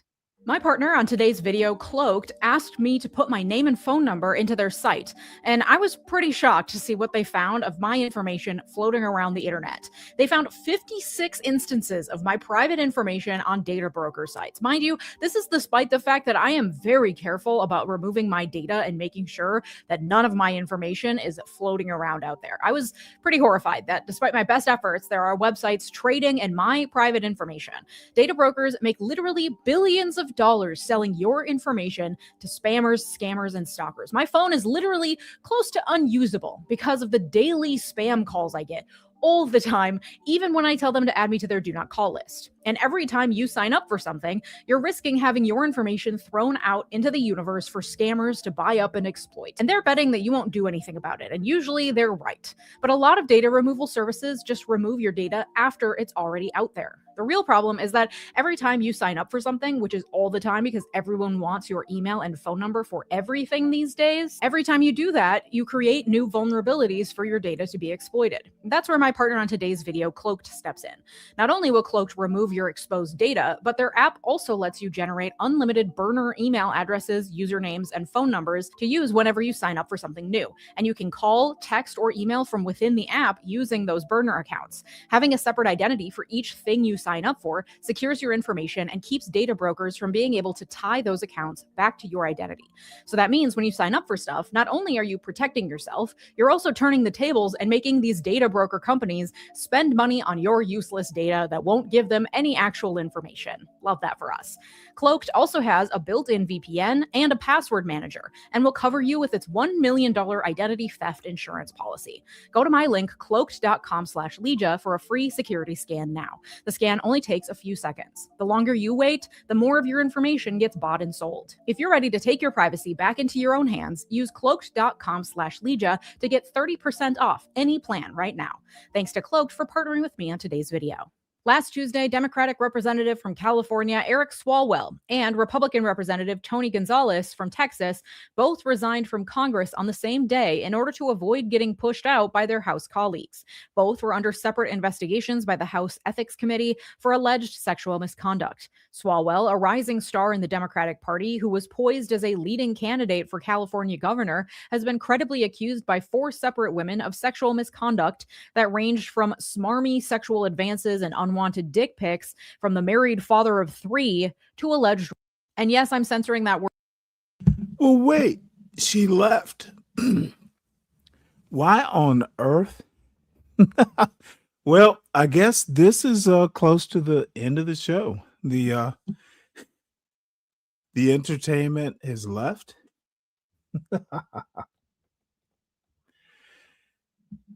And 12th man salute. Is she from the Spick? I have no clue what that means. So anyway, sorry for the commercial.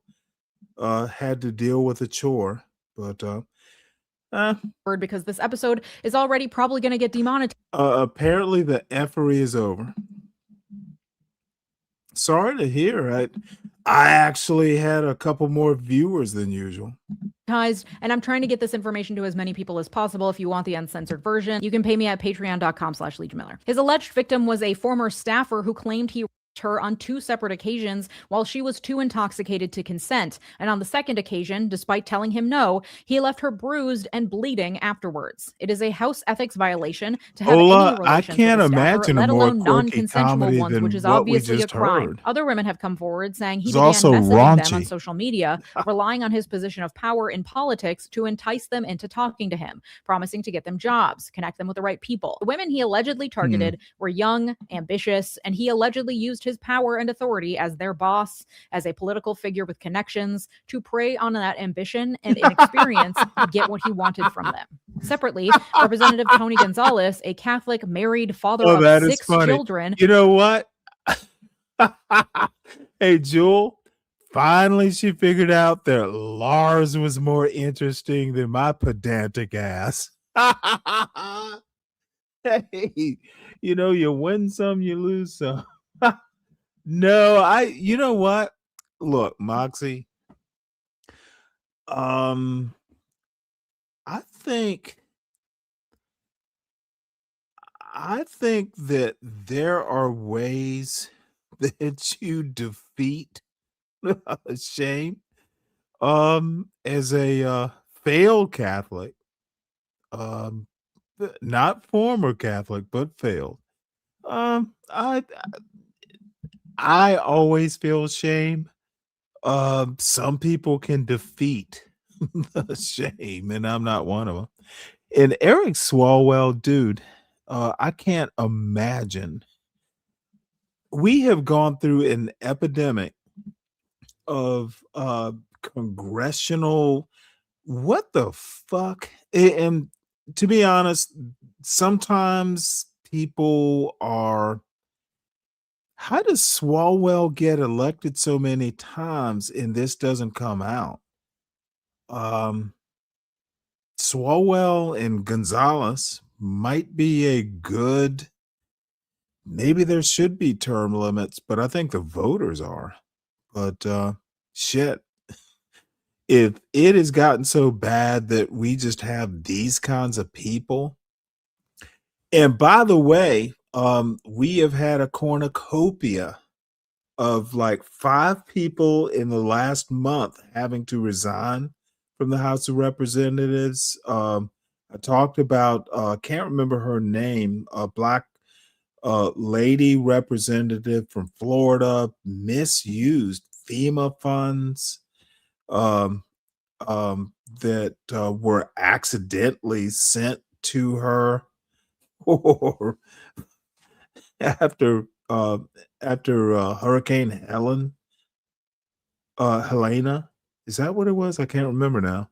So she used them. She sank the funds into her political campaign. Like, who would even think of doing that? I don't even know. I would have never thought to do that, quite frankly. I don't, but it's me. I don't want to be in political office that badly. Yeti, what's up? I saw you in earlier and failed to say hello because I was just having such a good time. I don't get a whole lot of um female like black black Lucille Balls who are geniuses at comedy. She said she's a comedian. Resigned the same day as Swalwell to avoid the ethics investigation into his inappropriate relationship with two different staffers. Both staffers alleged he sent them No, sexually that explicit Chinese messages while spy they worked for thing. him, asking for nude photos. Well, I'm gonna say the Chinese spy thing went away, but who's to say whether it was really a good thing or not? But I don't know. I just don't get the affair thing. With no fault divorce and stuff, it's just women are hard work. And I just don't know, where do you get the time? If you're a congressman, you got a wife and a family, and you have time for an affair. And I understand families back in California. I've seen it happen in the Navy, quite frankly. Um, I've seen couples where, especially in the special forces community, where it can be rather loose, rather and I don't know who's to say what's right or wrong, but it couldn't be me. But I do know how you can be tempted. And propositioning them for sex. One of the staffers, a political aide named Regina Santo Aviles, confirmed to her friends and husband that she had a sexual affair with Gonzalez over the course of a few weeks in 2024.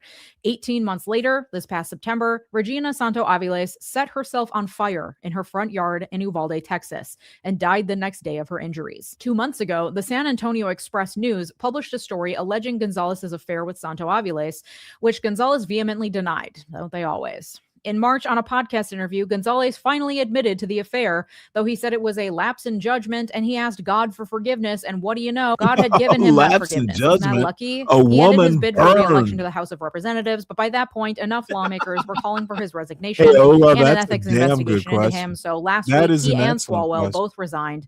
A political calculation so as not to upset the balance of power in the House. Both a Democrat and a Republican resign. No harm, no foul. Business can proceed as usual. That was Tuesday. On Thursday, a headline you might have missed. Former Virginia Lieutenant Governor Justin Fairfax, a Democrat who once had a promising future in politics, shot his wife Serena several times before killing himself in a murder-suicide that occurred while their two teenage children were present in the home. His teenage son was the one who called 911. His wife, Serena, a dentist, is remembered as a calm presence who never enjoyed the spotlight or being the wife of a politician. Justin Fairfax's fall from grace began 8 years ago. A Columbia-trained attorney, Fairfax was considered a promising politician in the Democratic Party, ascending to Oh fuck! So this motherfucker went to Duke and wound up at Columbia. Wow. To me, to someone like me, that is actually a huge tragedy. And what's the bigger tragedy is those poor teenagers. Dude, you scar these children, and yes, teenagers are children, forever. Like they're, oh my God. That dude.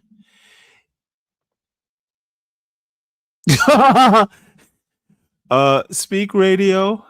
I am not going to respond to this. Believe it or not, though, she's actually more entertaining. He was a dim, enough said. Of course, Dave.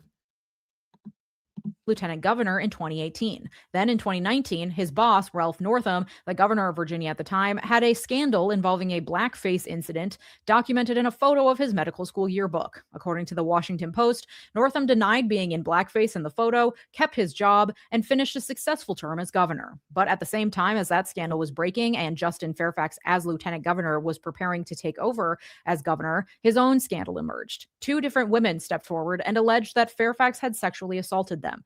One woman, now a professor at Scripps College and a fellow at Stanford University, see how I have to give her credentials to make you believe her, says he assaulted her at a hotel during the 2004 Democratic National Convention, a memory she had repressed, but that resurfaced when she began seeing his face as he ran for lieutenant governor in 2017. A separate woman alleged he her in a premeditated and aggressive attack in 2000 when they were both undergraduate students at Duke University. That accuser had already been in a separate incident by a Duke basketball player, and when she brought the matter to the dean of the school, she was discouraged from pursuing charges. Fairfax denied the allegations and hired Brett Kavanaugh's defense team, but his reputation was ruined. He continued as lieutenant governor until the end of his term, though, don't worry. He came in fourth in the 2021 Virginia gubernatorial race and then got really depressed and also obsessed with clearing his name, withdrawing entirely from his family. His marriage began unraveling from there. The couple were separated and in the process of divorcing at the time of the murder-suicide, though he still lived in the house. According to divorce court records, in the months prior to her death, Serena had taken on the duties of being the sole breadwinner of the house, the sole caretaker of the children, as well as doing the cleaning, cooking, and grocery shopping to keep the household together. She was 2 weeks away from a court-mandated deadline for him to have to move out of the house, and then he murdered her. At the end of last month, CNN released a devastating, difficult-to-read report detailing what it described as a global Sleep Academy, an online chat group made up of nearly 1,000 men sharing stories, tips, tricks, and camaraderie all around the goal of drugging and raping their wives while they slept. The reporters who worked on the story discovered the chat group via an online porn website called Motherless, where CNN reports the website hosts over 20,000 videos in the sleep porn category. Videos uploaded by users of the website depicting them allegedly their drugged unconscious wives. 20,000 videos. The videos had hundreds of thousands of views. In February alone, Motherless, a porn site that hosts hundreds of thousands of videos, had over 80 million visits. It was through that site that the journalists were told about the private Telegram chat called ZZZ, with its 1,000 members teaching each other how to successfully drug their wives, but not go too far and cause an overdose, how to do the eye check to make sure she was really asleep, with some users offering links to live streams of the event, and others selling drugs that the men could use on their wives for $175 per shipment. Since the CNN report dropped, Telegram has shut down that specific chat group that CNN exposed, and one man in Poland named Peter has been arrested. This has all come out in the last few weeks. Add to that the horrific revelations from the Epstein files of the last few months that our world is run by men who use their power to exploit and abuse young, vulnerable girls or turn a blind eye to others who are doing it. And the only person in the entire US who has faced any real punishment for participating in the scheme is a woman who absolutely deserves to be in prison, but let's not pretend that doesn't say a lot about how our world works. And you start to feel like the walls are closing in, like there's no way out of this horrible fucking predicament of being born a woman in a world that will endlessly use you, abuse you, tell you you're wrong to question it, and then discard you when it's done with you. And I want to talk about how the legal system plays into all of this, because I am a lawyer and I do want to ground this in what this looks like from a legal standpoint. First and foremost, when I was in law school, the thing that was most apparent and most consistently driven home to me was that our laws and our entire legal system is based upon, or still entirely made up of, laws that were written by white men. Even laws written more recently that women were allowed to participate in are based on other laws and a legal system that was designed by and for men. And I think that that understanding should ground every discussion about reforming the system. It was not created for us, and in many instances, it was created to be actively hostile to us or to forget and exclude us altogether. There are two areas of law that jump out to me as important to understand here. First, very briefly, Section 230 of the Communications Decency Act. I won't get into the weeds with this one, but it's basically been interpreted to mean that any host of any website, like Motherless, the host of 20,000 sleep videos, cannot be held liable for the content that others post on its site. And so for women who may be depicted on that site, they have very little recourse, and it is very hard to get a site like that taken down or to get the site to at least remove the videos that are illegal. And in today's digital age, it's becoming more and more apparent how the internet is being exploited to abuse women. And the other important area of law is criminal law and really criminal procedure. I'm not going to go into the specific words of laws against assault because what I'm most concerned with driving home here is the experience of getting justice for a woman who has accused a man of sexual assault. And I am talking in binary terms here. Please don't fucking bean suit me in the comments. Yes, men can be victims. Yes, non-binary people can be victims. The vast majority, however, of the victims of sexual assault are women. So that is what I'm talking about. The first hurdle is being believed. That is probably an issue that came up for you as I was discussing the various horrific headlines from the past few months. For the alleged victims of Eric Swalwell, for example, why did they keep talking to him? Why did they maintain a relationship with him? Oh, this is actually, I have to highlight Deacon Days. This is an extreme exaggeration.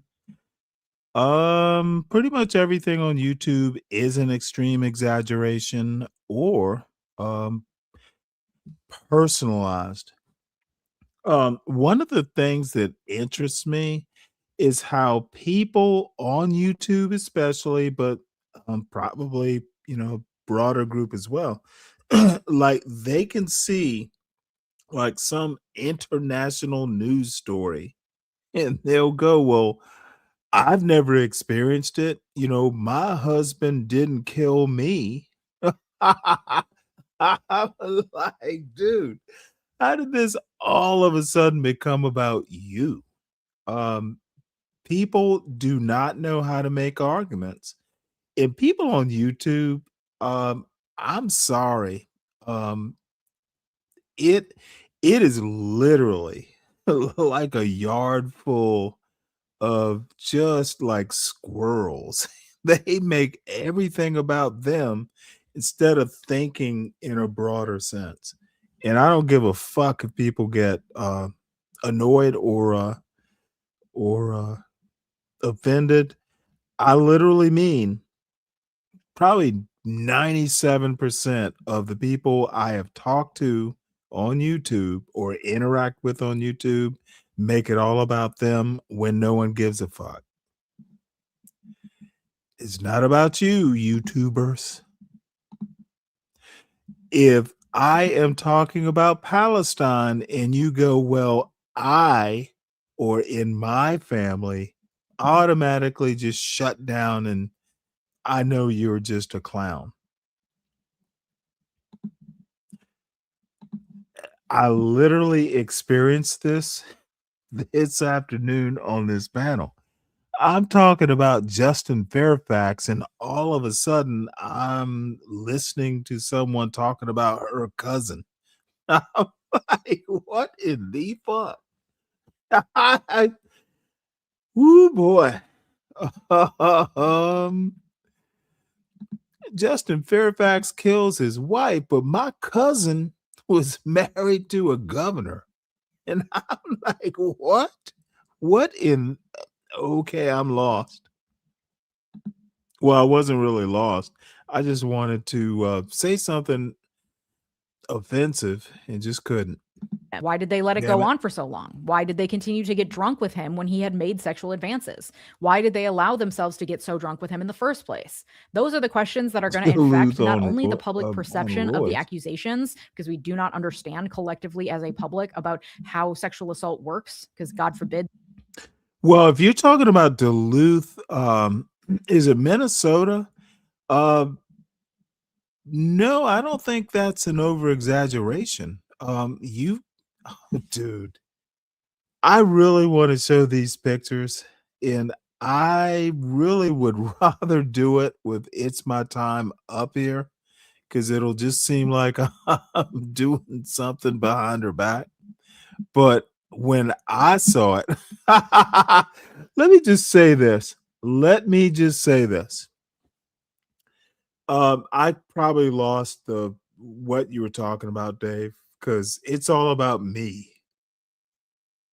See, I'm one of those YouTube people too. So I, look at these shorts and I'm listening. Dude, I was shocked when it's public information. What the fuck? I was I was flabbergasted, and I understand that Minnesota is, Minnesota's Minnesota. Minnesota is for Minnesotans. Charles Barkley doing weight loss commercials. Too motherfucking late now, round mound. Thank God I don't watch TV. Let's see here.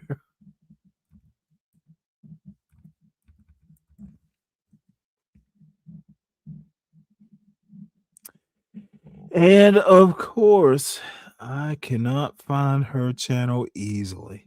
Oh, I know what it is. I think this separates it out.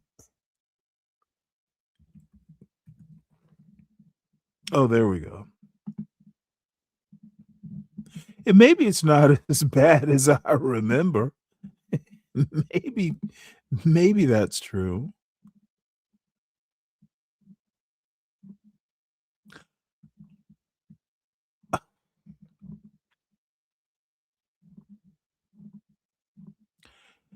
I don't know. Might be that she's taken off a few of them.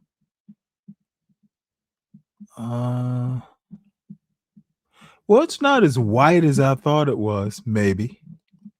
But no, there's some that I'm not seeing right now. But this is one that just stood out. Oh, god damn it. You know what? I forgot. Never mind.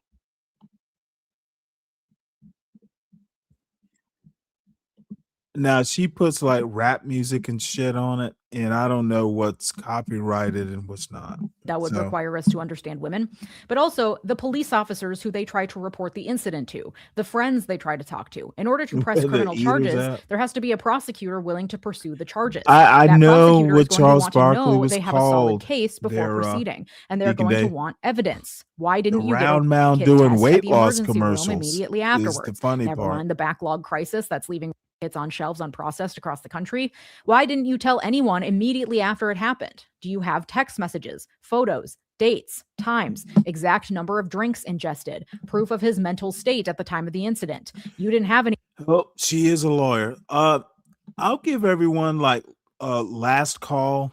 You know, the link I think is posted. If no one wants to come up, it is probably time to end this lovely stream. And I actually did have a good time. And maybe I miss my my my little friend.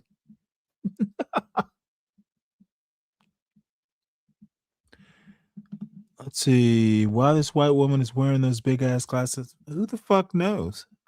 She's on YouTube. Ask her. Get in her DMs, Bobby, because you know you want to.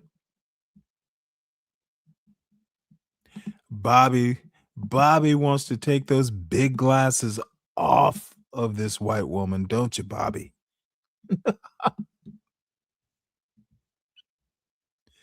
So I will drop the panel link one last time. I feel the energy of the wind out of these sails slowly but surely. Could be just my voice.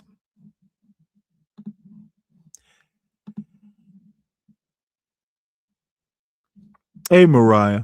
I said hey to you. It's good to see you. You are a pleasure in my chat there, Mariah. Always so cheery. And you know what? I have something better because is Brian Nichols still in the chat?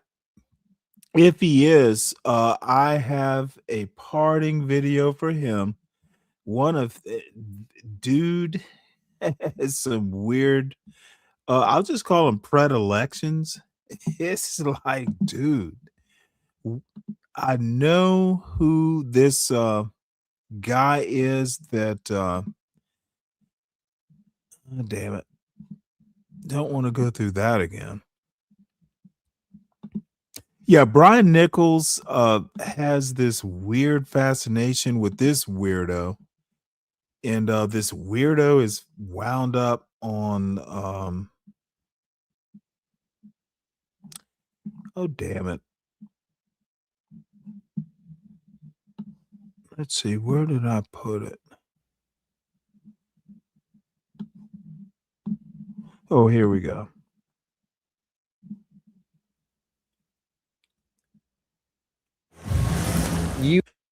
So this parting video is for Brian Nichols,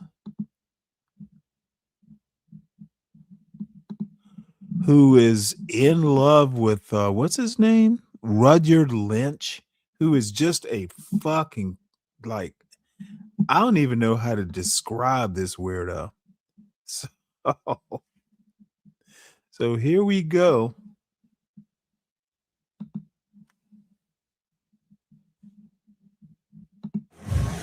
You have a video about the 20th century that I think, lays this out in a pretty compelling way. Yeah. In which you basically say that the 20th century represents a battle between three essentially religious meta stories: Marxism, communism, fascism, yes, and liberalism, properly understood. Liberalism not as in like I'm a super Democrat. Yes. Liberalism as classical liberalism, John Stuart Mill, Adam Smith, people's individual liberty matters. Yes. We should be free to basically live in a relatively laissez-faire society. Yes. That's liberalism properly understood. Lay out the way that interplay sort of happened, and we can use that as like a bridge back to this frightening fascism among your peers, because I think that's a good place for us to kind of start to wrap things up. In horror. The Marxists, the liberals, and the fascists fight each other, and all of them are built inside this implicit thing. Okay, let me just start with this motherfucking idiot. Dude, the liberalism literally is a product of the Enlightenment. It spawned Marxism, fascism, and all this sort of stuff. Dude, he's already starting off wrong. This is why America is fucked up. And actually, I think Rudyard might be British, and Britain's even worse off. Dude, we listen to these stupid motherfuckers.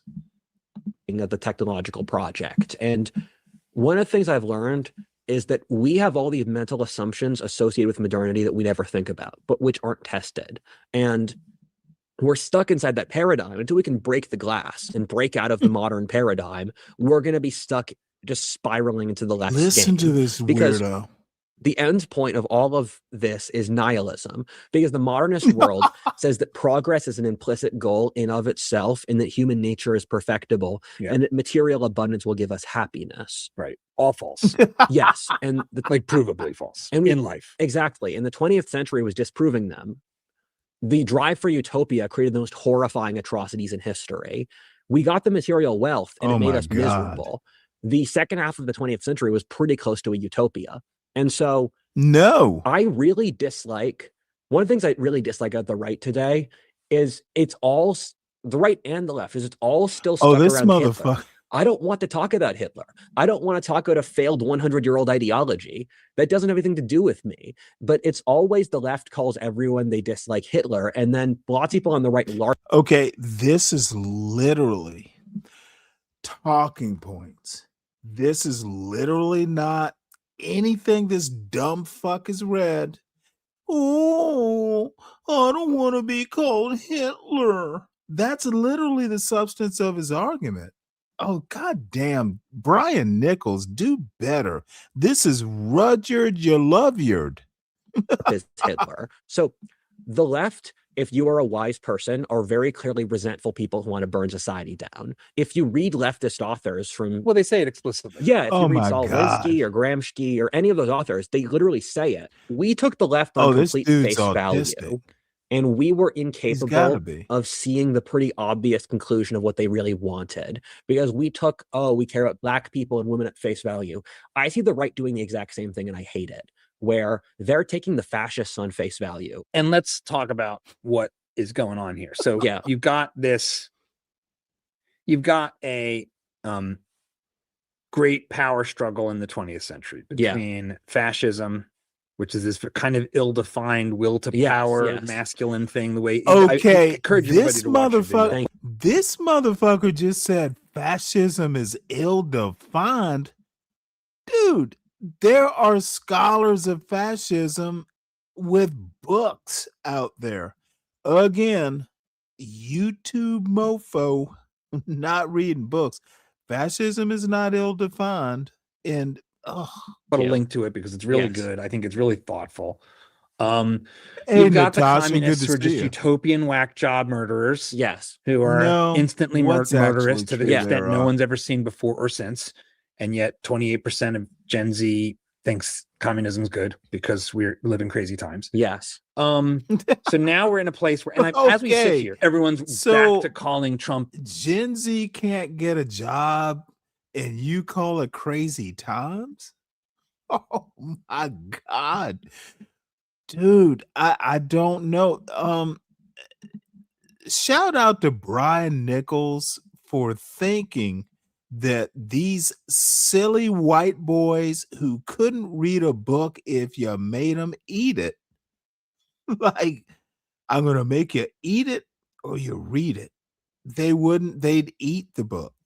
Dude, Brian, if you ever, I don't know if you're still in the chat or if you're not, if you ever bring up a Rudyard that's not Kipling and he's problematic too, I'm just gonna have to mock you. This dude is their talking point intellectuals. The new fascists that were coming up on fascism. Yes. So are they right? Because you're like, I've got a bunch of my right-wing friends want me to watch Hitler propaganda. It's obvious to me, and I realize it's not obvious What to does other Hitler people. have Trump's to very do much with not a liberalism? fascist. There's nothing you can really hang Trump on Other to being a than- fascist. Where he... But is Nick Fuentes in this like weird dark movie? Fuentes, is that how you pronounce his name? I'm waiting for someone to say Nazism was, after all, National Socialism. Socialism's in the name, so socialists in 2026 are descendants. Dude, I'm waiting. Yes. That likes Trump. Are they, is that fair? So Nick Fuentes doesn't like Trump, actually. You know my beef with Nick Fuentes, where I accused him of being fed, and then that got 3 million views. And he dislikes Trump. He also supports the Muslims in Europe against the local white population. So Trump is very clearly not a fascist. J.D. Vance is not a fascist. Mencius Moldbug is not a fascist either. The people who the left calls fascists are not fascists. Mencius Moldbug, There is don't this you know his fascist real name? undercurrent on the right that I'm worried will grow up, and it has this ferocity and this vigor and this virility Who does he that remind me of? it's hard to match. The fascists will come after me because they have the virility, and the rest of us are too much of cowards to say no. And that's what it's how the communists won on the left, because no one stood up against them. And that's what really scares me, because we keep pushing good moral people to be cowards, and then the evil win. And this is one of the feedback loops in our society I really loathe, where if there's a nice, smart, moral guy, and let's say someone insults him and then he beats the guy up, we'd say, oh my God, you're a horrible person for beating this guy up. Then what you've done is you've incentivized the moral person to never engage in basically threatening behavior, while the evil people will do it anyway. Listening, this dude is moronic. Dude, the good guy, the moral guy committed a crime. That is the problem. God damn it, dude. This is second grade. Brian Nichols, motherfucker, if you ever bring up this more, I gotta replay this. Dude, so good guys, if in their moral rage can commit a crime, and if we prosecute them for it, it's discouraging goodness, morality. Let's say someone insults him and then he beats the guy up. We'd say, oh my God, you're a horrible person for beating this guy up. Then what you've done is you've incentivized the moral person to never engage in basically threatening behavior, while the evil people will do it anyway. Okay, if you beat the guy up, that's not threatening behavior. And if good moral people commit crimes, they're no better. Dude, you prosecute people who do crimes. This is literally where MAGA goes. Oh, if a good person commits a crime, you're gonna discourage other good people from doing the right thing. God damn it, dude. MAGA is pure stupidity. People think that Rudyard, whatever the fuck his name is some high class intellectual. Dude, we have got to discourage. And I'm listening to this. What's up, Banksy? Good to see you. I can't do this. Brian, don't ever say this idiot's name again.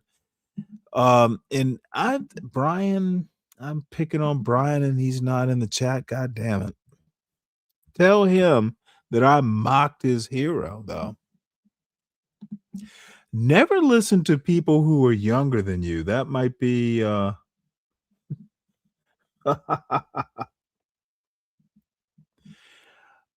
don't know that it's a double negative. It is just they're a criminal. A moral person who commits a crime is a criminal. We're not going to talk about morality after the criminality. No, this dude's name is Rudyard what? Rudyard Lynch. Dave, I think you've mentioned Rudyard Lynch before. You're one of these white idiot loving folks as well. And yeah, Jordan Peterson talks about this. There's actually Jordan below Peterson. the surface of a lot of interactions. There's What's up, dirty dude?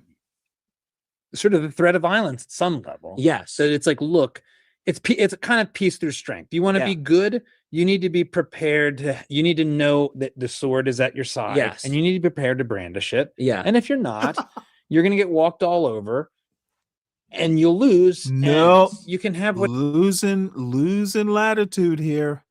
You don't brandish your sword if you're not ready to use it. And Rudyard Lynch just talked about some moral dude beating up a guy.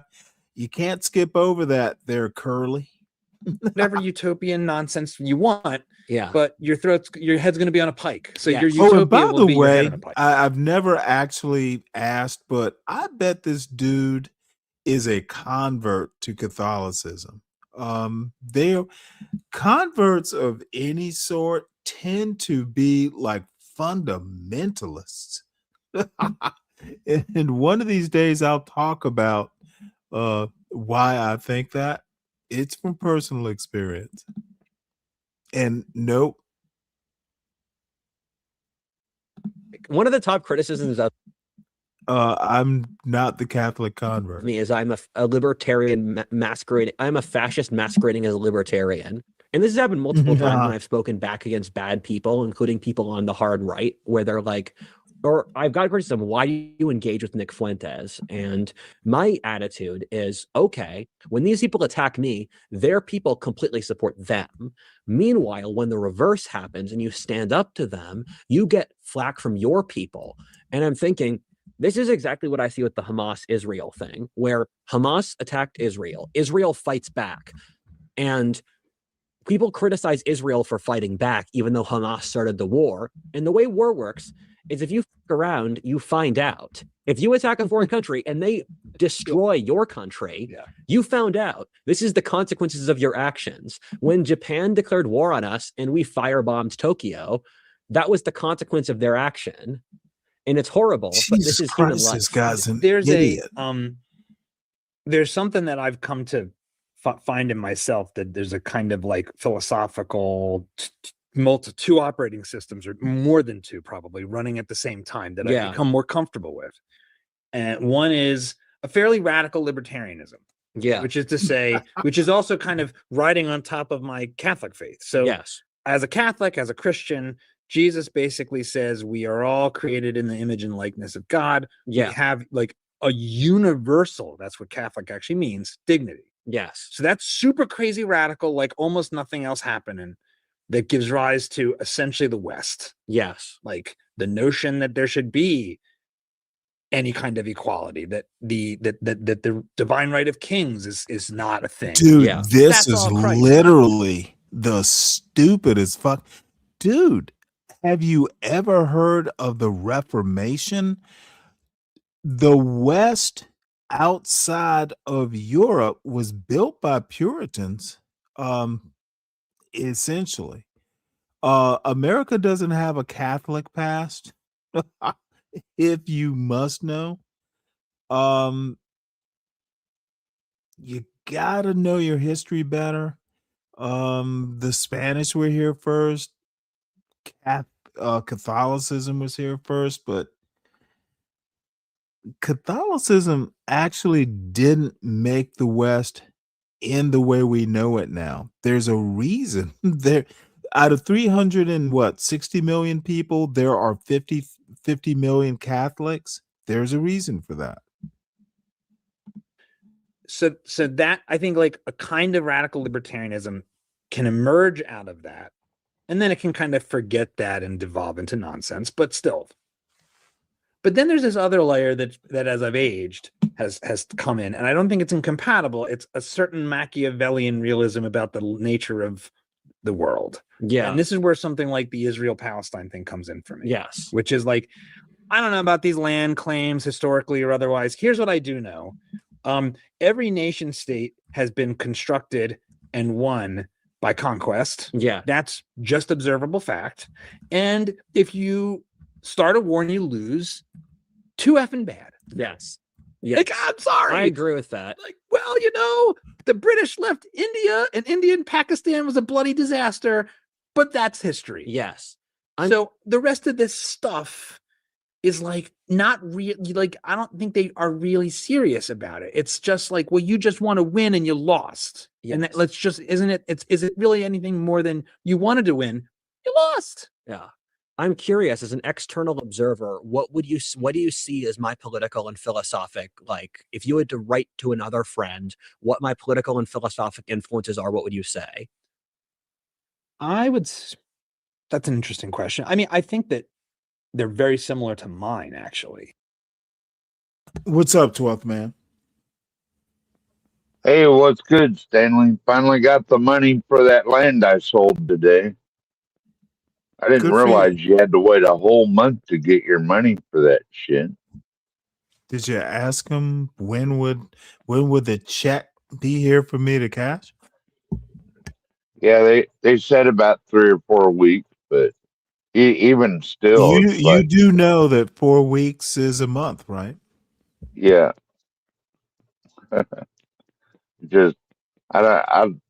It seems like you should, like, when you sell something, you sell it and you get paid right then, but that's not the way it works with real estate, evidently. Okay, you do realize that the way business works, 7 business days, that's kind of the standard. Well, for like cash if they say the check yeah. is in the mail, I mailed the check today. 7 business days, not including weekends, by the way. So not surprising that 4 weeks is a month. Well, actually 30 days. Well, it can be 4 weeks. It can 30, be 31 4 days. weeks, 4 weeks, we assume is a month. There are certain business calculations. 4 weeks is a month, is my point. I think 1 month a year there's 28 days, right? So that's only 1 month a year. Yep. And which month is that? It's February, right?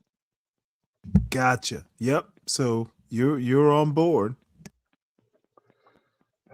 So what we discussing today, anyway, I'm happy I got my money. I didn't come up here to argue little petty semantics, Stanley. No one ever does, but Did you? you know the pedantic in me comes out every time. What can I say?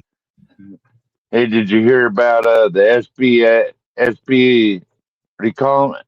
Southern Poverty Law Center was paying extremists to harass black people. Can you believe that shit? No, That's actually, incredible. you even got the indictment wrong. And let me put it to you this way: they've been charged with it. It hasn't been proven, and given Trump's Justice Department's record, it's going to go away. We'll see I'm about not. that. I'm literally not concerned. Trump's Justice Department, they bled the smart lawyers.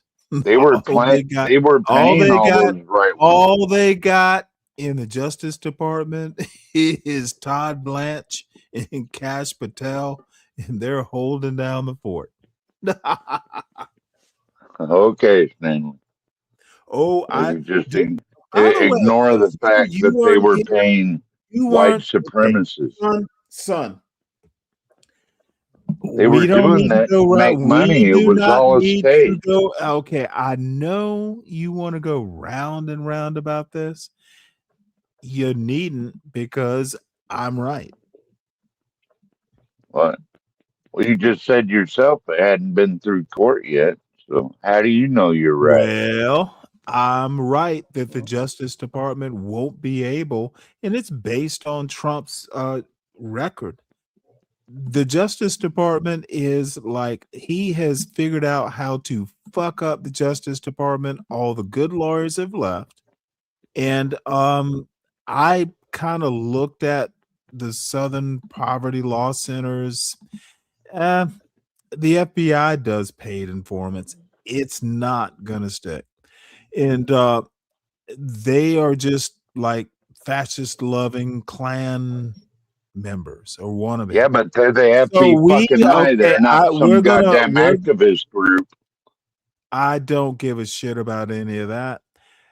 The Justice Department, based on Trump's Justice Department history, he can't even keep a. Now count the Supreme Court wins. How many now? The Supreme Court is okay. The Supreme Court is not the Justice Department. That's the Justice Department. It is no. The Supreme Court is not the Justice Department. No, the Trump wins in the Supreme Court were brought by the Justice Department. Is not. They're still losing. Mostly wins. We just at least nope, admit not that. even. They are not. They are less than 500. Let's they ask lost. Brock. That motherfucker. They lost a whole tariff argument, dude. You don't keep track of these things. That's just one argument. No, you don't keep track of it like I do. You don't keep track of it at all.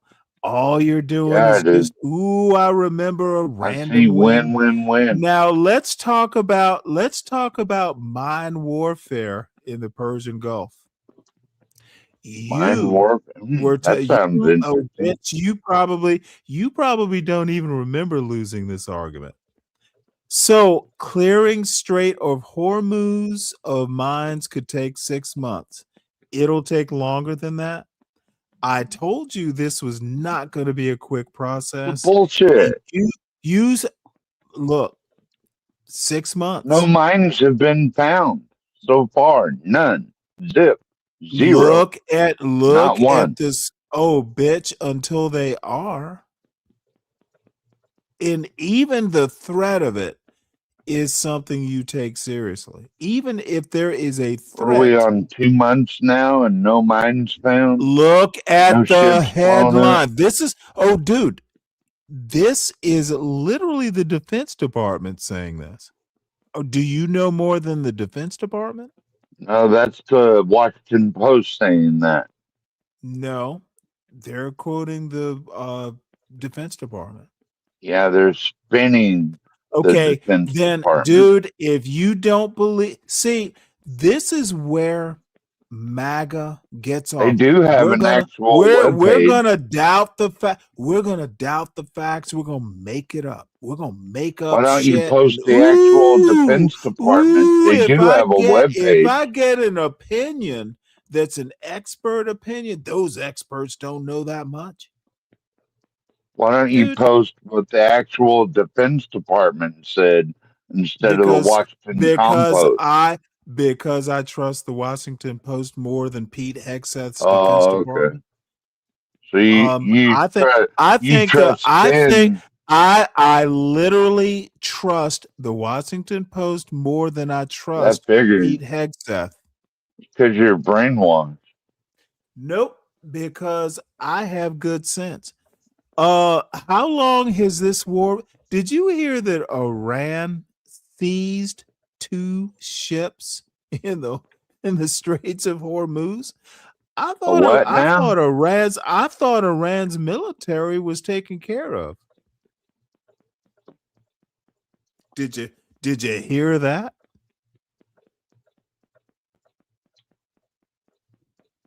Yeah, I don't understand how they're able to attack. Okay, I don't understand how Strait. you can't understand that the Trump administration, and we got more than a The year and a half. ceasefire is bullshit. We should just blow them Okay, up. I don't care about anything. All I have to say is Trump is an embarrassment.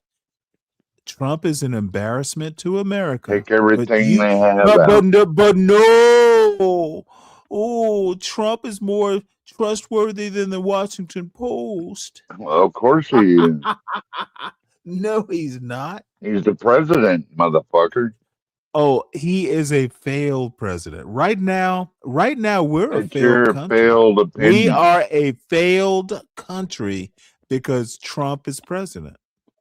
Yeah, I know you want Iran to win, the fucking Iranians are seizing ships. They're like, fuck you. You say our military can't do shit. Innocent Well, ships guess what in the we Gulf, can do? and you salute can that shit. overtalk all you want to talk. Do you want to see the? Oh wait, hold it. If I show you the news story, you're gonna tell me that we can't trust the news, dude. You really can't. Trump went out and beat the dummies down. Y'all believe Trump? Trump is a source of truth. He even named his. I bet you subscribe to Truth Social. Trump even called his social media. His social media platform is Truth. No. Trump actually undeclared now, not even a Republican. The one thing Trump did right is he's identified all the dummies in the country. My mom left the Democrat Party. If you are a Trump voter, I can't take you seriously. My mom even left the Democrat Party. I don't care about your mother. She was a Bernie voter. Your mother is not on this panel. Why are we talking about your mother? Everybody's leaving the parties, man. Why nobody's buying into that shit anymore? About your mother. I used her as an example of how people are leaving the party. Do not you talk fucking about moron. your mother. The topic is not my mother, you fucking idiot. Do not disrespect your mother that way. I didn't do it. Why would you?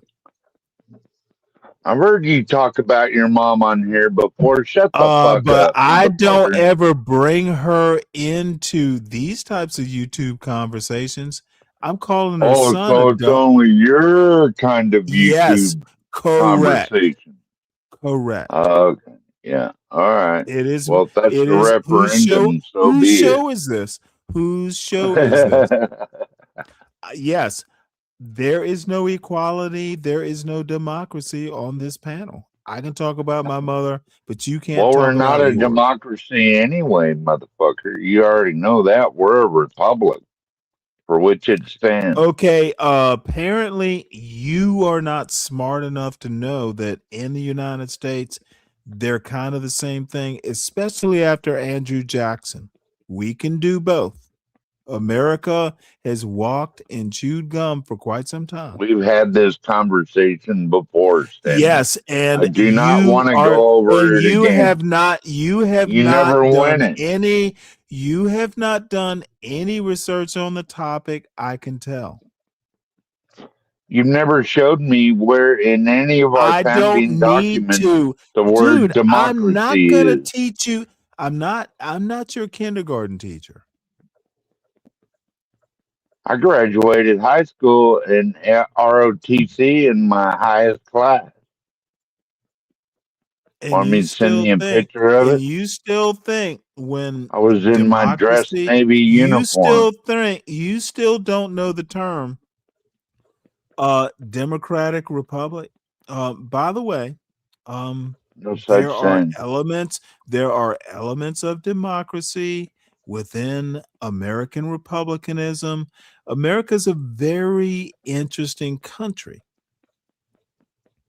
And You know, if you don't let know, me tell if you you why don't it's know not the a history, democracy. if you do not know, it's actually a form of democracy. It's not a direct really. democracy. Voting is the only way that it's a democracy. Other than So that, then it's a there's checks and democracy. balances. If it's the only way we're a democracy, then we are a democracy. Because there's checks and Okay, balances God all damn it. along the Trump man, way. stop struggling. Stay down. I'm not struggling, motherfucker. You are literally struggling. If You're voting makes ridiculous. us a democracy, then what are we? Because that's the only aspect of it. The rest of it is all Then fucking. if the people who are eligible, by the way, You have like to a ignore vote. checks and Okay, balances. you can live You with the ignore checks and logical balances, inconsistency, and it's which is got every to. step of the way of voting. Checks and balances is within every Okay, step. You have to again, file and that's you have to make kindergarten reports. level nonsense. Yeah, okay. Nonsense. You don't even know what it You takes to literally run for said office. the only element of we're a That's democracy. it. The only element. Okay, That's dude, a very small part of it. if you keep over talking, I know how to control that. You admitted we're a democracy, but No, I it's didn't. it's more complicated than that. I will give you that part. We're a democratic republic. But it doesn't say democracy anywhere in any It of our doesn't say founding documents. republic either. Yes, it does. Except in the Pledge of Allegiance. Declaration of Independence, asshat. Nope. It says it in there. And by the way, at the time, you failed history. Okay, no, let me help you out because Andrew Jackson. And by the way, you haven't heard of Andrew Jackson. You haven't heard of the Constitution. You haven't heard of the Bill of Rights. You haven't heard of Yes, the I have. 15th Amendment. No, you What are have you talking about? no clue how to integrate the information past the Declaration of Independence. You are just a white trash version of Clarence Thomas, quite frankly. You just said that that wasn't in the Declaration of Independence. Now you're saying it is, that republic is indeed in the Declaration of No, I'm Independence. saying America became more We're a Republican democratic. Republican Dude, form I'm of government. trying to explain this to you. In democracy, neither democracy nor republic are in the Declaration of Independence. Says we are a Republican form of government, is what it says. Where? Well, bring up the link. We became more of a democracy after the Bill of Rights, for one thing. If you didn't notice, even the state conventions were a little bit Democratic. And after Andrew Jackson, it became a lot more Democratic. And we've been moving more Democratic ever since. Unfortunately. Okay, dude, if we were a true republic, people like you would literally have no voice. Did you not? No, Do you not Republicans freed the slaves, remember? Okay. What do you mean What we does it? wouldn't have a Okay. voice? Okay. Republic and Republicans are not synonymous. Yes, they are. Okay. Same party. You know what? Same platform. Okay. Do you know what a republic is? Yeah. What is it? It's a Republican form of government, just like it says in our So the founding document. Republicans are not the government.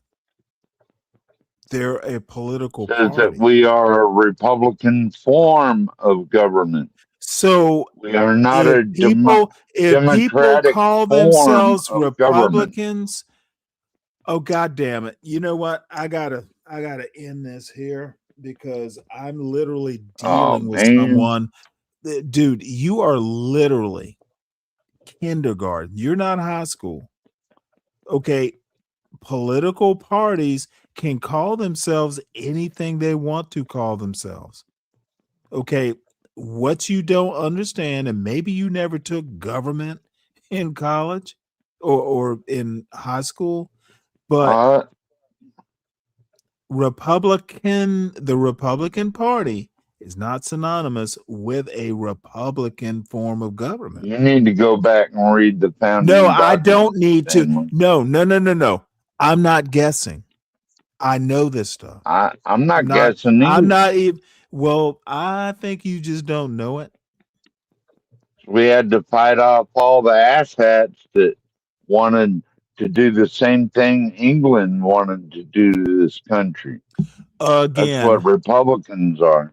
Nope. Same people who fought the fucking that's just tyrants of England off. That's like the sort of shit you hear on 4chan. The truth. No, it is not the truth. It is literally myth. This is 4chan version of history. Yeah, okay, Stanley. Keep playing it's not a Republican. Dude, it's what I do. This whole channel is about politics, history, and culture. It's what I do. And I know you're itching. On these sorts of things, it's rare that I'm wrong.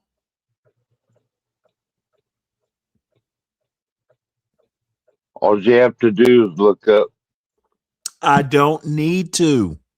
I don't. Yeah, I you honestly don't. No, I literally don't. Go back and read the founding document. You'll see it. No. Republican. They might have took it out in your public school. Bitch, this is what these goddamn idiots do. They talk constantly so people who know shit can't get a word in edgewise. Okay, what you don't understand is the Republican Party didn't even exist before 1850. So what you're associating the Republican political party is not a Republican government. Want me to read it to you? Is that what you want? Okay. Did the Republicans write the Declaration of Independence?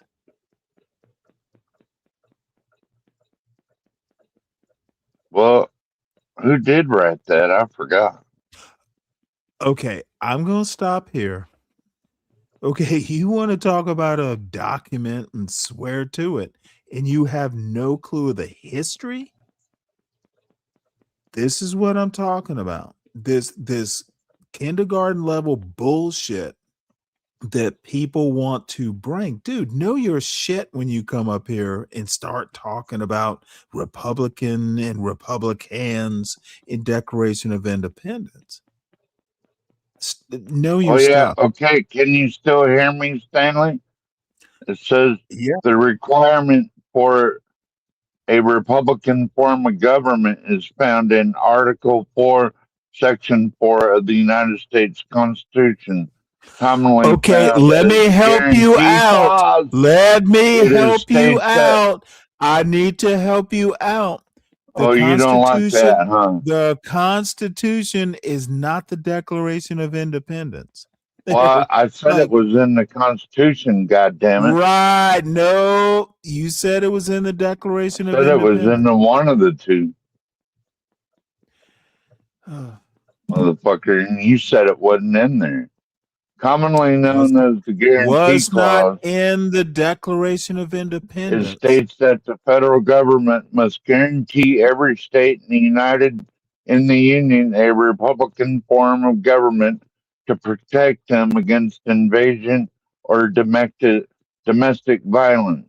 Hey, Key dummy. details. Even if I just humor you, so every state has a Republican form of government, but the federal government doesn't, correct?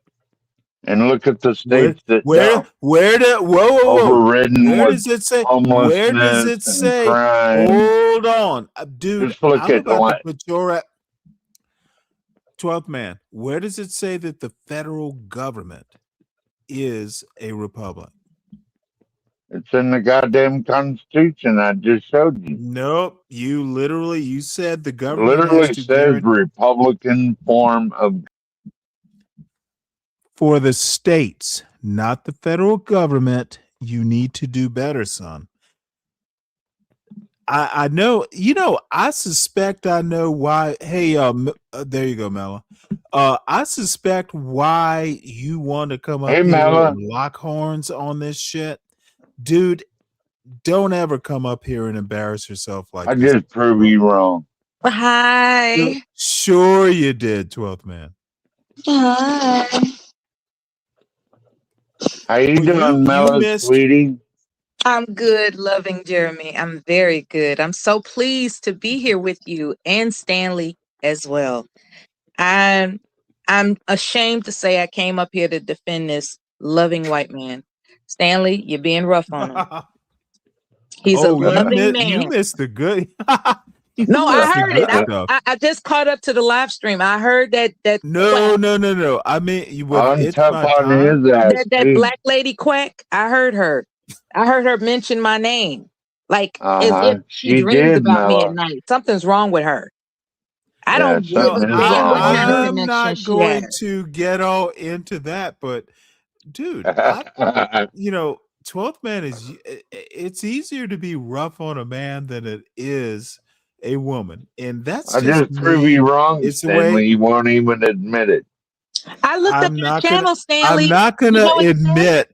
I'm not gonna admit a fallacy. Of course, I'm not wrong. You know what I'm it? sorry, Mela.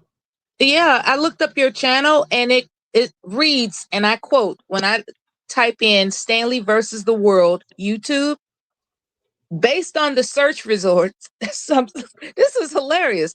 Stanley versus the world. This channel is associated with the ultimate debate showdown format and features content labeled with Stanley versus the world. And it also goes further into mentioning that you're undefeated.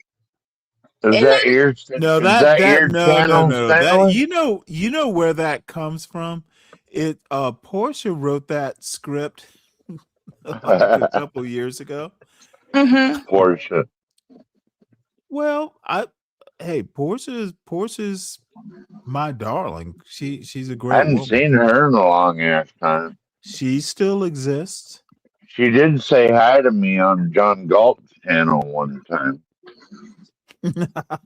Well, I look, love no, Portia. there's a whole Portia can do no, no she, wrong. you I'm know, sorry that she, you had that experience. well, basically, she just talked me up. And again, the concept of Stanley versus the world was hers. Because she's awesome. Well, yeah, she's like, well, you'll just argue against the world. Shit. As far And that chance, I'll be the first. I still like John Galt, but I'll be the first one to say that channel has not been the same since Portia left. yeah, Portia is the Barack Obama of Black women. She was the rock of that channel. I mean, my She was the goodness. Like, rock. is there anything Her and she can't do? HB and If I had a American daughter, Men. I would want her to be That's Portia. where it all Okay? started. I'm so impressed Like- with her. Seriously. American Man was never part of that channel. He was he came up there for a while. Okay, Latino for motherfucker, Trump. he was not in the what would I call it? The No, he council. just come up on panels. Stanley. Yeah, That's all American I'm saying. Man. As a matter of fact, he drifted through here and disappeared. Yeah, I guess I don't know what he's doing. No, he drifted I see him through on here Gospel tonight. Bob. He drifted through here like tonight. I don't know where he's gotten off to. I guess he's been busy. Yeah, perhaps. I seen him live on the Gospel of Bob, and then I think I seen him on Mo Love's channel one night, and then I've had some intense Probably shitting on Mo Love. And anyway, what I was saying American was Man like, loves I shitting adore on. Mo Love. You know I what? adore As a her. matter of fact, by the way, and you should remember this too. The first time I ever talked to American Man, and maybe you too, Mella, y'all were on the same panel. You remember when he just, oh my God. He was so just, unruly. oh my God. And I had to like kind of hop in. I kind of defended you. Yeah, At least tried to. that man can he really just get down. it surprised me how barbaric he was. Yeah, he's surly. seemed like almost everyone got their own he's channel surly. going now. Stanley. He is a lot. He is almost like a totem for like these MAGA folks. American Man, he has a chip on his shoulder. Mm-hmm. And it's like, dude, I'm sorry you make a lot of money doing what you do. If you don't know philosophy, that's fine. That's why He's just an old retired plumber now. It doesn't make any, never mind. Okay. Okay, who give 12th Man? Sometimes you just don't get it. You're just he's a loving you're man. just an old retiree too. One of these days you're going to read a book. One of these days you're going to read an American history book and you'll surprise me. I got one. I schooled you on the Constitution today. I wish I was on your property. I'm afraid you didn't. 12th Man. I wish I was on your property because tonight, as well as yesterday, was I don't know if I'm pronouncing it right, but the Borealis, when the Northern Lights. Oh my goodness. You are in Alaska, correct? Yeah. Well, you do know that doesn't just happen in Alaska, right? No, there are other places to view it in the north. Not as good. Not as brilliant as Alaska. He probably doesn't see it down south where he is. Is that right? I looked at where it's I see him here all the time. That's what I'm saying. He's not thrilled by it because it happens all the time. He's in the Florida. He's in the Florida part of Alaska, huh? And he still gets it though. He still gets to see it. No, he doesn't. What I was trying to say earlier is like Stanley's got his own show now, and like Latino's got his own show, and all these other people got their own show. You got Like, your and a own lot of show them too, right? started from the Don't you have a Portia channel, 12th John man? Galt channel. Yeah, I have a 12th channel, but man, don't you have a channel too? yeah, I do, but I'm not out there for likes and looks and all that. It's more just Oh, a you're just not small out there. documentary for my family when I'm gone. That's all it's for. Oh, Stanley, I did recommend the book by Bell Hooks to my child. I heard you mention how people are familiar with Bell Hooks, and I thank you for that recommendation that I was eavesdropping in listening to your live stream today. Thank you. You're like, these Well, people you can't know quote what? Bell I Hooks. actually had I was a like, who the hell is Bell Hooks? look, Nika Giovanni's better. Because she's a poet. And you know what? I actually got to see her talk live once.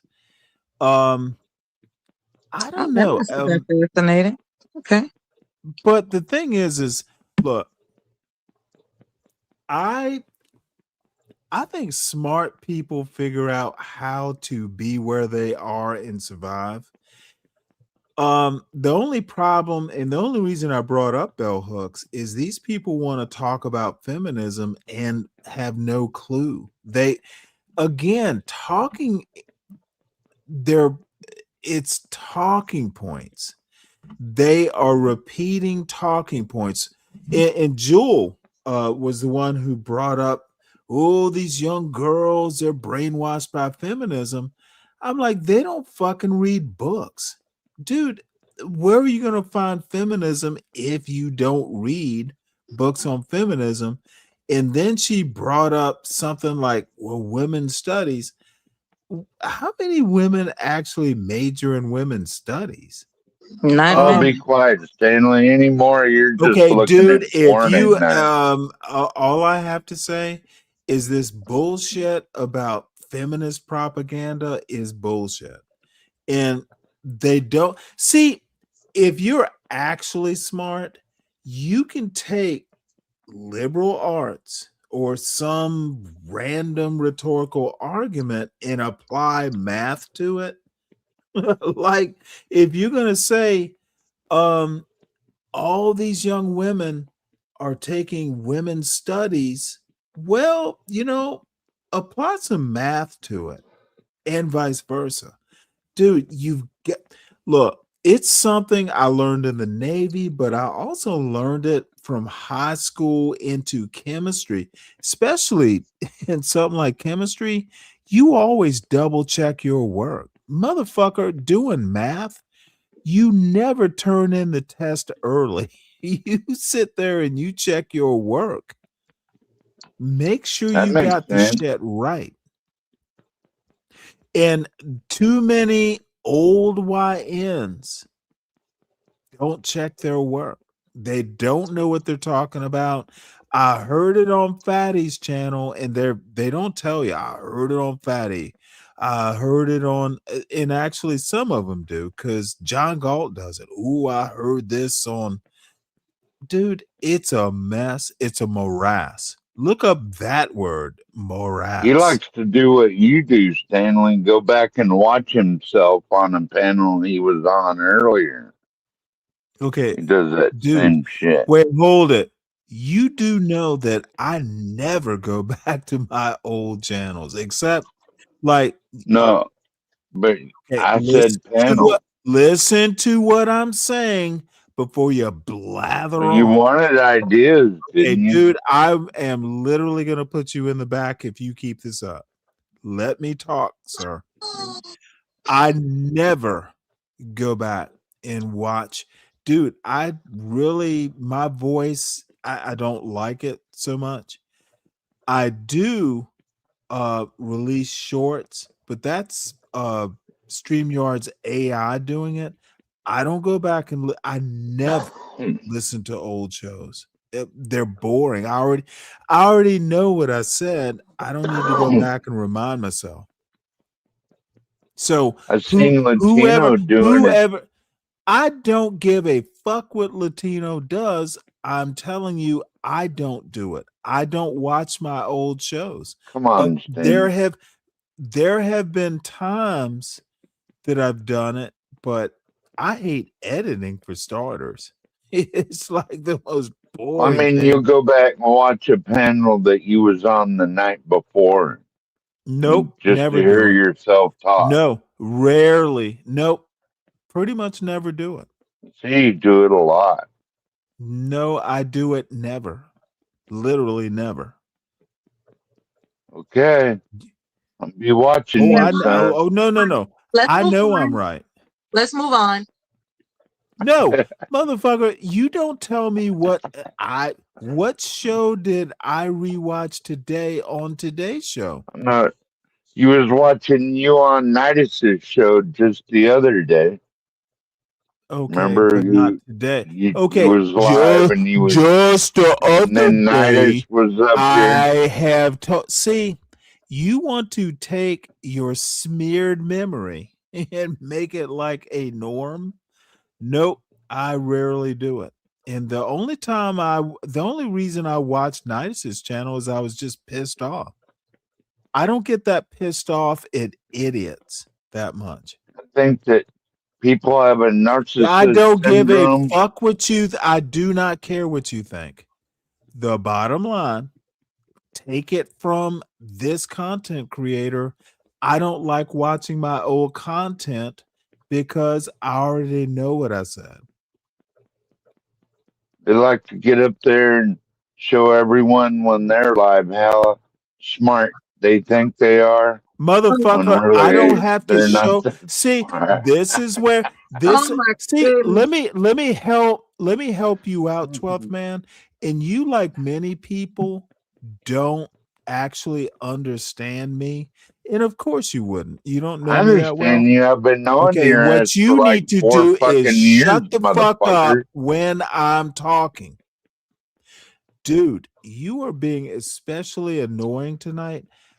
I showed the United States Navy. They took me, commissioned me, let me lead.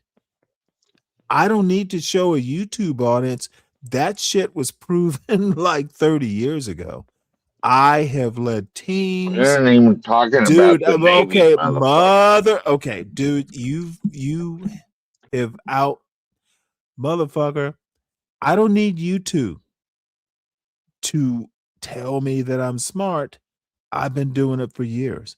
The Navy, dude,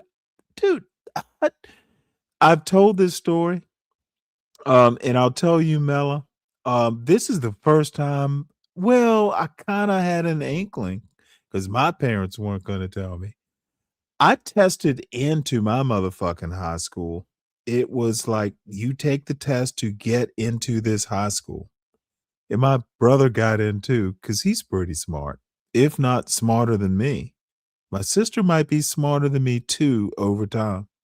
But dude, I was 10th highest in the city, like 500 Catholic boys took it. I was number 10. And guess what? I was the dude. They treated me like royalty because that I remember telling my father, because I had a cold when I took the test. This is the surprising thing, even to me. So my father drove me out there, and he's like, "Well, how do you think you did?" I literally told him, probably didn't do well. I'm not feeling well." So about a month later, Sister Lucy comes up into my 8th grade and goes, "Stanley Cross, stand up." I remember those words. And I was always in some sort of trouble. So I'm like, oh, fuck.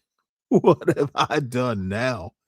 And she broke the news. Dude, I was kind of, that kind of, let me know that, hey, I ain't chopped liver. So I don't need some weirdo on YouTube to tell me I'm smart.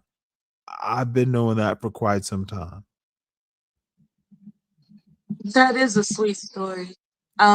Well, no, I've also been some Some girl in 8th grade also said, Stanley, you're so conceited. So I've also known that part since 8th grade. And yeah, I try and temper it, but I'm not gonna brook bullshit from some know-it-all who doesn't read books. Sorry. I can And totally. I'm not gonna baby some racist. Yeah, I can relate to the testing, because in Chicago they have what's called selective enrollment high schools. This is a public education, of course, but there are certain schools that are special. Let's just put it that way. And you have to test to uh, prove yourself worthy to have a seat at that school. It's really a beautiful experience for those that can test to get into it. So I'm glad to hear that you tested, at the top level. Well, it's totally by accident. Because you weren't feeling well. That's what and to look back on it now, do you imagine what you would have accomplished in terms of ranking had you felt optimal? No, I probably would have gotten the same score. I mean, a little sniffle isn't gonna change your IQ. Amen to that. No, that's right. A little. I mean, I wasn't vomiting. Yeah, thank goodness. But at like 13 or something, it's at least in Savannah, the weather tends to be good. It is a little annoying when you got a little head cold. It can be annoying. So anyway, it all worked out well. Bottom line is I'm not gonna let some motherfucker, some weirdo who hasn't accomplished things, and everyone accomplishes things, but dude, don't compare yourself to other people. And I cannot figure out that's the other thing on YouTube that I can't understand. Dude, we're all successful. If you have time to spend this much time on YouTube, you're doing well. You're not working. You got that right. Being independently It's wealthy. like, is a beautiful thing. motherfucker, if you can spend all this time on YouTube and do these panels, oh, you're doing well. Yeah. Why compare? Well, you have another guest. I'm going on mute. Oh, yes, it is Mike 123. What's up, P? I don't know, P. Mela, how you doing? You didn't have to mute up. I'm respectful tonight. I'm terrific. I wanted to find out whether or not you listened to the video Stanley was kind enough to share with us. This woman, I'm trying to remember her name, Stanley, but she was not narrating it herself. I remember that was the complaint you made. It's like usually she narrates her own essays. This one she didn't. So I was listening. It was in relationship to how the lieutenant governor offed himself and his wife. Oh. Yeah. Yeah, that's look, let me do What's this. her name again? Stacey Patton. She is funny as hell. And I will put her link in the back. By the way, I always put, most of the links, and I do a lot of audibles where I'll add links or think about something, but no, most of the links I show are in the show notes. But Stacey Patton, she is all that, and she has a Substack. That's how I know about her. So let me find her link, and we can certainly listen to that again. And she's pretty too. Well, I'll be the judge of who's pretty and who's not. Right. You have that. Will you now? Will you call it Sugarfoot? Quit trying to use my lingo, Stanley. I'm gonna have to charge you a little something for that. If she's pretty, I'll call her Sugarfoot. I just might call her Sugarfoot. Is she pretty in my eyes? You guys are tickling me. I don't do no tickling. I can't feel you. Okay. Oh. All right. Well, I'll just start this over. Yeah, it's Now a I see. phenomenal Oh essay. shit! This is interesting. So this is her class. She teaches at Morgan State. Mm-hmm. And goddamn, that's what these women look like at Morgan State. Holy cow! But anyway, let's see. He said, "Holy cow! You're not the judge of nobody. You can't Yeah, judge it. You don't know a good looking woman from a okay, good looking bitch. woman." I'm talking on my own channel. These are lovely young ladies. Why did you say what? Why did you make the derogatory remark if they were good looking young ladies? What was derogatory? What you thought? Holy cow was derogatory? In my eyes, and you haven't showed the people the picture. Well, your eyes are mighty clouded. Well, you haven't showed the people the picture. Okay, let's listen to what Bella wanted to listen to, Yeah, because Mike, he you're didn't say obviously they are cows. He said holy cow. like There's a holy Mela, I cow, would holy prefer for shit. you to stay You've never inside the heard box. someone Don't say, jump wait, out. hold it. In your life, you've never heard anyone go, holy cow? Well, no, not where I'm from. Okay. Yeah, You're it's from astonishment. you're from Texas and no one says holy cow? I'm from the What- hood. I what just it- ain't heard it. Oh, he's from the hood. Okay. Okay. I don't And see, Miller, the accept way that you say, either. "Oh, he's from the hood," you What know, it- like you just better Wait, than hold me it. because you was in the suburbs. You have You my act like you Lord. better than me because you grew up in the I suburbs. am fully aware of what the hood is. I'm fully aware of that. But You I have my was raised in the hood, but I didn't come Motherfucker, out are hood. you wait, you were raised in the hood and your mind is still there apparently. You haven't lived No, I outside of said the that hood? because you know the way Miller just said, I'm "Oh, from the hood, you know, so she trying to jump everything out the I'm little gonna box here." blame it on the hood. I'm gonna blame it on the hood. Stanley? Victim, hey, Miller acted victim like she was just complex. better than me because she was in the Victim. suburbs. When I No, think that's about not what the I hood, heard. Silver when I think spoon in about her the mouth. hood, I think Silver about spoon. broken glass everywhere, people pissing on it. You know, I think about that Rappers Daddy's little Delight girl. song. You know, so in your formative years, if you're walking around looking at dirty alleys and all that shenanigans, you know, that's impactful. Well, You know, not every hood has dirty alleys and all this shit you talking, Miller. Now you know I that's not bet true. the You know lawn. that's not true. Okay, did you have lawn care? Cause you stay in the Did hood you have too. lawn care? You stay in the hood too. You just have neighbors. I do not Put it stay in the together and say hood. neighborhood. I'm gonna tell you something, okay? While you are seeking my attention, I will no longer give it to you. Well, I'm not End of seeking. Miller, you came at me, you asked me a question, and I responded, and then now you're trying to act like Stanley is what you're doing.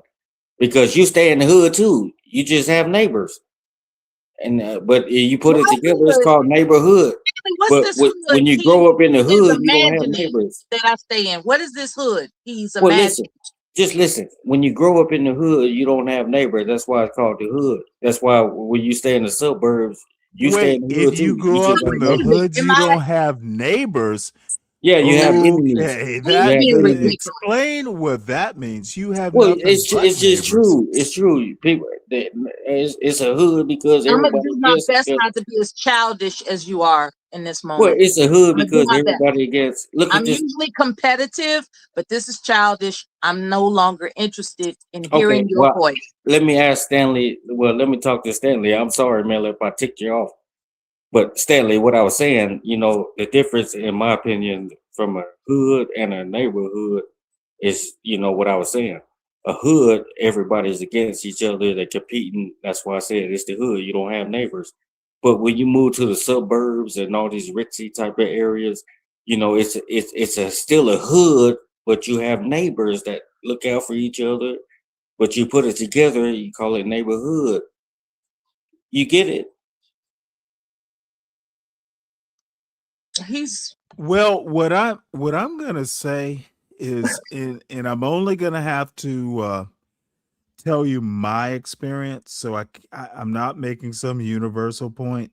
Good people always do well. Period. Um, be an asshole. You're gonna have asshole his neighbors. But did you kind of get to what I was coming from, or did it just sound stupid to you? Like Nope. everything else? I that's why I responded the way I did. I can't, my experience is different than yours. If that's your Well, we know experience, that. then how am I gonna I'm sorry, what? I said, well, Now we know you're your experience. You, Stanley, you ancient. I'm modern. I'm modern. You know what dude, bothers me, keep Stanley? thinking, well, let me ask you a question. Hold on one sec, Mella. Motherfucker, my son, I'm ancient, and my son is way younger than you. He's having a similar Oh, experience. see, now we're not gonna bring your son because you know how that's gonna go. No, what I'm saying is that my son is having a similar experience Well, to me. that's fine. You call Fine and me dandy. ancient, my son is not, and he's having a similar experience Well, you're older as than dirt, I in my do opinion. at his age. Stop it. In my opinion, you're older than dirt. Let's hear the lady so Well, she don't in get my triggered. opinion, you're dumber than dirt. Oh, damn. Look, Let's hear rather Miller's. be I'd I rather be was trying to older use than an dumber. analogy is what I was trying to do, but y'all didn't get it. No, Apparently, y'all motherfucker, didn't you get it. bring that shit on dumber yourself. than dirt. Dude, I am not going to take that shot No, I'm without saying as far as the firing back. hood, I'm saying I tried to Mella, use the you're the analogy as Mella. far as the hood and then the Was I neighborhood. too mean in saying that? I tried to use the analogy, You said that I think I'm better than him, and I resent That's that. true. You think you're better than a lot of people. When you come up I here, do not. Well, just tell well, that's him true, Mela. When you come up here, you better talk as in down on people like smarter. you just better than. If what you mean by better is smarter, then guilty. Well, when Mela comes up here, she thinks she talks down on people and she Dude, Stanley, do it. Hey, use she the controls tools you. that I She look. controls This you. is hey. Let Like, me are tell you you really something, trying Mella. to tell me what I think? Is that what you're doing? You're telling me what I Play think. no. Play Yes, the that's what long I'm doing. game. Yes. Play the long That's what game. I'm doing. Play the long game. Dude, let me tell you a story, and I might have to go find this show since we're freeform now.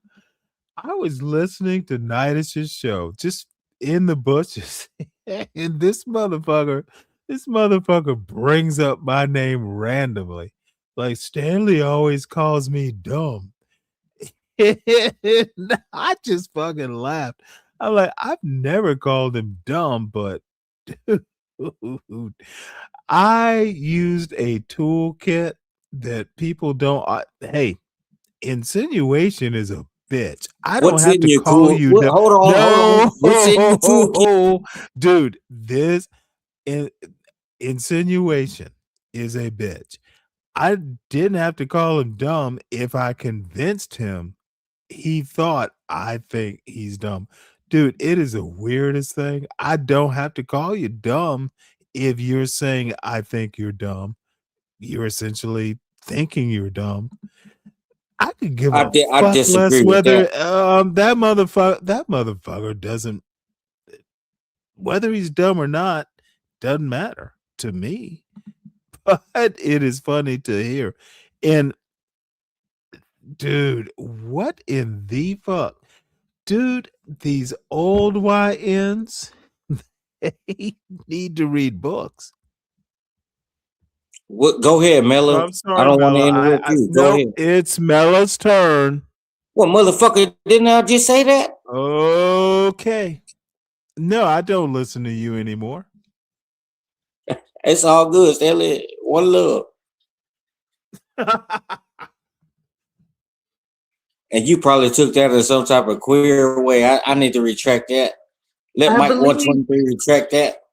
I believe you were about to play Mela, video. with all due respect, give me a second here. Let me tell Stanley so his mind don't get to wondering. Prove what? To prove what? What the heck are you doing? Just be quiet and learn something. See, you're not gonna talk to me like that, Mela. Real, you're not gonna talk to Mike What the hell is 123 wrong like with that. you? See, you losing your mind, Mela. You already think you're better than somebody, and then now you want to act like this. Now you want to act like this. He wants me to step outside of dignity. That's what he wants me to do. They want Mela the thinks honorary. she's They just want the superior to belligerent. everybody. That's They exactly want what he the wants. belligerent Mela, and he Yep. misses it. He misses my belligerence. That's what Well, he you're misses. always belligerent, Mela. You're Well, always shit, belligerent. for that matter, he misses my belligerence. Well, she's always belligerent. You know, she talks down. She's better. She's better than everybody. She's better. Well, she's better than. Well, let me agree with your assessment. She is better than you. Well, motherfucker, we know that. That's because you got the well, if goddamn. we all know she's better than you, Well, we know that why are you because you have why a are clicker you in your bitching, hand. You son? can put me. Why are you bitching, son? If we all agree. No, I'm just trying to prove. Well, I'm not trying to Well, did prove. somebody piss in your grits, boy? I'm just trying to. I'm just trying to ask Mela in a whole roundabout way. Stop Why asking does her she? the same question over and Why over does and over. Why does Mela feel like she's better than she could just down talk Because everybody and come she up here? is. Let Because her nobody speak it. pissed in my grits. That's why. So I I've don't never had understand. You know, pissy grits. Mela, you know you're a fraud. You know that. You like that one, huh? Mela, I think That you was need to shocking. come That up was here for shocking. attention. I can't even imagine somebody contaminating someone's food. Like She that just thinks feels she's better than just that's crazy to me. everybody. I have as a matter of fact, I got a compliment about my integrity when it comes to preparing food, that I could be trusted blind. Like a blind person can trust me with their food, no matter how honorary they are, no matter how disagreeable or unappreciative they are. I take food seriously. I get that from my grandmother. Food is a gift, and God is watching you when you cook it. And it just always stayed with me to, no matter how disappointed I had been in a relationship, what was not going to happen was contaminating somebody's food. Like that, to me, that's an abomination. I can't imagine. So yeah, that threw me back. Pissing in grits. I'm like, oh my God. Somebody called the law. That's It crazy. was just like, what happened? Did someone do it? Yeah, he sounds like, You never heard like piss in your Wheaties? no. Man, nobody had never heard of that shit. Come on, Yeah, well, Stan, what the fuck is wrong? That's because neither of you are from the South. Grow up. I'm born in the South. Grow up. No, you don't sound like it. You think Georgia is the South, Stanley? The South and the hood are two well, different I don't things. think it's the heart. Mela. I don't think. Hold on, son. And just for the record, I'm not your son. Shout out to Mariah. Shout out to Mariah. I think South Carolina is the heart. Excuse me. It's okay. We're gonna breathe through our nose and out through our mouth. No, I'm. Nah, I choked him up on that. I choked him up on that. A sip of I beer. choked him up, and we gotta be honest. Okay, so here we are.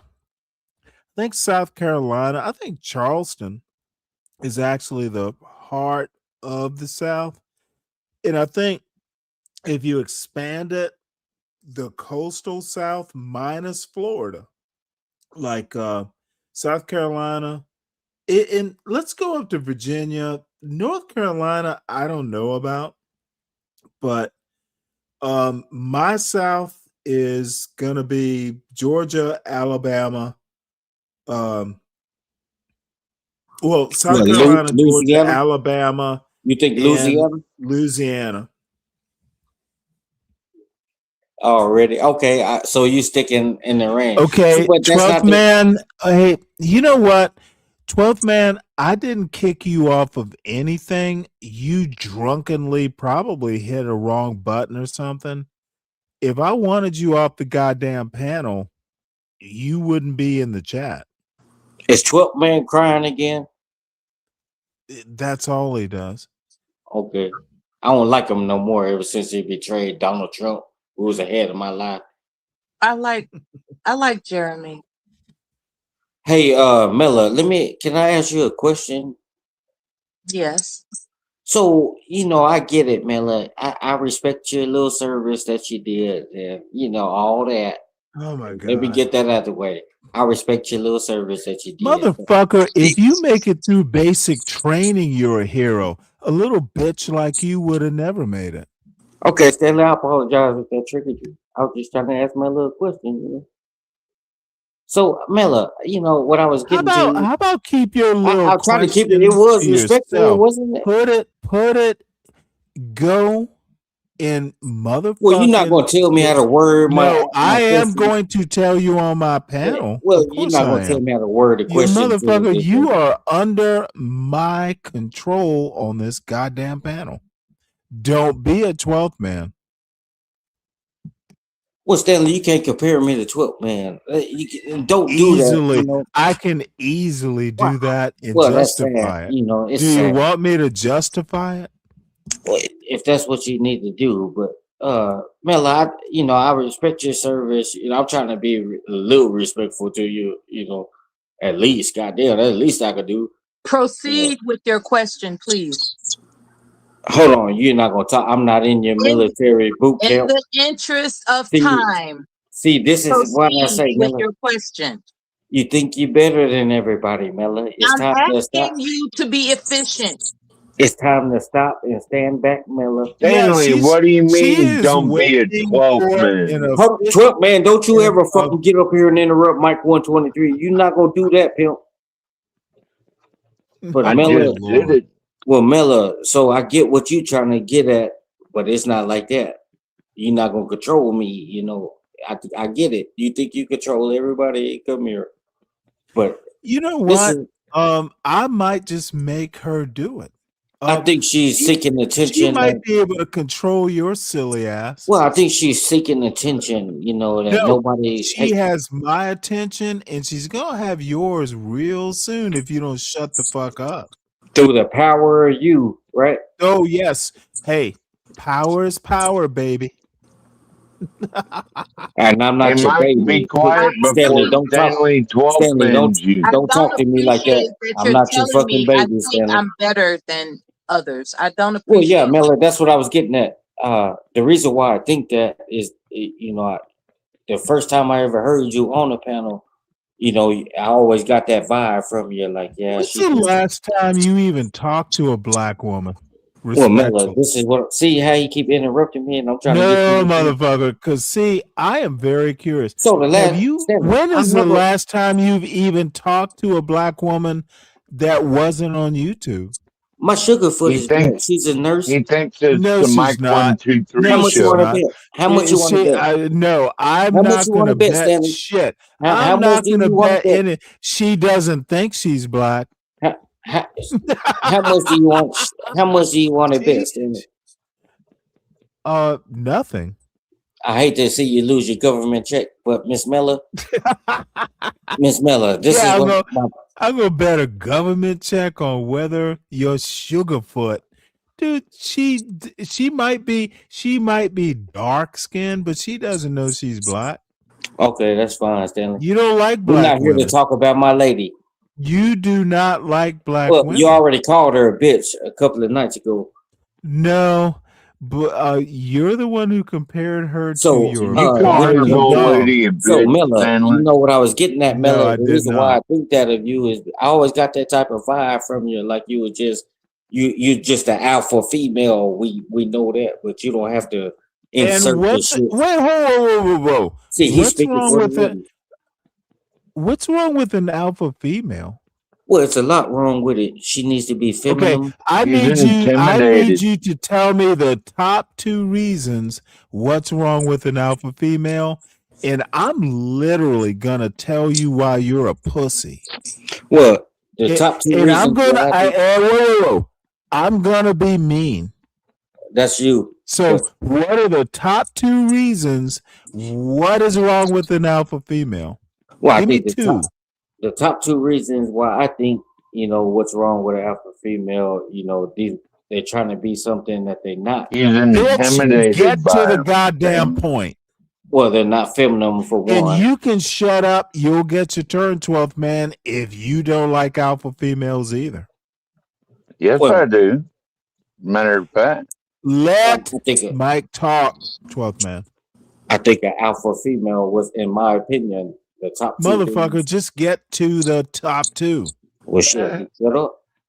Well, shit. You let him talk, Stanley. Okay, Goddammit. 12th man, stop. The top 2 reasons I think is because, you know, it's a control thing with these motherfuckers, and they think they're better. Think they're better, aka Mela. What's number 2? What's number 2? You know, they want to insert. Well, there's no femininity. Let me just say, there's nothing feminine. Well, let me just isolate those 2 points, which were good points. You're just not man enough. Look, I don't fear an alpha female because I'm a man. Alpha female does not. Hold on, where did the fear come in? Okay, bitch, enough. Alpha female, nowhere in there is your masculinity, manhood, or whatever. Your fucking axe wearing, underarm, cheap deodorant wearing self. Motherfucker, alpha female's not a man. It's okay to have a female, alpha female. You just need to be a man. You pussy. I told you I was going to be mean. Mela, would you like to respond? Actually, I'm a little distraught right now. Why? Oh. I have because Mike's a pussy? no. It's the challenges that I've encountered on YouTube where I'm being misunderstood, I would say. It is my intention to be helpful, and whenever I'm confronted, Well, you can't be helpful to people like Mike. You gotta, dude. You gotta kick. You gotta kick some. Some old YNs to the curb. Stanley, did you just try to roast me a few minutes ago? That's the thing. Can I say? Because I think Mela is an What alpha you're not female gonna do, because 12th man, is introduce yourself into this conversation. What Let I'm Mela talk. interested in conveying, she's an alpha female. what I'm interested in conveying is that I'm a humanitarian. It's just that I'm not a punk, if that makes any sense, right? So that's a weird tightrope to walk, to be full of To compassion. me, it's not. To be full of compassion. Well, But let have me to ask kick you- ass and take names. That's really weird, you know. So I've had to balance this persona, otherwise known as Mela, in different facets, and sometimes it is discouraging to Mela, be on guard. sometimes you gotta be willing to kick a YN But to I'm the saying curb. to be on guard all the time on these panels is kind of distressing. Okay, It's like, well, I mean, let me ask you a quick question though. On my panel, I mean, we don't have to do this. They don't have to come up. They just kind of Stop crying, Stanley. Okay, you little you fear alpha females, you little pussy. This motherfucker wants to do all kinds of false courage and shit. Mela and JB, salute. Hold on one sec, please. Mela, it literally, you have my respect enough to go, hey, I'd rather just be up here. I know I'm good with that. If there are people you don't want up here, you can always put it in the back or just email me. Thank you. No, I try and I don't know, somewhere, I've walked the tightrope, somewhere between pseudo intellectualism and, and just plain old fuckery. I can never fucking figure it out. But who knows? I may never figure it out. Uh-oh. So Can I speak now, Stanley? If you must. Yeah, so Mela, when you come up on these YouTube streets, it could be real nasty. And she's been put up on here. hold on. Can I finish? Oh, Just wait, put hold on it. your. Are Cause you she was. telling me to hold on my own goddamn panel? I would like to hear what Jeremy is saying, if that's all Is right. there a group thing? Oh, you call him Just Jeremy. put on your. I do. Put on your ninja street turtle outfit and let all that stuff bounce off, because half of what these motherfuckers He's are one of the saying few don't men. make no goddamn difference anyway. He's And one of the that's few where you men got to on look at it, YouTube that Mel. has been effortlessly kind and thoughtful toward me. And that's saying a That's lot. all you got to do. Let that shit bounce off. Are you 'Cause there's there? always He's gonna got be that. He's got that Franzia lubrication. Are you there, Stanley? I It don't am. matter. It don't matter what you say to But me. it is not just me. It is Motherfucker. other panelists too. It is There, not just me. it's my time. Wait, hold it. Are y'all doing a polka? It's not just me either. It's the guy's beard Okay. that I bring. Can you hold on 1 second, please? We were listening to Mela. Long story Go short, ahead, Mel. you talk shit like a keyboard warrior and fucking sit on the backside of Oh everything shit! else. But you know Oh what? wait, hold it. Come This ought talk to some be shit. interesting. Come talk some shit for real. We'll show you. We'll show you what the fuck that's all about. If you're coming up short and you want to talk shit about other people, go ahead. Come on with it. But wait, hold it. Say it to my face. Friends? Say it to my face, motherfucker. Don't play. Everybody's don't friends be a when bitch. it's my Oh, time. shit. Don't be a bitch and talk This shit is like and fucking be the a keyboard warrior ass. blackface and white supremacy Come here. see me, Overweight motherfucker. Come see motherfucker. me. Who is the Come punk? You're stay with overweight. me, motherfucker. Who First is in for the the punk? division. Come see what you got. Who Play is the me. punk? Play with Who me. is this Come punk? play with me, You're Be motherfucker. quiet. overweight. Let Talk him tough on talk. your ass. Who Talk is this tough, punk? but Who come is this see punk? me. Okay, Who is You're this a punk? bitch. I You're a think bitch. he's a fake ass You're a ZZ bitch. Top wannabe. Hey And you're man, how y'all Drunk doing? and Who Hey the fuck overweight. boy, is that you punk? better go suck a dick. 14 period veteran, bitch. Who Look, the fuck is that you punk? ain't shit. Talk shit. You ain't gonna do nothing, drunk twerk Keyboard man warrior reject. sitting Mike, at home. enough. You ain't fucking about that. You ain't never had nobody come check your jaw when you fucking talk Quit shit. He's a Hey, drunk. hold Yep. on 1 sec. Hey, do you He's a want to drunk. fight Hold gay on. DUB? Hold Talk on shit on for your 1 little sec. fucking online bullshit. All And right, until you ZZ. fucking can grow Motherfucker, a pair of wait, hold balls it. and come Let up me with I tell you, have hold on. never face to seen Let shut me the tell you, I've fuck never up seen and a sit let around me limp your tell mama's you wrist. your basement future. and fucking Okay, leave shit let's blowing up a shut the wall. little Put your bitch There you go. up. palm up there. I'm gonna tell your future. A limp wrist and a long Very beard. just You're gay ZZ Top. yeah, he's a gay ZZ Top. I love that. He said you're a Give gay me. ZZ Hey, Top. where's your fuzzy guitar? Gay ZZ Top. He said he was a gay ZZ Top. Hey Stanley, how you doing, man? They'll never forget that shit. Well, we'll know in a bit.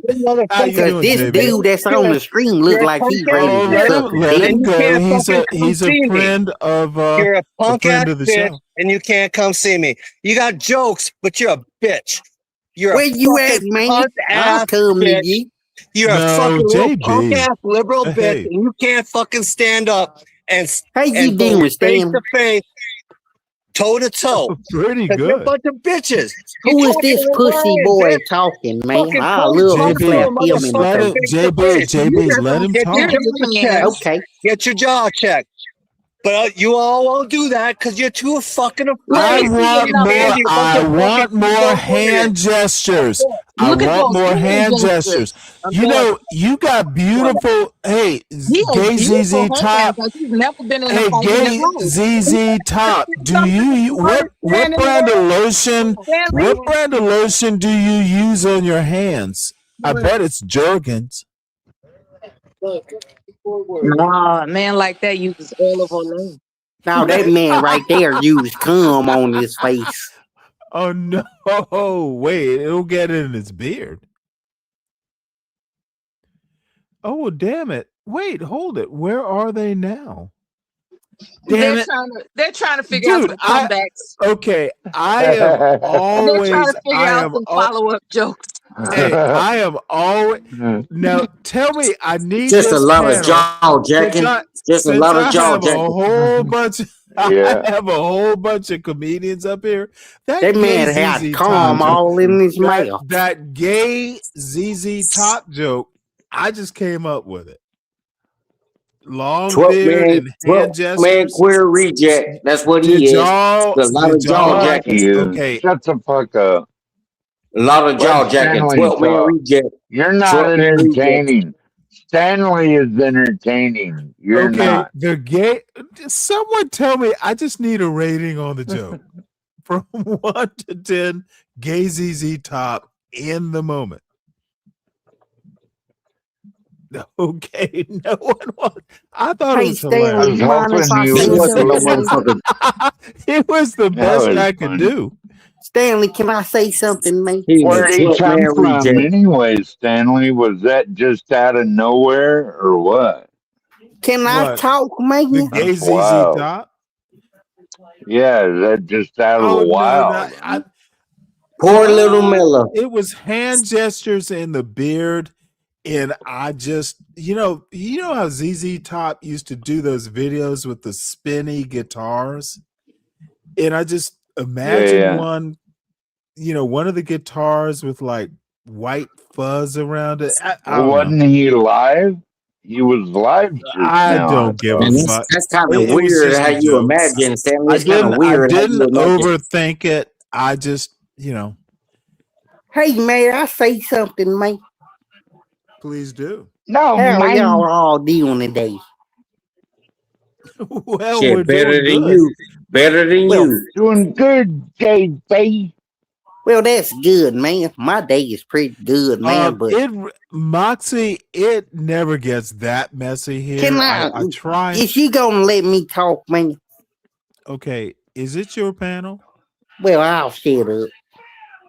Well, just give me a couple seconds to address Okay, someone okay. in the Just chat. let me See, know when you these want me lame to ass talk. niggas, they bow down to Stanley. I don't do that shit. Moxie, that's why I don't get numbers, because it never gets wholly messy.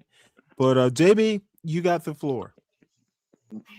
Oh, okay, man. I ain't mean to interrupt you or nothing like that. But Sure you did. how is everybody up here doing? I'm doing just great myself. Just drinking me some moonshine.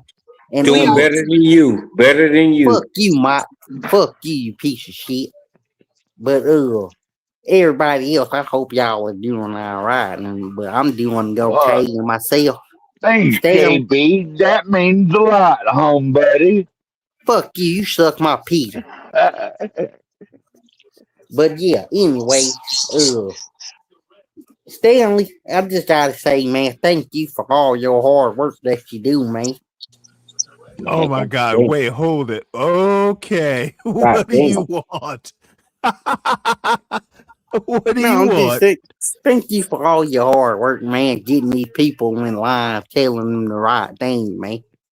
No, It just it makes is a me feel Stanley good. thing. It's never, dude. These are adults. Again, No, but they looking act at like kids, man.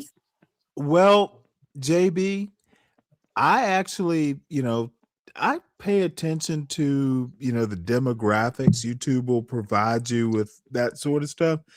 You're not gonna get to talking Everyone is about pretty all this much shit, man. Real shit. Not gonna get to talking everyone is about all this pretty bullshit. Real shit. everyone is pretty much over 35. So there are no children. I'm not dude, you don't teach adults anything. You remind them of what they might know. I don't think Yeah, you but can still, man, at the end of the day, man, you still teaching them man how to change their tampons and shit, man. See, this motherfucker lost. This motherfucker. See, this is the type of shit. This is the type of No, shit I'm Stanley not. like. This is the type of What shit you Stanley worried like. about tampons and shit for? Do you wear And see, tampons, Miller had nothing to JB? say about that. Ooh, Brussels sprouts with I did pancetta. actually. I was about to say, ooh, that's gross. Well, Miller had nothing bad to say about that. how do I would you not recommend that type Oh my of lord. product. Miller is a Mike hater. She's a Mike hater. But Stanley, I have one more thing too, though, man. Because At the you same don't time, respect you black teaching women, these Mike. Okay, let That's why. JB talk, please. I wouldn't give a at the fuck what same she respect.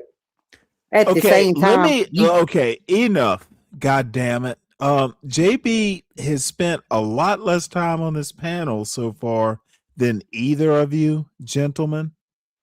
I'm not talking about you, Mela. The gentleman. Speak. He has the floor.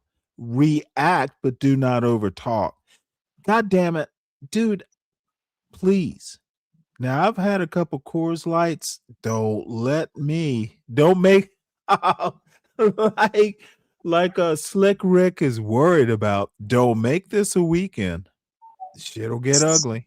Who the fuck is he to respect? Okay, Mike. JB, you have the floor, sir. thank you, man. But like I was saying, see, ignorant shit like that, it doesn't make any sense, man. Because you try to teach them how to Yeah, change their fuck off. He diapers, can't teach me shit. Fuck how to off. burp these little He can't bitches, teach Mike and they shit. still want to act like women, Mike man. I thinks don't this is the understand. weekend. I That's think what he okay, needs JB. is a good ass beating. JB, let me say this. You are much too kind. I am not contributing anything to the cultural landscape of America. I'm just a YouTube dude. Yeah, but I got your back, Stanley. They ain't gonna fuck with you while I'm up here, Stan. Well, that is too kind again. Man, these motherfuckers have lost their mind, man. Yeah, they ain't gonna fuck with you while I'm up here. Cause I'll take them all behind the goddamn barn and beat they motherfucking ass, Stan. This motherfucker lost, man. You know, I I ain't even kick gonna them pick on all this in they shit. little twat, man. I ain't even gonna You pick on don't this even own a 600. barn. You're watching Sesame Street right now, Fuck motherfucker. you. Go You suck a don't own donkey no dick, barns. bitch. You don't own no And barns, and bitch. so Go suck a you donkey dick, know, I bitch. don't Yeah, speak this I am vulgar here. suddenly bored. What you I got to don't say, I don't speak Mela? this fucking vulgar here. Mela? You don't even own a You know what's woodshed. so Be funny? quiet. I'm actually missing So Mela. earlier today, it was mentioned how the lieutenant governor, the first Man, Right. black fuck all lieutenant that. Fuck all that. We need to governor, had talk. Be offered quiet. Let himself. her speak. And I was Man, let the wondering, lady since we got speak, you men, piece of shit since ass I'm speaking bitch. to men, is there a such thing as depression?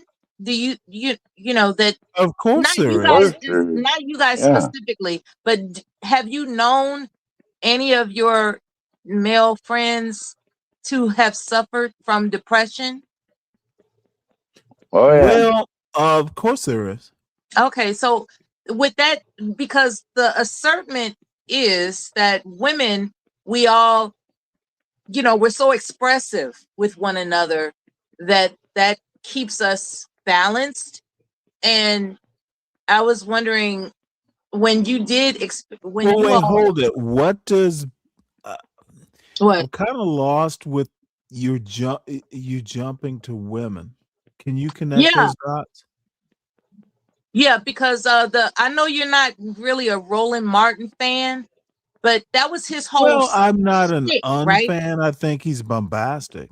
Yes. And his thing was Oh. that women don't have the problems of emotional distress that men do.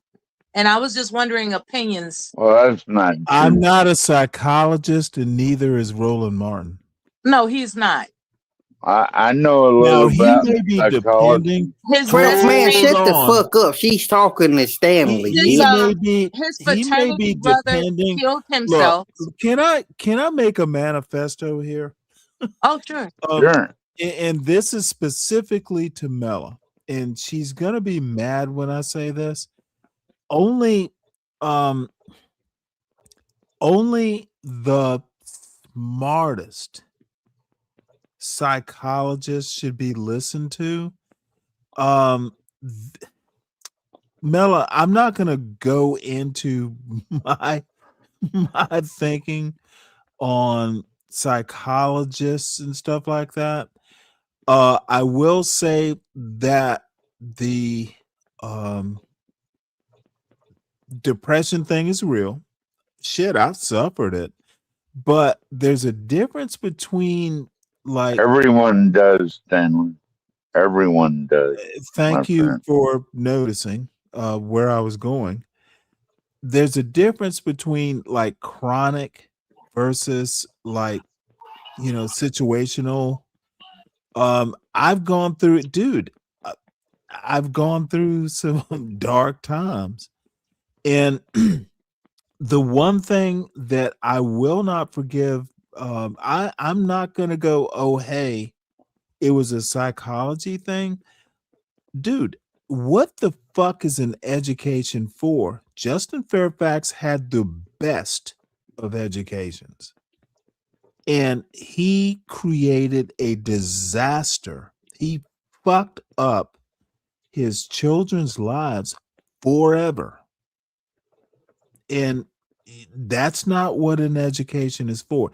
It's never about you. He just seems so selfish. And I've read, I don't know that deeply about it. I hadn't thought about Justin Fairfax in years. But dude, what is an education for if you cannot use it? In my opinion, it was a wasted education. Sometimes you have to, it's hard to describe, but I know when I'm in trouble. And I'm not going to go into it here, but my family, I have had that I can do it all complex, especially after my wife died.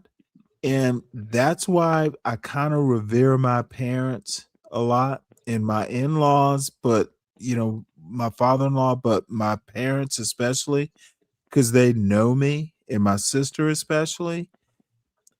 I would have driven myself into the ground,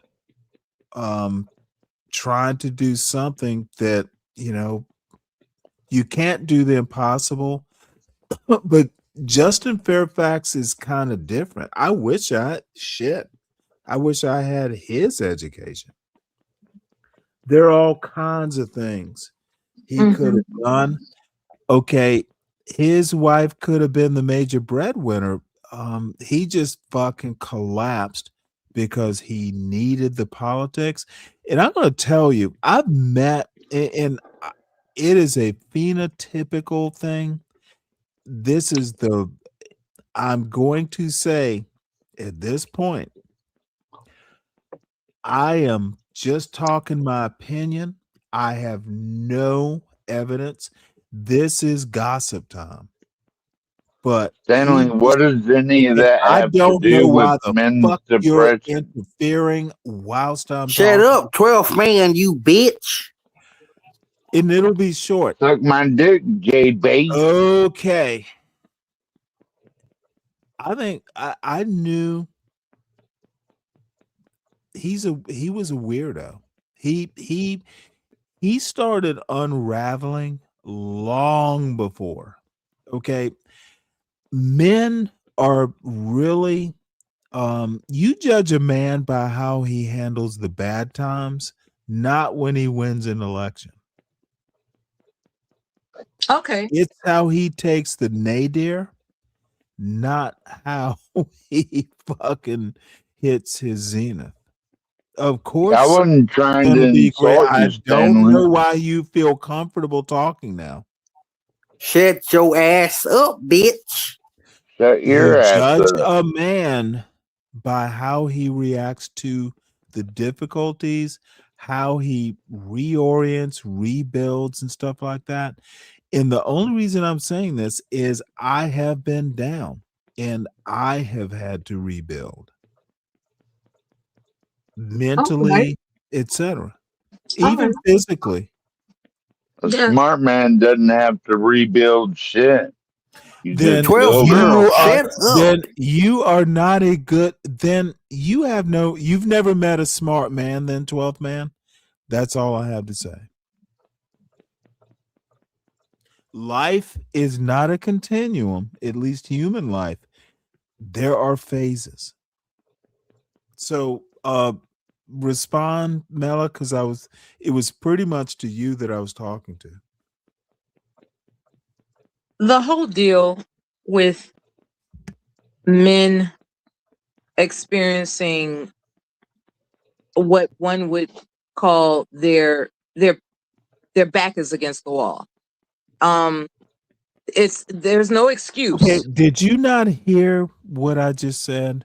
I The way did. you judge a man is by how he picks himself up, I guess, to Yeah. make it simpler. Yeah. I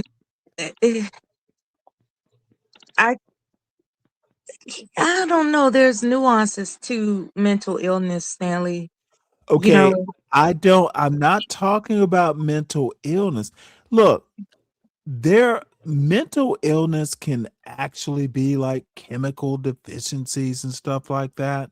That's There where I can was be going. onset, there can be and I know you may have a particular view, maybe a better view than I do, but depression is either situational, like you had some major thing, or it is actually biochemical. They're two different things. That's where I was going with it. The biochemistry Okay, aspect. and I don't think Justin, and again, I'm not an expert, and you may be better on this, and you will be able to finish your point. But in Justin Fairfax's case, I don't see the PTSD part of it. I don't think there was a chemical change.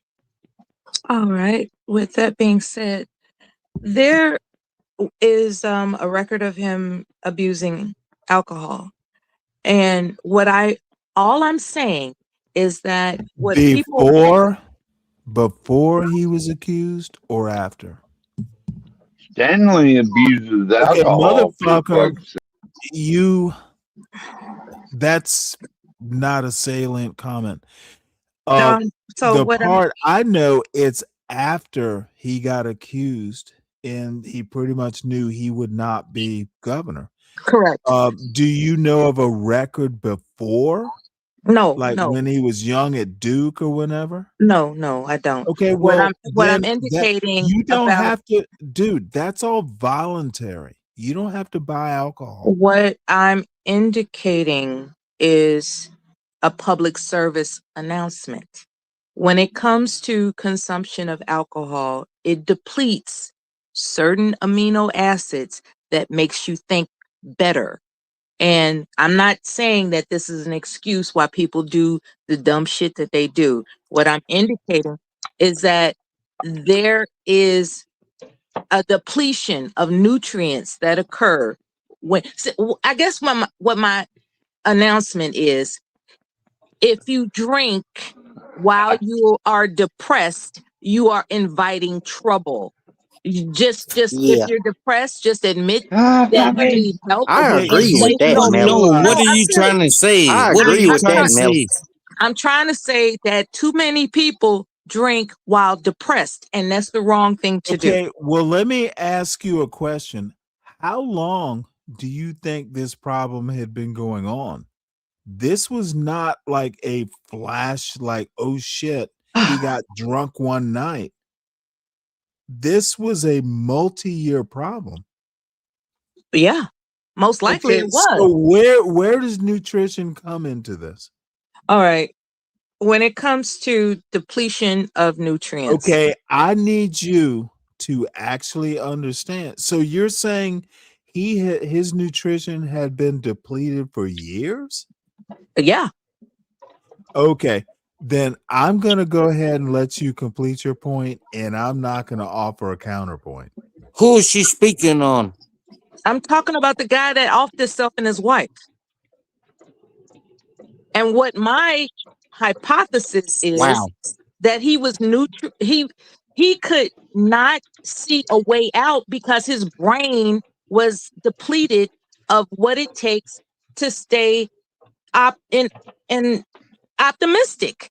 Like really, when nutrients are depleted, it affects your brain and you don't make good decisions. And it's important to identify, and that's why I like what you said, Stanley. When you are able to identify that you're not doing well, what I will give a caveat to is that it is important not to consume alcohol. It's really important. Like too many depressed people drink. And when they're Don't you depressed, be telling a grown man what to do, Mela. What's okay, wrong with I'm you? done. I'm done then. I'm done. But that's just my public service announcement. Grown If man does somebody what is he wants. depressed You know that. and they're your friend and they're like, don't take them Go out go to ahead a and keep bar. speaking. I don't know where that came from. What is Well, being Mela, I think grown? you're throwing slugs at certain individuals, is No, what it I has think. nothing to do with Yeah, anybody on the panel on enough this with channel. him too. It's a public You're service you're the only announcement. one on the panel right now. Now, I do not agree with your assessment, but you get to talk. There The bottom line, if your friend is depressed, don't take them out to drink. Well, are you Encourage saying that sobriety. happened?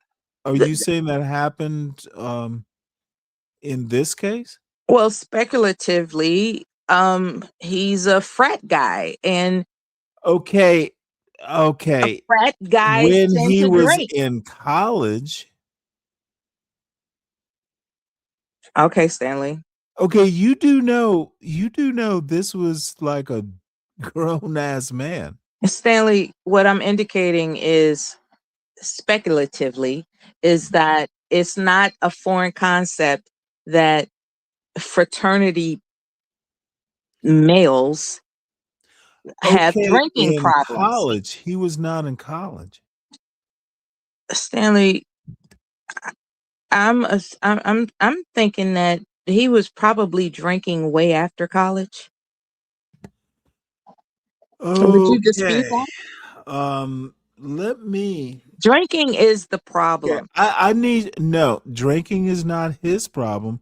It's part of the problem. Okay, it's part of the problem. I think there also part of it was depression.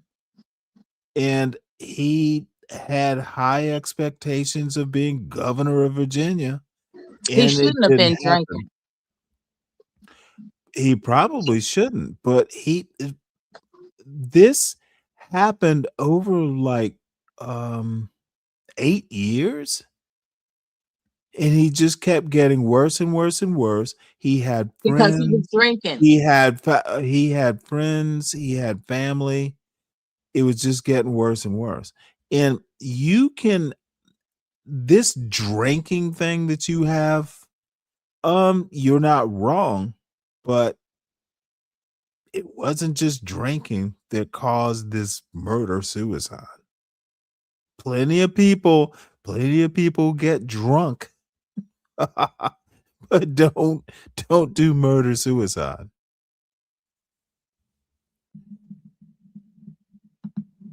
So can I bring the other gentleman up? Yeah, thanks for listening. I appreciate your time. Well, I just I'm don't. here. I'm not going anywhere. I'm here. I just Okay, well, appreciate I the just think, one-on-one conversation. I appreciate it. Thank you. well, there is such a thing as drink responsibly. Yeah. Ideally. Don't drink if you shouldn't.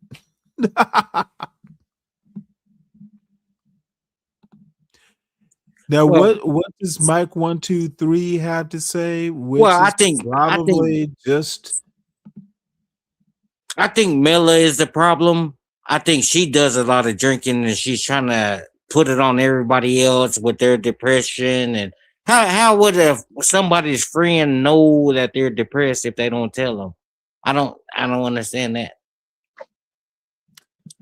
Okay, I asked the question for a reason, whether or not you men on the panel were familiar with friends, male friends who were quote unquote depressed. The majority of the response was yes. And Stanley was kind enough to give an example about how he is man enough. okay. Let me stop you right there. Yes. Everybody gets depressed. Men, women, sorority girls. There's sorority girls who drink too much too. I don't get your point. My point is, when you feel sad, don't drink. Well, that's good advice. But you said Now, if only the world for the last several thousand years could take that advice. But she did also say that. Okay, what you're gonna do, Mike? Well, you paused. I thought you were done. Mike. I thought you were done. Not tonight, Mike. Well, what you mean? I thought you were done. You took a pause. Show for pissing Stanley off. So what I was getting at, Mike, what you want to do is turn down your mic a little bit for starters, and then you can talk when I'm done talking. Oh, you took a pause. Okay, I thought you were Mike. Warning: this isn't the weekend. Say, don't talk to me like that, Mike. Don't talk to me like leave, that. Mike. Don't talk to me like that, G. You probably need to stop drinking yourself. See, this is your problem. You think I drink every fucking day? A motherfucker. I'm on vacation. Well, no. I'm on vacation. Oh, you on vacation? Are you? What you drinking, Mike? Well, bitch, see, now that's some weird shit you're doing, Stanley. You don't ask a grown man what you're drinking. You don't do that. Then a grown man. I was trying to respond to Then a grown man knows not to talk when another grown man is talking. Well, I was trying to respond Especially to Miller. elder. I was trying to respond to the statement Miller made. Respect your elders, youngin. Okay, that's cool. So Miller, you know what I was responding to was not how it's gonna work. I'll let you know when you can speak, youngin. This has been a very energetic live stream. You're approaching several and hours. Annoying as well. Yeah, you're approaching several hours. 7 in less than 30 seconds. Yeah, there will be no automatic clipping for me. Yeah, I was wondering about that, whether or not you were going to be able to. So we're not going to scurry around the question I'm not I going to had. clip the show. We're not going to scurry around the question I had. Go ahead and answer. Go ahead and ask the question. So when Miller made the statement that I think people's friends shouldn't take their depressed friends out to drink and all this other jazz she was saying, but how would the friend know that these people are depressed if they don't open up about it? I didn't understand that. Oh, Jesus fucking Christ, dude. That's sound like a point, moron. because most people aren't out drinking every night at the bar anyway. Yeah. People actually have jobs. Most people have jobs. And people with jobs drink every day. No, actually they don't. Hopefully not. And you know it. People with jobs drink every day. No, they get I off of don't these know corporate jobs, they go to the bar. Let me just narrow it down to my experience over my life. Most people don't. Most people aren't lieutenant governor of Virginia. Most people don't go out to the bar every night. Well, I think that's inaccurate. I think Okay. it's inaccurate. Do you know more than I do? Well, I know what. Do you know 'cause you said less than I you do? don't even go outside, so you wouldn't know anyway. Now that I think about it, happy hour exists. A lot of establishments, they will promote what's called a happy For hour young people? for working people. Okay, let me just give you a limited thing. You know, even at my little job years ago, dude, you know, Friday night after work, dude, the whole goddamn office wasn't there. Just, you know, a few people. No, most people don't do happy hour. Well, I disagree, and we're just gonna disagree on that. Mike, sure, go ahead and disagree. I will sleep tight knowing that your IQ has not increased. Why you gotta always come with something queer and all this, G? Well, to me, it's self-evident that most people don't hit happy hour every night or go to the bar. It's a lie. Where would we put all the cars? It's a lie. You hear about these drunk If you've ever politicians? been in a traffic jam on a major interstate, they're not in the parking lot of the bar. You hear about these drunk politicians and all type of professionals getting arrested every day for drinking. You know, they leave work stressed out, and then Mela, she was trying to really throw a slug, and you know it backfired on her because she was talking to the panelists. Well, I don't think y'all caught it because you're too far gone. My point is, if you're sad, don't drink alcohol. That's my point. And how do you know somebody is sad? Well, that's a good question. Because you know people do have resting bitches' faces. You know how you came up to the panel and you said, Mela, how you doing? And that So would be an opportunity for me to tell you whether I'm terrific or sad. I said, I'm terrific. Okay. If I'm sad, I'm going to tell you that. I'm going to be you're not. honest. No, the average person wouldn't tell you that. A friend will be honest when you ask. I'm not a friend to you. I know. No, sir. You're not. But when people ask their friends how they're doing and they get a general response like, I'm all right, I'm okay, you know, that kind of stuff, I'm just indicating that those people who are your friends and you're aware that they're going through something that could incur sadness, peer deeper into understanding what they're going through so you can discern whether or not they should refrain from drinking. Don't drink when you're sad. That's So have you ever went up to somebody and be like, how you doing? And they told you they were sad? Yes. Have you ever encountered that? Yes. Well, I don't. I don't. And we went to the museum. We went How to the often Museum do you of think that Natural happens? History, and it took her mind off of stuff. It was really beautiful. She was like, this is cool. You know? So was it a random person or is it a friend of yours? It's a friend, man. Okay, I'm asking about a random person. You just speak to them and they tell you. That's what I'm talking about. Okay. All I'm indicating is that there are personal relationships that we have in life called friendships, right? Friendships. And for those people who actually have as you would call it, real life, who have friendships, any event that they are so close of a friend, you're aware that they've experienced a calamity of some sort. You don't just accept the I'm all right, I'm fine response. Peer deeper into saying, well, how are you handling that thing you just told me about that you're going through with whatever, your taxes, your marriage, your children? Like, how are you handling that? Like, peer deeper to find out whether or not they're actually handling it before you take them out and have cocktails.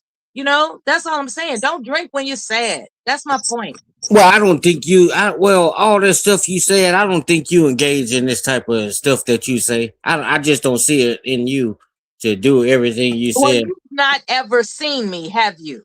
I never seen you, but I just don't get that vibe from you.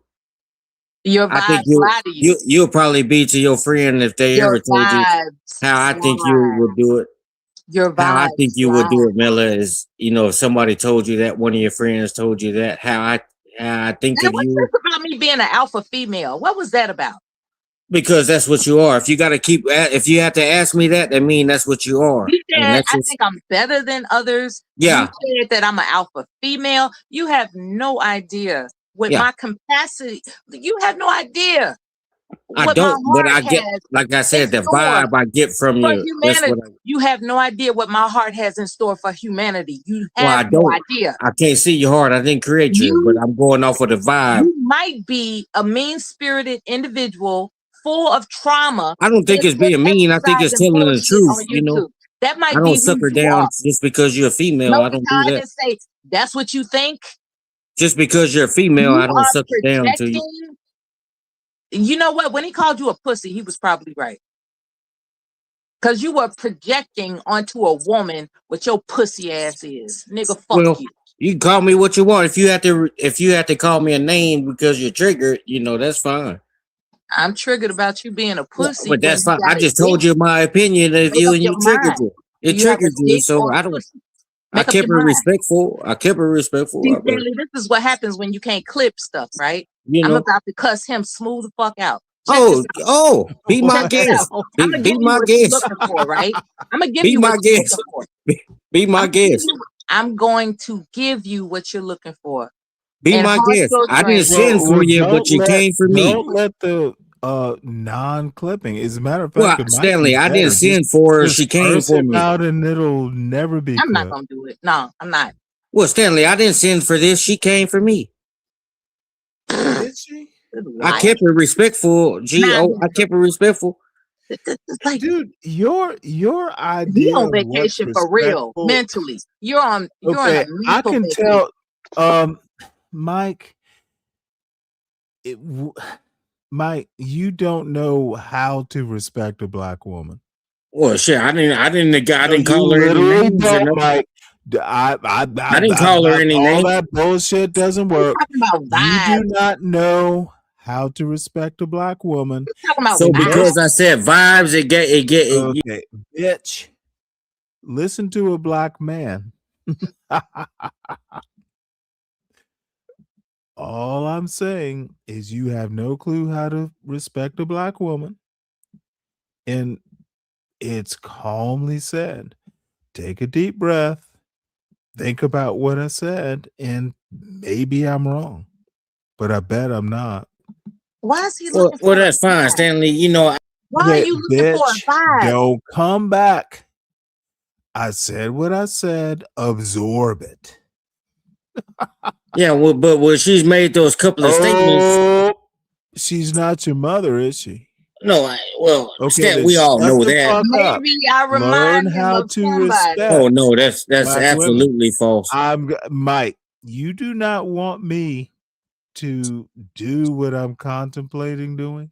Oh, that's fine, Stanley. But I'm trying to really. Yeah, I know it's You fine. with a house shoe when you was a child.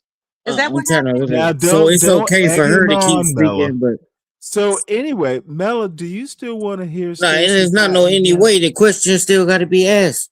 What's the question you want to ask, Mike? So what I was getting at, Stanley, I feel like get to the question. I feel like Miller was throwing slugs when she made that first Get statement. to the about question. What is the question? If you go back and listen to it, that's what I'm getting to. But Okay, we're not going back. What is the question? I was not slick dissing anybody. Okay, don't give him an off ramp. No, it's okay, Stanley. I need you to present it in the form of a question, Mike. No, it's okay. You can move on to your next topic. Okay, then don't bring it up again. Because we ain't gonna get past. Then shove it up your ass. Don't bring it up again. I ain't shoving shit up my ass. It will be a Mike 1, 2, 3. See, I'm not you. I don't shove shit up my ass. I don't shove shit up my ass. It will be a word suppository. I'm not you. Because Mike 1, 2, 3 can't remember the question. Well, the question, So you won't let me get it out, so we're I'd rather done. move on We're than go back and forth. done. No longer a reason to speak. I'd rather move on and go back and forth. Good. Let's move on. I agree. Now, don't act like you're doing something. Okay, bitch, you're talking. Shit, everybody else, I barely Bring get to that talk. barking dog. Shit. It's more interesting. Shit, it's okay. I see you simping for the lady. Okay. He needs a collar. Yes, I'm simping for Mela. Bitch. He needs an electric collar, the kind you zap when they bark too much. He's an animal, And right? see, if I was really wanting to be disrespectful, I could have did it. But I'm trying to really have respect for the lady. I just felt like she threw a couple of slugs, but people didn't catch it. People didn't catch it. They want to call me stupid or whatever, but just go If back the and shoe reclear. fits, wear it. Okay, wait, hold it. Who's called you stupid today? Would it make you feel better if I called you stupid or Mela? You said he was dumber than dirt. Would you like to hear it in your daddy's voice, Hey, Stanley? you or can your call me a mother's name all voice, day long. Mela? You could call me a name all day long. Names don't trigger me. What about when he said you were dumber than dirt? He could say that all day Well, long. no. I didn't say it like you got to put it in context. So that was supposed to trigger me because he said I was dumber than dirt. You said I was older than dirt. I said you were ancient. Is what bitch, I said. Don't talk when I'm talking. Well, get it.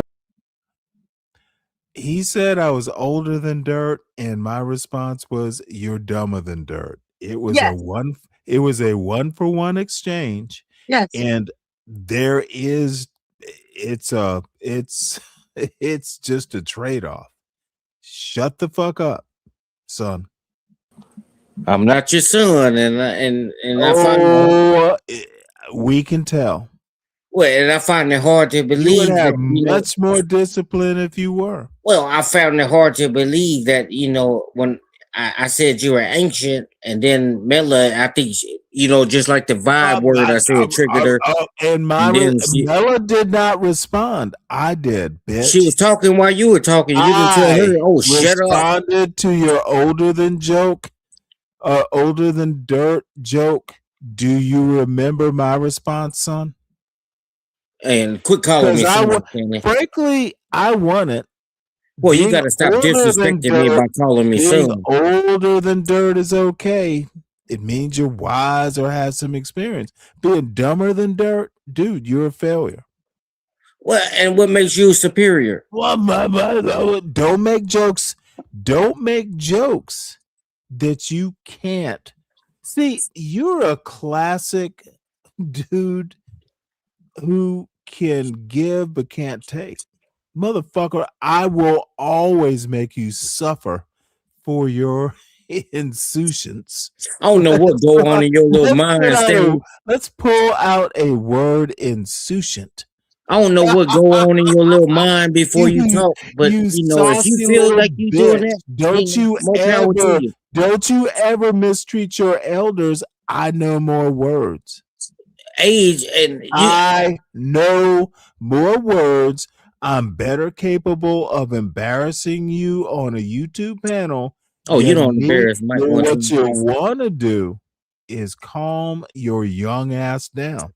Oh, you don't embarrass Mike 123. No, of course I do. Every time you come up here, there's always that chance. Well, that's fine. I'm glad you think that way, but the bigger point is, Stanley, what you gotta understand. Bitch. Yeah, okay. Whatever you gotta say. Yeah. Well, what you gotta understand, Stanley, is just because you're 60, Harry, old the fuck you is. I think you got it right, actually. Well, I don't think probably more a French word than an English word. I don't even remember what it means, but I think I got it right there. Well, I don't know what you think, Stanley, but you got to understand, you just don't because know what I think because you don't know how to think. Just because you're old and you want to call yourself an elder, I could be your elder. I'm smarter than you. If I ever got lost and left a trail, my son knows how to think. I'm smarter than you. I have a career still going in my career field. I'm smarter than you. You stop. Sure You you stop. are. Sure you are. You didn't It retire is. out of your career field, did you? It is. I It doubt it. is. It is literally. So you want to call me dumb, and I'm still in my field, and I'm gonna retire from my field, You and don't you even stop care if you're in your dumb. field. I'm See, sorry. this is the wonderful thing about being dumb. You don't have to care.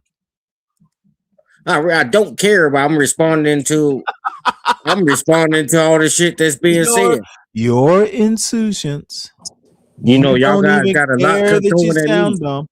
You Mike, throwing a lot at me, but I can only respond to certain shit at a time. Mike, are you evil? See, don't Miller. See, now you're asking. Now You you're gotta be asking stupid smart to shit. be evil. You're Oh, asking two stupid questions, Miller. Is what you're doing. are you evil? You're asking stupid questions, Miller. That's not a yes or no. Are you evil? Grow up is what I'm going to tell you. Grow up. Grow up. So somebody got to be evil in your eyes to. All right. Well, Mela, we You have know. been waiting for quite some time. Let's hear Dr. Stacy Patton and hear Now you the want to cut it off, genius. huh? Yes, I do. Yeah, Okay, let's that's see fine. pretty Stacy Patterson. I don't know. Patton, P-A-T-T. I thought it was E-N, but it's O-N. Okay, And I don't Pat, know. I fine. wouldn't. Here, this is what she looks like. You She's see her? attractive.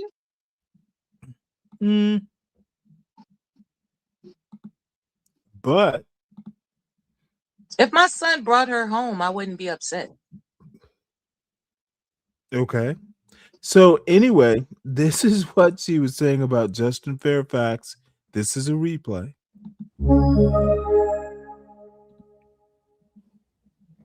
The dangerous truth about why so many men see themselves. Oh, and by in the Justin way, Fairfax.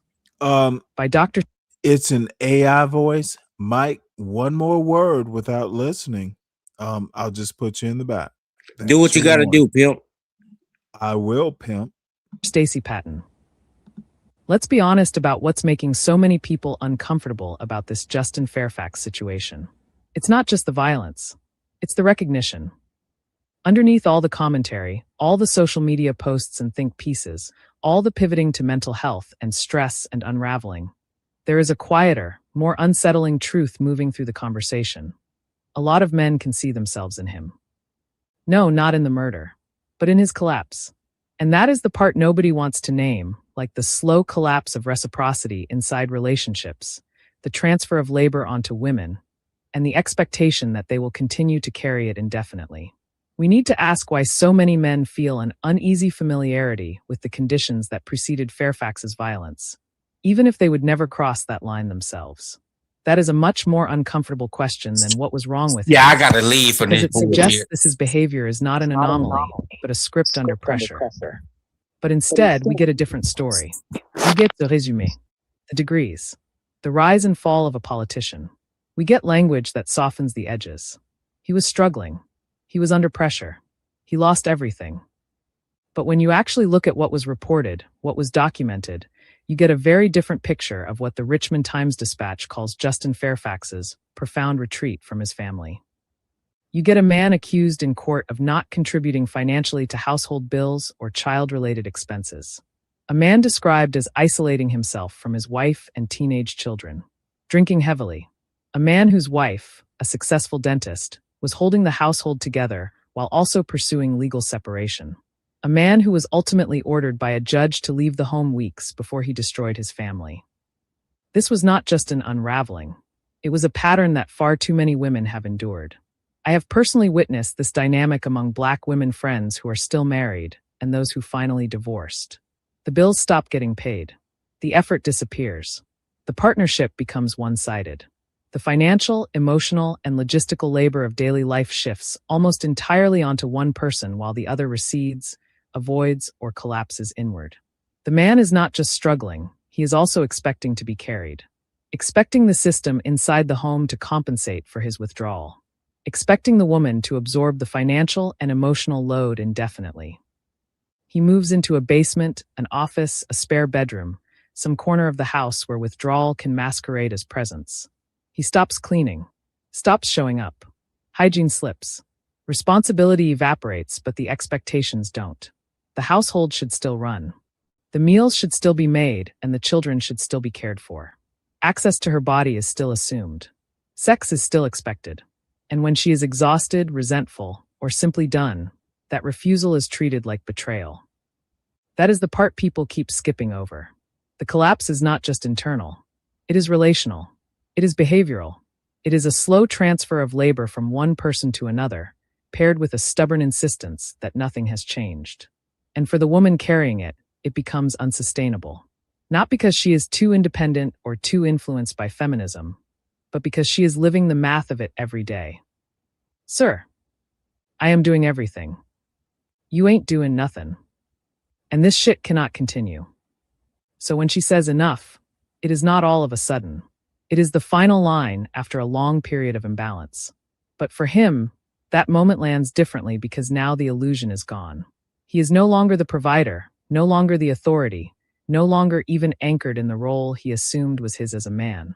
And instead of sitting with that exposure, too often the response is anger directed not at his behavior that created the imbalance, but at the woman who refused to keep absorbing it.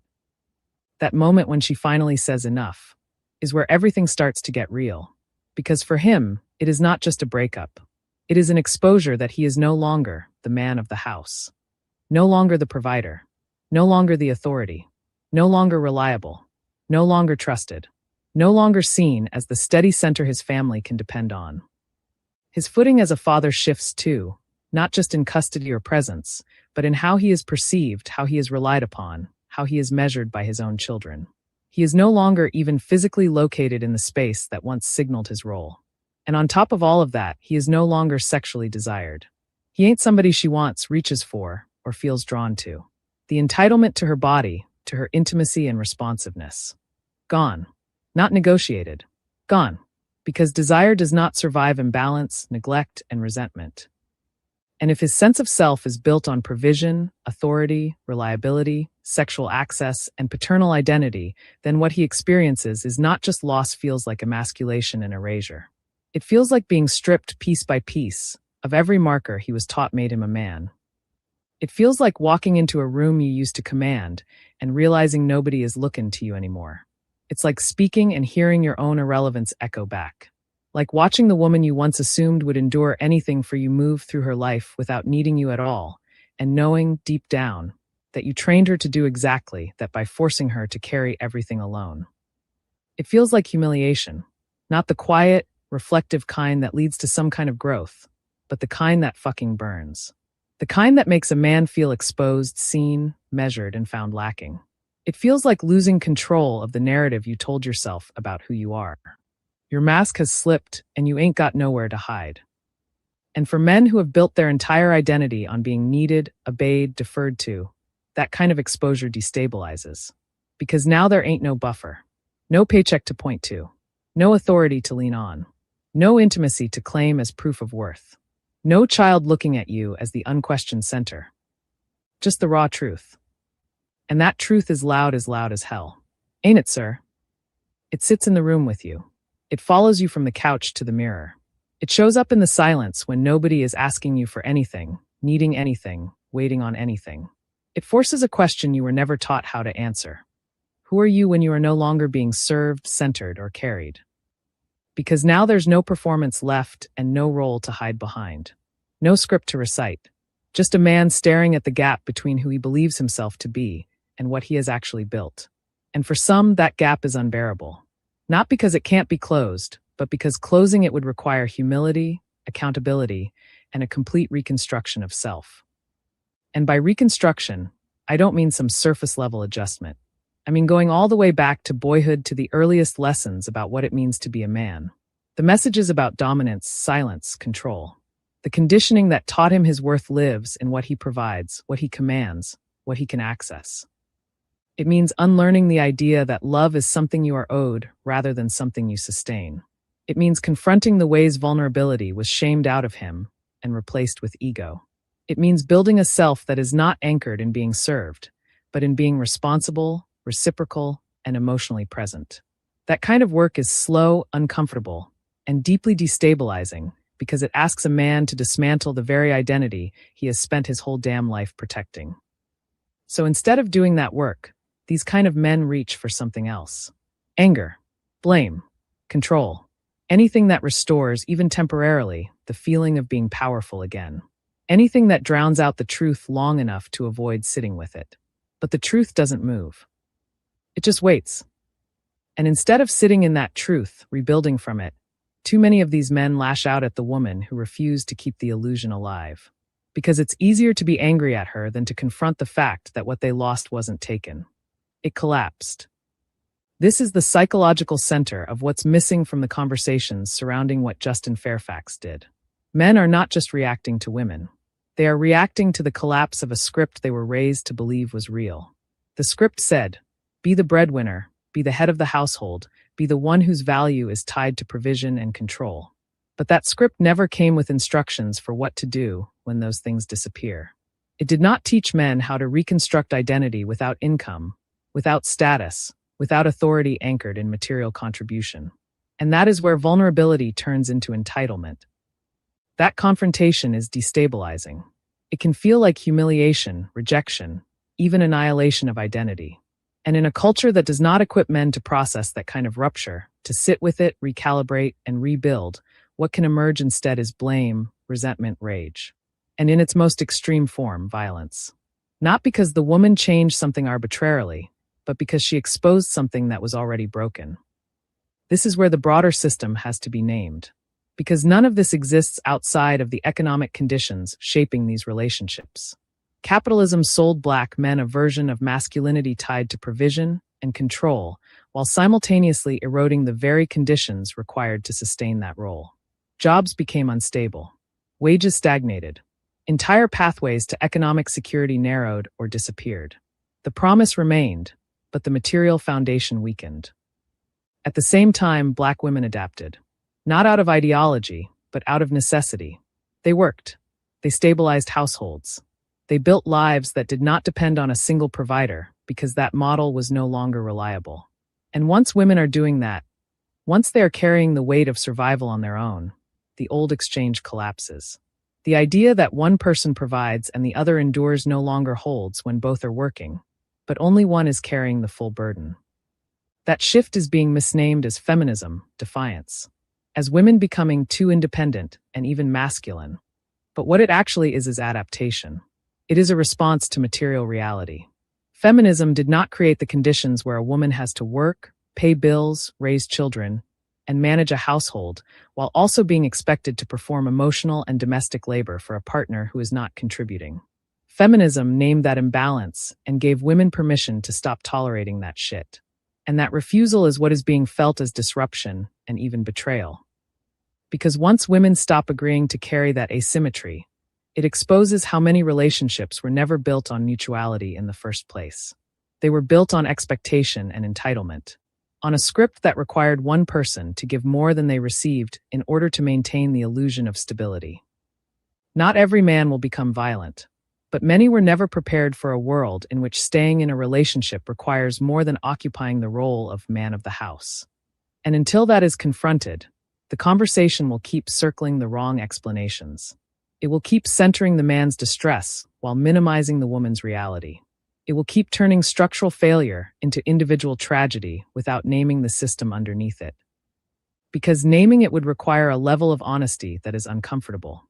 It would require admitting that capitalism built a model of masculinity it could not sustain, handed it to Black men as a promise, and left Black women to absorb the fallout when that promise collapsed.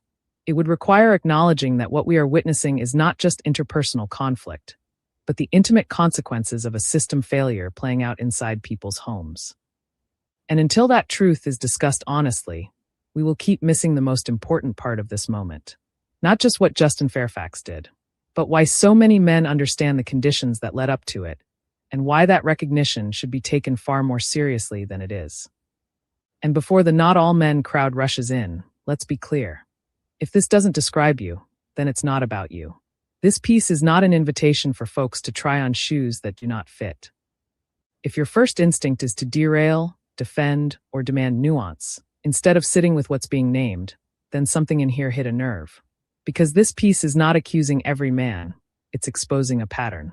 And the question isn't whether you would ever go as far Justin Fairfax. The question is whether you recognize the script, the expectations, the entitlement, and what you've done to unlearn it. If your only contribution is to distance yourself instead of interrogating that, then you're not challenging the problem. You're protecting the conditions that allow it to keep happening. Thanks for reading. If this piece moved you... All right. Any response? It did move me. In which ways? Well, it never occurred. We do have time, so Okay. I'm in no rush. The part where it was emphasized that the patriarchal society is unsustainable, and how it would appear that men have a problem with that. Like, I actually heard opinions on another panel, whose channel I won't name, that there's this man that blamed men in general. Just, we let this happen. That was their sentiment. Okay, We let me help you out before you go too far. Just to qualify this woman, she's got a PhD in history. She is actually really good. So gotta be careful. So I'm interested. I'm not A comparing. man blame men? Was it BGS? Oh no. I was Okay, what? No.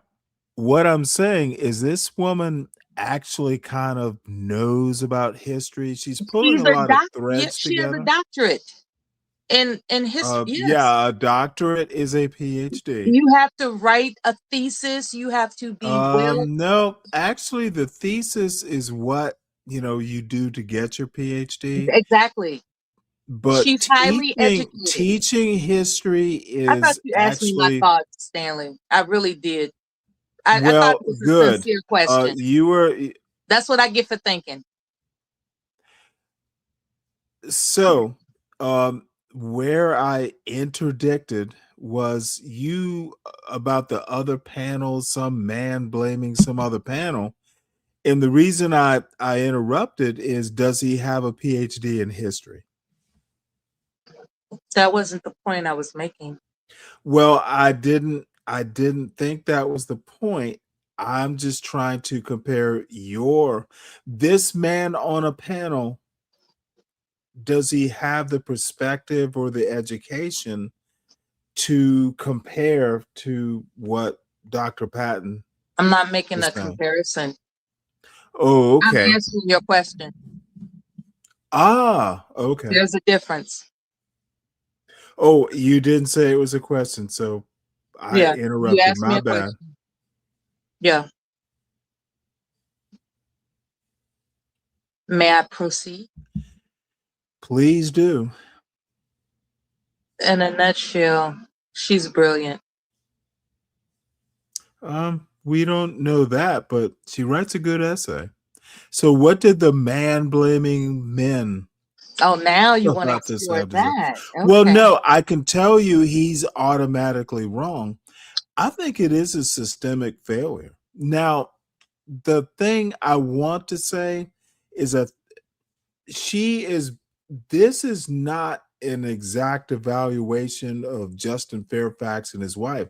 They were pretty much very well off. The point about capitalism, and look, America went patriarchy. wrong.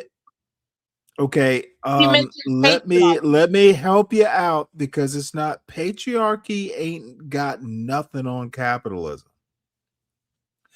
Patriarchy is a tool of capitalism, but let me let you know where I'm going. That two parents have to work is a capitalism problem. Things have gotten so expensive that a woman can't stay home unless her man is fairly successful. It's a systemic failure. And this doesn't explain Justin Fairfax, but she took the opportunity because he's making a larger point. Yes, she is. Dude killing 7 of his own children. Talk about mental illness. That might be a bigger mental illness problem. This dude wasn't lieutenant governor. There are all kinds of problems. And I will admit this, some dude on a panel talking about it's a black man problem. Dude, I'm going to guess it was Sharon. No. Okay, because I saw you on his panel today. I know. I was following up from yesterday. Oh, I didn't type in the I don't read the chat when I appear on those controversial topic panel discussions. I I was stopped really listening to going off, Sharon. wasn't I? Wasn't I going off? I honestly didn't listen. Look, I'm I glad to saw hear you you on the panel. eavesdropped. Like you can see who's on a panel without listening to the panel. That's how the YouTube app works on a phone. I don't look. I tried to listen to Sharon, and I even have sent like cash apps and stuff. Yeah. It's just honestly just disappointing. It's His his cast and crew, they're really just not my cup of tea. I They can don't know see enough. I can see when he gets overwhelmed from the chaos. But for the most part, that's not the channel I'm referring to. What I did on his channel yesterday and today has nothing to do with what we're discussing now. It's a different channel where Right, understood. What's your point about that channel's man okay, blaming it on men? okay, the host of the channel was entertaining men who were complaining that women are too masculine in these modern times. And the channel host's response was, and I quote, "We brought it on ourselves. We let this happen." And that's all I was just trying to say. But it was Nothing to do. but when it comes to her essay, what I was reminded of is when in her essay it was mentioned, because I only listened to it, I haven't read it. I listened to it, and I put the link in the back chat. I can look it up. You can subscribe to. Hold on. Already did it. She's on Substack. You'll get when she does an essay, you'll know what she's writing. Already did it because Good you for you. mentioned it. You will enjoy her. I think she's your type of woman. Because you featured her, I looked her up. Oh, not the first time. It's not the first time, but this is my first time listening to one of her essays. I am impressed. So I looked her up. Yeah, she's a good writer. And I subscribed. Yeah. She's very impressive. So the part in the essay where she had mentioned patriarchy not being sustainable, this is when I started going into, it reminds me of a sentiment from a previous channel that I had listened to. I wasn't on that panel. I was listening. Now, I may have missed that part, but the patriarchy isn't sustainable because capitalism won't let it be. Well, in her essay, the statement, when men discover, wait a minute, I don't want to misquote her, but let's keep in mind that statement, patriarchy isn't sustainable, is definitely a right. And let's put it in context. As a matter of fact, let me blow this up. something akin to when men find out that it's something to, but that statement, they can't afford or they lose their job. men, there's something about about patriarchy is not sustainable. That stood out. Mm-hmm. And what was the I context? thought that was brilliant because evidence has shown, due to economics, it was not sustainable. Well, it can be, but something's got to give, and the problem's going to continue. That's why I said she's And brilliant. now let me also say something. There's something, and I am very much paraphrasing. Something about the Second Amendment. Look, the dead children in high schools. That is something we'll just have to absorb because the Second Amendment is more important. Um, so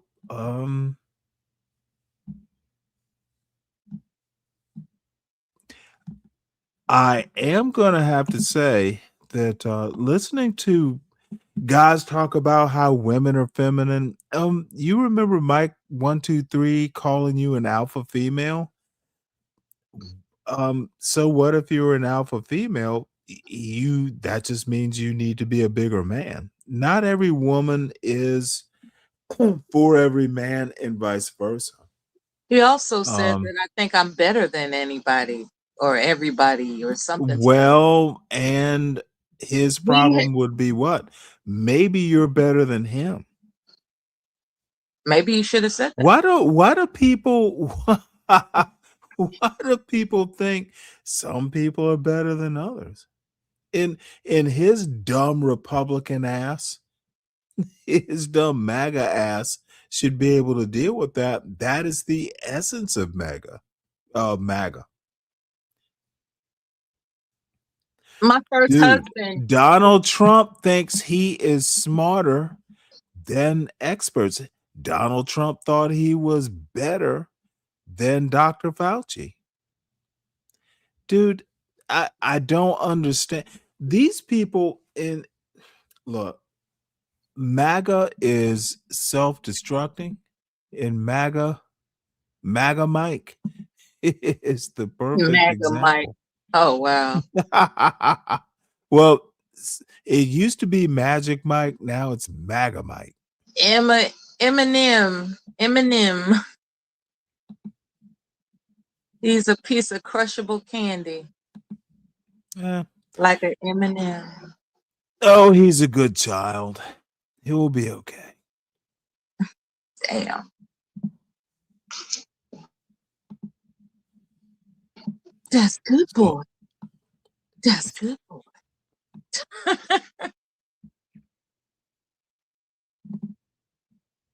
Oh man, Stanley, you really know how to crucify people. Oh, no, actually, I don't, to be honest. Are you I'm not sure? as good as I'm not as good as I should be. Are you sure? I should be much better. Dude, I don't say half the shit I want to say.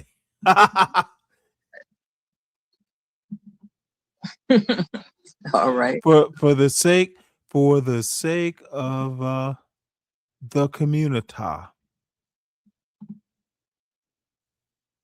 And this is actually what I actually, you know what? Let's see how you like this. Now,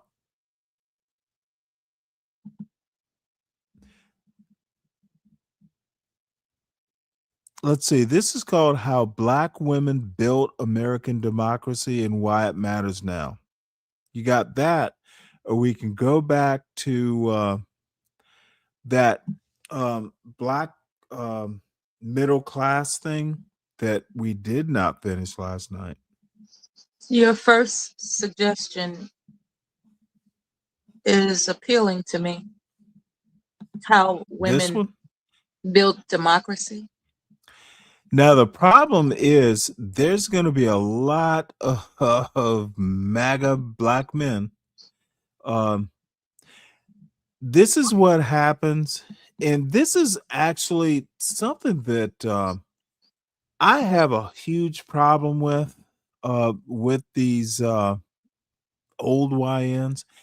They will look at a woman and describe her looks and stuff like that and never listen to her. And they do it with men too. It is just like low class. It's What called ICE is lookism. of ICE. Yeah. We've had Let me Jen go on back several to the times, beginning. but this is as good as it gets for me, and that's as good as it gets for you. But at least this is us learning, folks. We're talking about when you grow up a And person I of don't know color, how black much of woman. this I'm going to be Oftentimes we're able taught, to last don't through promote because I yourself, just be in actually the do background. have to It's eat okay. dinner. I literally let's see what time When is she it? Shit. smiles, that is a beautiful face. Now, Yeah, if but she's they're not gonna smiling, talk about her it's skin different. color. Yeah, that's what ignorant people do. But her Oh, we features, got lots of them. her features are well placed when she smiles. When Her she's not skin smiling, there's a her skin heaviness. looks really nice. Oh yeah, she has great skin, and that's her real hair. I can tell. Is it? I can tell. Maybe she Look at has her. something going on in the back, but if it's not real, it certainly looks real. Well, let's hope she sounds smart. It's probably real. I think it Okay, is. but then we have to learn how to flex. And so I was taught to shamelessly promote my book. And then we got Atima with her book, Atima Omara, the author of the new book, The Instigators. It's in a very important book, How Black Women Have Been Essential to Look at that American democracy and what we can learn from them. Atima, pick up the book and show everyone the beautiful book. Well, I have a copy here, but here's the book. Dang. Atima Omara is here. I'm so glad she could join us. She is the founder of the Omara Strategy Group, which is an award-winning political and advocacy consulting firm right here in Virginia. And she is also the author of the new book, The Instigators, How Black Women Have Been Essential to American Democracy and What We Can Learn from Them. And, Atima, just about like 5 minutes ago, I had Jen Budd on. Jen Budd is a whistleblower. Jen Budd used to be a senior Border Patrol officer. Since then, she's become an immigration rights activist. Since then, she says abolish ICE. She just wrote this book talking about what ICE is, the culture of ICE. And we've had Jen on several times, and I've had Jen on with my friends who works in immigration rights attorneys, and they've talked about the history of the criminalization of immigrants. And wait for it, that history stems from America's history of slavery and the slave patrol. And so what I was telling Jen was everything that now Americans, those who are white, but not just white, those who are upper middle class, people of color in the suburbs, what they're learning about ICE, Black people have endured this and survived this. Many of them have not for 400 years. And Black women have endured or tried to survive their version of ICE, the slave patrols. And so maybe, just maybe, we can learn something from the Black folks who have had to endure Oh my ICE Lord, for really? hundreds of years in America. Your response to my statement. Yes, well, accurate. And I mean, not even just slavery, but then you go into Jim Crow, and then you go into the terrorism that was the Klan forming after Reconstruction fell in the South, and then you had Jim Crow, and then you had essentially the policing system and structure that would keep them from voting, that would try and keep them from being in certain buildings, keeping separate but equal. I have some of the women I've profiled in my book were women who were literally physically removed from trains Stanley? before they put in the. Okay, one moment. I want to emphasize you made a good point about how people are distracted by looks, because if a person just listens to how she speaks and the inflection, this is a woman that's influenced by Caucasian culture in terms of how she pronounces. There's this inflection that Caucasian women have. They assert something with a question. So let me ask you and a the question. sky is blue. What exactly is Caucasian culture? What's white culture? I think that's where I'm we're going talking with this. about highly educated environments that typically Okay, well, how about just say highly educated culture? well, Because have you ever talked to someone who's from like a white person? I remember, and I'll tell you this story. Years and years ago, I I was new to a job, and I uh the night shift like supervisor was from somewhere in a holler in North Carolina. And I swear it took me 2 or 3 weeks to even understand. You know, after a month or so, I could kind of follow him and understand. Dude, um, this white culture, black culture, we get it wrong, and there's no one white culture. And I don't know, I don't have time or no one's real interested, but no, maybe one day we can break it there is down. no Caucasian culture. It is shorthand. Okay, what She I sounds like she's been to college. she's highly educated. Absolutely. I hear Okay. the inflections in which she's how she's communicating. Those inflections are indicative of a highly educated Is this the first woman. time you've ever heard a educated black woman speak? No, it is not. That's why So is she surprising you or no, it is no. I'm when you mention how people don't listen, they just look. Oh. That's why I asked you to stop the video to compliment you on how important it is to listen. Oh, okay. Well, you know what? But Thank you you. jump to conclusions, man.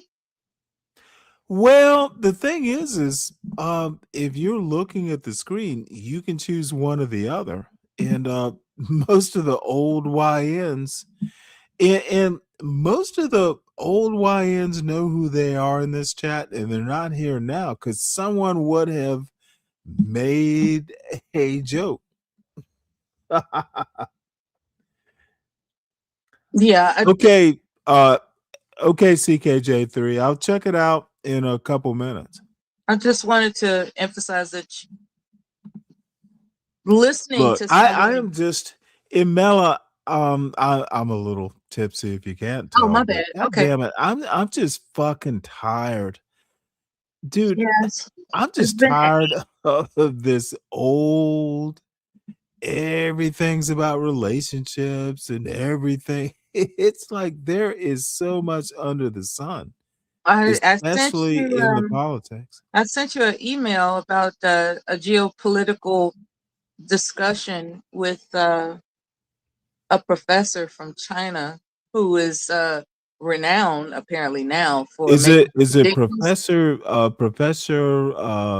Zing what's his name? Ji Yang he's from Yeah, it's a I Chinese know who he is, and and his depending strategy. on what he's talking about, I tend not to watch him these days.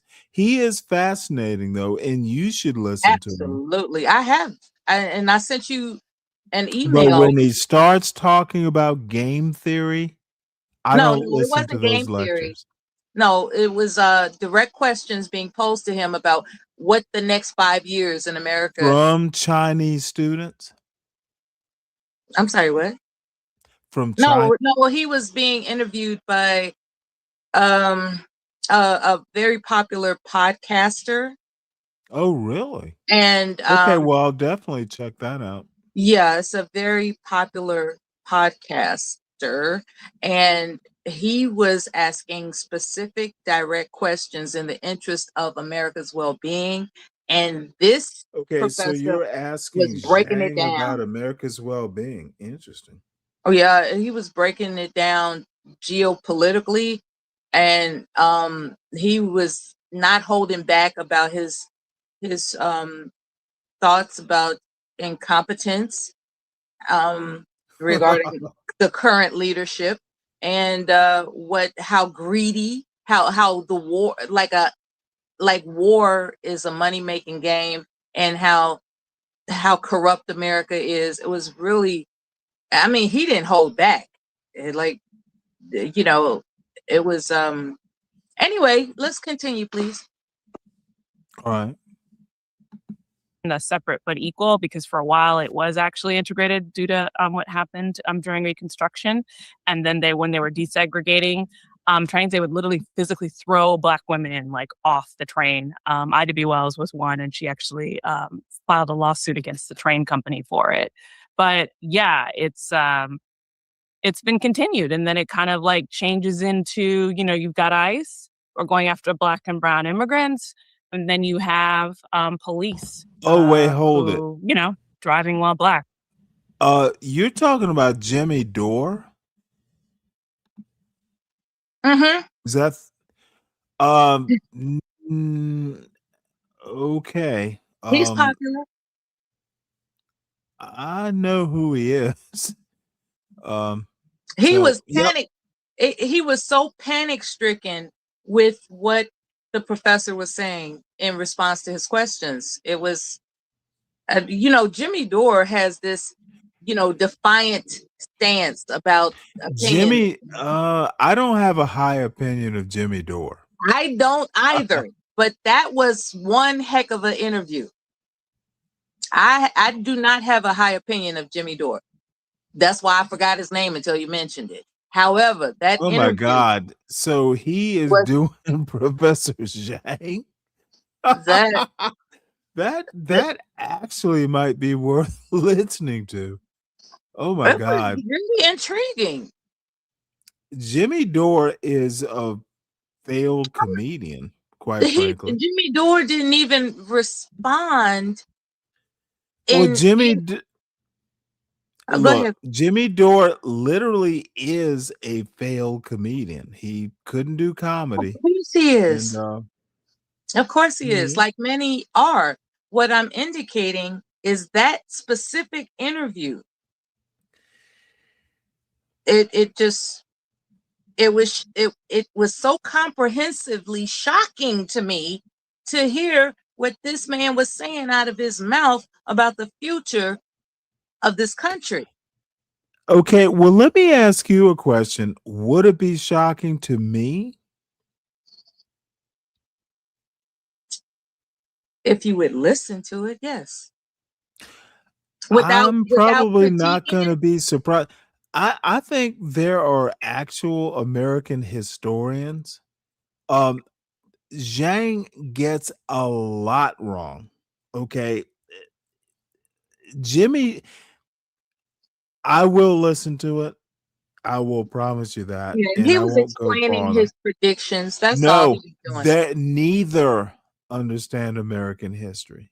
He was explaining his predictions. Okay, that's all he was doing. They are predictions from They are just afar. simply predictions. It's not anything written in stone. Understood. It's not written in stone. But it was captivating. Of course, predictions aren't. But predictions by a guy, has Zhang ever lived in the United States? Dude, I know people who live outside of the United States, and one of them used to just be a huge Trump fan. And he was like, this dude used to tell me, well, Stanley, and I've had to tell him several times, like, dude, I grew up in the culture. I swim in these waters. You need to understand, you're looking from the outside in. You see, I had to rough him up a few times. And this is some years later. You know what? Shit, this motherfucker is like more to the left than I am on a few things. And I told you. Jimmy Dore I don't think he's that bright. It's And not about Jimmy Dore. Zhang is not familiar with American culture. It's not about Jimmy Dore. It's about, okay. What is it about?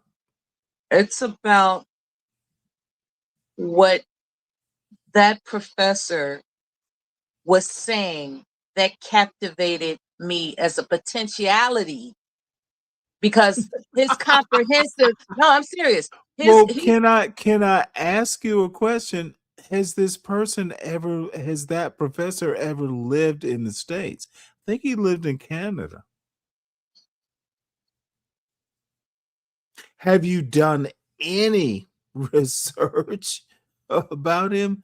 That's my point. He went to Harvard. If he really got your attention like that, what do you know about his background? I'm not sure if he's a Harvard graduate, but he did spend time in America. And well, most people in America don't go to Harvard. my point is, it's your choice whether or not you choose It will definitely be. to respect. I'm curious. Apparently, this dude got your attention. Did you? Well, I like the way he I've answered. watched his shows. I'm talking about this show. I've seen all that other stuff. Actually, okay. I've seen all I that. don't other know. stuff. I don't know how to make you understand that this show between Jimmy Dore and Professor Zhang, I know about both of them. Neither of them are awfully impressive. Why would the pairing make it better? And I do understand what you said, but I'm curious, what got your attention with Professor Zhang? What was captivating is how he had mentioned something akin to Trump has the legal right to be vice president, because that's bullshit. It's not going to happen. and I wanted to disprove that, right? And then I find out you're live, and I've been paying attention to you for hours. This is interesting. So he had mentioned, which was fascinating to me, that he proposed that it is, quote unquote, legally possible that Trump could he could have his son run for president and he'll be vice president. And he just made you actually believe that could happen. I don't believe it. I just thought it was interesting. Okay, well, let me tell you his education, because it just took me a second to do a quick Google search. Yeah, I'm not at it. Yeah, go ahead. Well, yeah, everyone watches it on the phone. I tend to do the show from a computer. Yes, you do. So, Bachelor of Arts in English Literature from Yale. So he's a Yale graduate. Yale. Bachelor of Arts in English Literature. He's a Canadian citizen. So apparently he's been in Canada, but I need you to concentrate on the Bachelor of Arts in English Literature from Yale, of course. How does that qualify him to make political predictions? Can you help me with that? I have not the slightest clue. Well, here's where I'm going with this. You need to research your people. If you're impressed by someone, it does help to know their background. Sure, he could be prescient. He could have all kinds of good ideas, but he doesn't have the background to talk about game theory, for that matter. He could be super smart. He could be smart. He could, again, be prescient, but I've listened to him, and I'm not that impressed. Okay, what I'm really compelled to tell you right now is there was a time when I had a relative that put in I think it was beta tapes back then, maybe a VHS tape of someone called Notre Dame, right? I didn't think anything about it. All I knew was that in conjunction with the imagery, the messages were very frightening.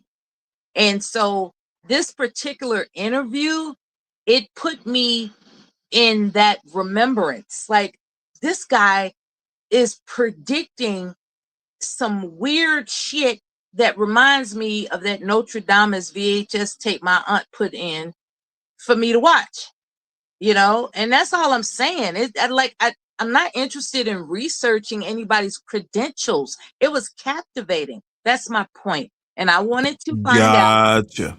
Yeah. So And I emailed putting you in about it. putting in a tape and people creeping you out, that's enough. Understood. Sir, I was a So- child. I was a child. And And you now, recommend what I recollect from that Notre Dame's tape, tell me what you recollect from what you're recommending to me. I recollect from that Notre Dame's tape that there would be a war of Islamic countries against America that would conclude in what's called World War III, right? And I just thought it was And Nostradamus said that? this was the VHS tape, and they gave different text that would that they interpret. You know, it's a tape, you know, that they had back in the day. What I'm indicating is, for whatever reason, the rush of memory came to mind. You know, you were talking about how people practice lookism. You know, they'll look at something. Okay, I didn't nothing to do with Nostradamus. Okay, it has nothing to do with Notre Dame. However, what I'm indicating is that what compelled me to email you to find out if you are interested in watching this video interview. I am going to watch it. I didn't specify that his predictions remind me of this whole Okay, as soon as he starts predicting them out, he has no clue. He has no about clue. it. Dude, you don't know. He literally has no clue. He has no clue. Mm, And yet it was compelling. And I was trying to figure out why it was so compelling. Compelling to whom? To me. Gotcha. Okay. Yeah, it doesn't have to makes sense interest now. you. Yeah, it doesn't have to. It doesn't have to interest you. Right. I'll watch. Please believe that. So let's get back to this. And let's see, where am I hours wise? Ooh boy, I'm at 8. 8 hours. Yeah, I probably need to wrap it up. That's a whole shift. Well, I'm having a good time, but I appreciate being made aware of her book. I will recommend it to others on my Facebook page. and I absolutely guarantee that she is kind of cute. She has a beautiful face. She just, when she smiles, it just brightens her face. When she's not smiling, you know, it's different. Like any other phenotype when they're not smiling. Like this guy, you know, he's not smiling. He looks worn down. You know, a smile matters. He's probably a bit more older. A smile matters. I see. All right, folks. I have you know what? I don't care who's live. Go Sleep out. tight. Nope. I got dinner to make. Who knows if I'm gonna read, but I had a whale of a time as usual. Yeah, it was a And, ball. It was a ball. I listened to all of it. I'm doing what it is I do, and and how you did that is I've only beyond been me. with you for what, 3 hours, 3.5 hours, but I listened to the entire 8-hour live stream. And I don't usually dedicate all my time to listening to a lengthy live stream such as this, but it has been a ear catcher from beginning to end. You sleep Well, tight, Stanley, it's been a roller coaster. and So you handled it. I'm impressed that well, I'm grateful that you found it entertaining. It is. It's one for the books. Well, great. That woman that I mentioned will. that she listens to you at 4:30 in the morning. I hope she Oh, listens to this tomorrow at 4:30 in the morning. well, shoot, she was a major part of it, dancing with her white. Oh, did you hear that racist motherfucker? I walked away. Okay, I actually that was shocking. Yeah, I I walked away. don't Like I don't that know what shit she was trying to like prove, she but was actually I have no clue what she was trying to prove I either. don't know what she was trying to prove. But when you referred to him as a gay ZZ Top, that he's never gonna forget that. So I you bet he crucified him. will. No, he's never gonna forget that because That might everybody be heard it that and they might made fun of him. You know, he's not gonna be able to live that down. Like every time somebody sees him, it's like, Oh, hey, it ZZ Top, wasn't that good a joke. gay But ZZ Top. well, it's the best Because I said, I who's this ZZ Top reject looking person? And then oh that you know what? That's where I got it from yeah, then. you got it from me Um because I said, who's this wannabe ZZ Top looking guy? And then you followed up with, yeah, you gay looking ZZ and then Top. he had like those little And hand everybody movements heard and it. shit. And it reverberated. Like somebody said, oh, they called you this. They called you that. He's not ever going Oh, to forget that it now they did because he hear it was on his humiliated. side. That was He it was humiliated in front of all his friends. I don't think he was humiliated. Oh, he'll live it down. He's still thinking about it. Wait, hold it. Let me do this because I gotta hear that joke again because I can't believe. Thank you for inspiring the joke. I will give credit where it's due. I didn't. We'll Yeah, call, we'll call you the writer, and I just delivered the joke. yeah. I didn't call him gay, but I did refer to him as a ZZ Top wannabe. I didn't call him gay. Oh well, I did. It wasn't your place. It was my place. Hey, what's up, Dirty? Not much longer here, but I thought the joke was good. God damn it! Now I have to find it again. As a matter of fact, it might be good to find it because that part might have to be clipped. That was it. You saw you did. I think you went past it because it had the large oval image. Yeah. Let's You see. You just can passed it. I'm sorry, I can't let's see. pinpoint There's a way you can go up. God damn it. There's a That's way okay. you can do like close tracking. People And I went don't live telling them the right thing. that's Mike. Right? No, It just it makes was a me feel Stanley. good. She cammed up and It's never dude, these are oh, I remember. you put it on the big screen and that might be a good scan. You know, if you see something that's on the big screen Right. that's unusual, that might be the mark. There we go. That's it. Yeah. Did you see that? The Yep. big screen. Yeah. So that's when she came on. She turned on the camera and there was this big that's It's him. the pump. But let's do because she came on first, I thought. If I remember, she came on first, but it doesn't matter. I Shit just like a remember when you keyboard put on warrior the big screen. and fucking sit on the backside of Oh everything shit! else. But you know Oh what? wait, hold it. Come This ought talk to some be shit. interesting. Come talk some shit for real. We'll show you. We'll show you what the fuck that's all about. If you're coming up short and you want to talk shit about other people, go ahead. Come on with it. But you know, Wait, hold it. say it to Are my you face. Say it friends? to my face, motherfucker. Don't play. Everybody's Don't friends be a when bitch. it's my Oh time. shit!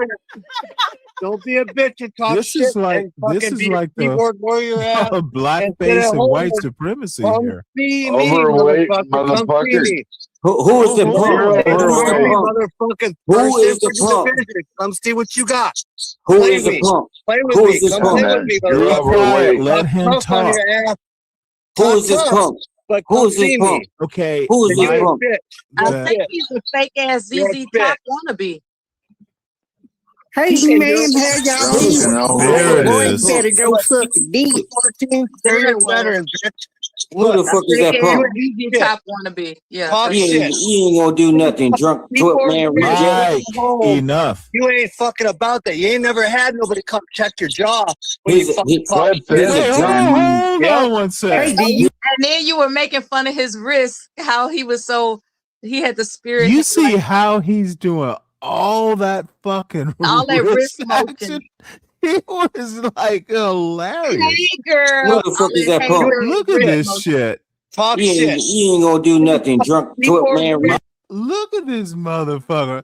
That hey girl wrist action. It is so fucking hilarious. Dude, and again, there's nothing wrong with that. But dude, don't be talking shit to a black man with that. Dude, that's not a full beard. That's like that scraggly shit. And then you're doing the hand gestures. Yeah. Right. Oh wait, didn't he use the N word, or was that my imagination? He Who was being knows? all racist and shit. Who knows? That's actually what caught my attention. I was gonna read his Oh, Enough. you ain't fucking about that. You ain't never had nobody come check your jaw when He's you a, fucking he, talk Quit shit. this, Wait, man. hold Yep. on one sec. hey, do you he's a want to drunk. fight Hold on, JDUB? hold on You're one doing sec. fucking online bullshit. all And right, until you fucking Motherfucker, grow a pair of wait, hold balls it. and come I out have and somebody never say seen let shut me the tell you I've fuck never up seen a sit let around lip your me mama's tell wrist. you your basement future. and fucking Okay, leave shit let's blowing up shut the on little Keep your bitch up. calm up there. I'm gonna tell you future. A limp wrist and a long There it beard. is. Just You're gay ZZ Top. and he's a there it gay is. ZZ Top. A gay I love ZZ that. Top. He And said you're a Give gay me, ZZ hey, Top. where's your fuzzy and there guitar? it is. Gay Everybody ZZ Top. start reverberating it. ZZ Top. Hey You Stanley, see how his you fans doing, out there man? laughing at him? That's what happened. Yeah, Now, the yeah, whole thing about yeah. him using olive olay for his soft, womanly looking hands, you know, I just jumped on what you said. So, you jumped on what I said. I jumped on what you said. And he was Yeah, humiliated in that front of was his that friends. that now I know the dude. It's so funny because I couldn't remember, and you had been putting it in my ear the whole time. It's like, yeah, okay. What was You she wrote trying the to joke and I prove? delivered it. What was she trying to prove? Putting him. Honestly, I look. I was teasing her about she missed her ride and stuff like that. I was no. Now I have to say this. I was teasing her pretty hard about. It was something about Cheers, and you're when you walk in, everybody knows your name. So I was pretty rough on her too. So I'm not gonna get too mad. It's been one heck of a day. Nope, but I The do have to wonderful say, world of YouTube. no. Here's where she went wrong. Who the fuck was this weirdo stranger? I have no clue. I still don't know his name. What the fuck would honestly, that's and I'm gonna be real serious about this, she doesn't know shit about being black. You don't do that shit. You don't put some white man with a scraggly beard being all aggressive and shit. Dude, how is a black man supposed to take that? There's a reason that she Yeah, what was she trying to prove? I just I asked don't know that she was popular with some weird like gay people. ZZ Top girls. Good dude, there were white women laughing at that joke. Exactly. He was humiliated in front of his It's friends. like if he thought about getting some I was gonna say PUSSY, he ain't getting it tonight. Like everybody is going to remember that. I don't know about all that, but it was good for the moment. Never forget that shit. Well, we'll know in a bit. How you Because doing, this JB? dude that's on the screen look like he's ready Oh, to suck let a him dick. go. He's a friend of You're a punk ass of the bitch, show. and you can't come see me. You got jokes, but you're Yeah. a bitch. Yeah, Where I you got at, jokes, man? motherfucker. I'll come to bitch. you. You're a No, fucking little JB. punk ass liberal bitch. Hey, And you oh, he just noticed I have jokes, motherfucker. The women were laughing at you. I don't recall him Yeah, using the N word. I don't. no, he probably didn't. But I it is Minnesota, so it could just be me. And I am a little tipsy. can't fucking stand up and How you and go doing, face Stan? to face, toe to toe. Pretty Because you're a good. bunch of bitches. Who You is talking this the pussy wrong boy bitch. talking, man? Fucking I toe love to to toe, slap him Just in the let him, face. JB, let him Get your talk. jaw checked. Okay. Get your jaw checked. But you all won't do that because you're too fucking I afraid. want more hand gestures. I Look at want those more hand gestures. gestures. You know, you got beautiful, hey, He has gay beautiful ZZ hands. Top. Like he's never been in a Hey, fight in his gay life. ZZ Top. Do you what brand of lotion? What brand of lotion do you use on your hands? I bet it's Jergens. Nah, a man like that uses oil of Olay. Now that man right there used cum on his face. Oh no! Wait, it'll get in his beard. Oh damn it! Wait, hold it. Where are they now? You all had a Damn good it. time. They're trying to figure out Dude, some comebacks. okay, I am They're trying always to figure out some follow-up jokes. no. They got their asses spanked. What did this? You know, I honestly, what did she expect that a couple black people were gonna do? Why is a 63-year-old woman even hanging out with that weirdo? That's where my she's welcome. question. I'm sorry, what? See, what really was frightening was how she had this this hateful sentiment toward quote unquote white women, but she's out there hanging with white women. Do they know her opinion about white women? Do they know? Nope. Does she have a secret And hatred or a public have hatred? you heard me talk about black people can be racist as hell too? She's a problem. Mm-hmm. Yeah. Who knows when that bubble might burst? Might be tonight.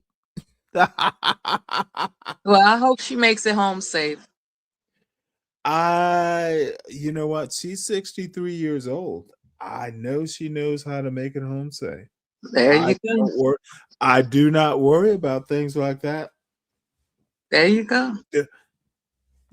And Dirty Dude, you missed all the fun. But it was I don't know, it was It's My Time. Mm-hmm. That's her It was just avatar name. some It's My Time. ridiculous. It really doesn't matter, to be honest. Listen to the replay, you guys. You'll love it. Oh yeah, and make sure you hit the like button on the replay. It's the end of the show Subscribe and now. share. And remember to like. And I will be back tomorrow around 3 or 3:30. Dirty Dude, how are you feeling? I didn't ask today. Please tell me that you are not you're doing okay. Please tell us that you're doing all right. Oh, he felt like shit all day. Oh God no. damn it. No, don't, it is not worth you watching. Dirty Dude, it was funny, but it's not like classic viral funny. Though I may go back and I may release it as a short just to see what happens. But Shout out to everybody that I got a chance to speak with today. I'm honored as always. And furthermore, I'm so glad we had this time together. very Carol Burnett. Exactly. We see eye to eye through the Stanley, screen. Stanley, why no Tariq Nasheed? You know what? You can't be MAGA and Nasheed, can you? We'll I'm so go glad over you got that tomorrow. reference, Stanley. I appreciate it. I'm old. Yeah, I'm glad you got that reference. Carol Burnett is actually one of my favorite Some of people. my fondest memories of childhood were Saturday nights when my grandmother would bake cookies and we would sit down and watch the Carol Burnett show. And it was because I was, my grandmother, she kept the children, right? And that's one way we would all gather as little children. We would sit around the color television and watch approved shows, and that was one of the shows she approved of for us to watch on Saturday nights. Yeah. I really enjoy the memories of my childhood. I'm so blessed. Not just for television presentations, but I'm just talking about being Well, safe. no, I look. Being safe. Apparently, having a happy childhood is a rare commodity. Being I safe had no is clue. priceless. As Yeah. for I had no idea that what that affords someone Oh, when they grow up apparently safe. it's everything. Yes, absolutely. So, all right, my dear, we are out of here. right. Everyone enjoyed it. Salute and see y'all tomorrow.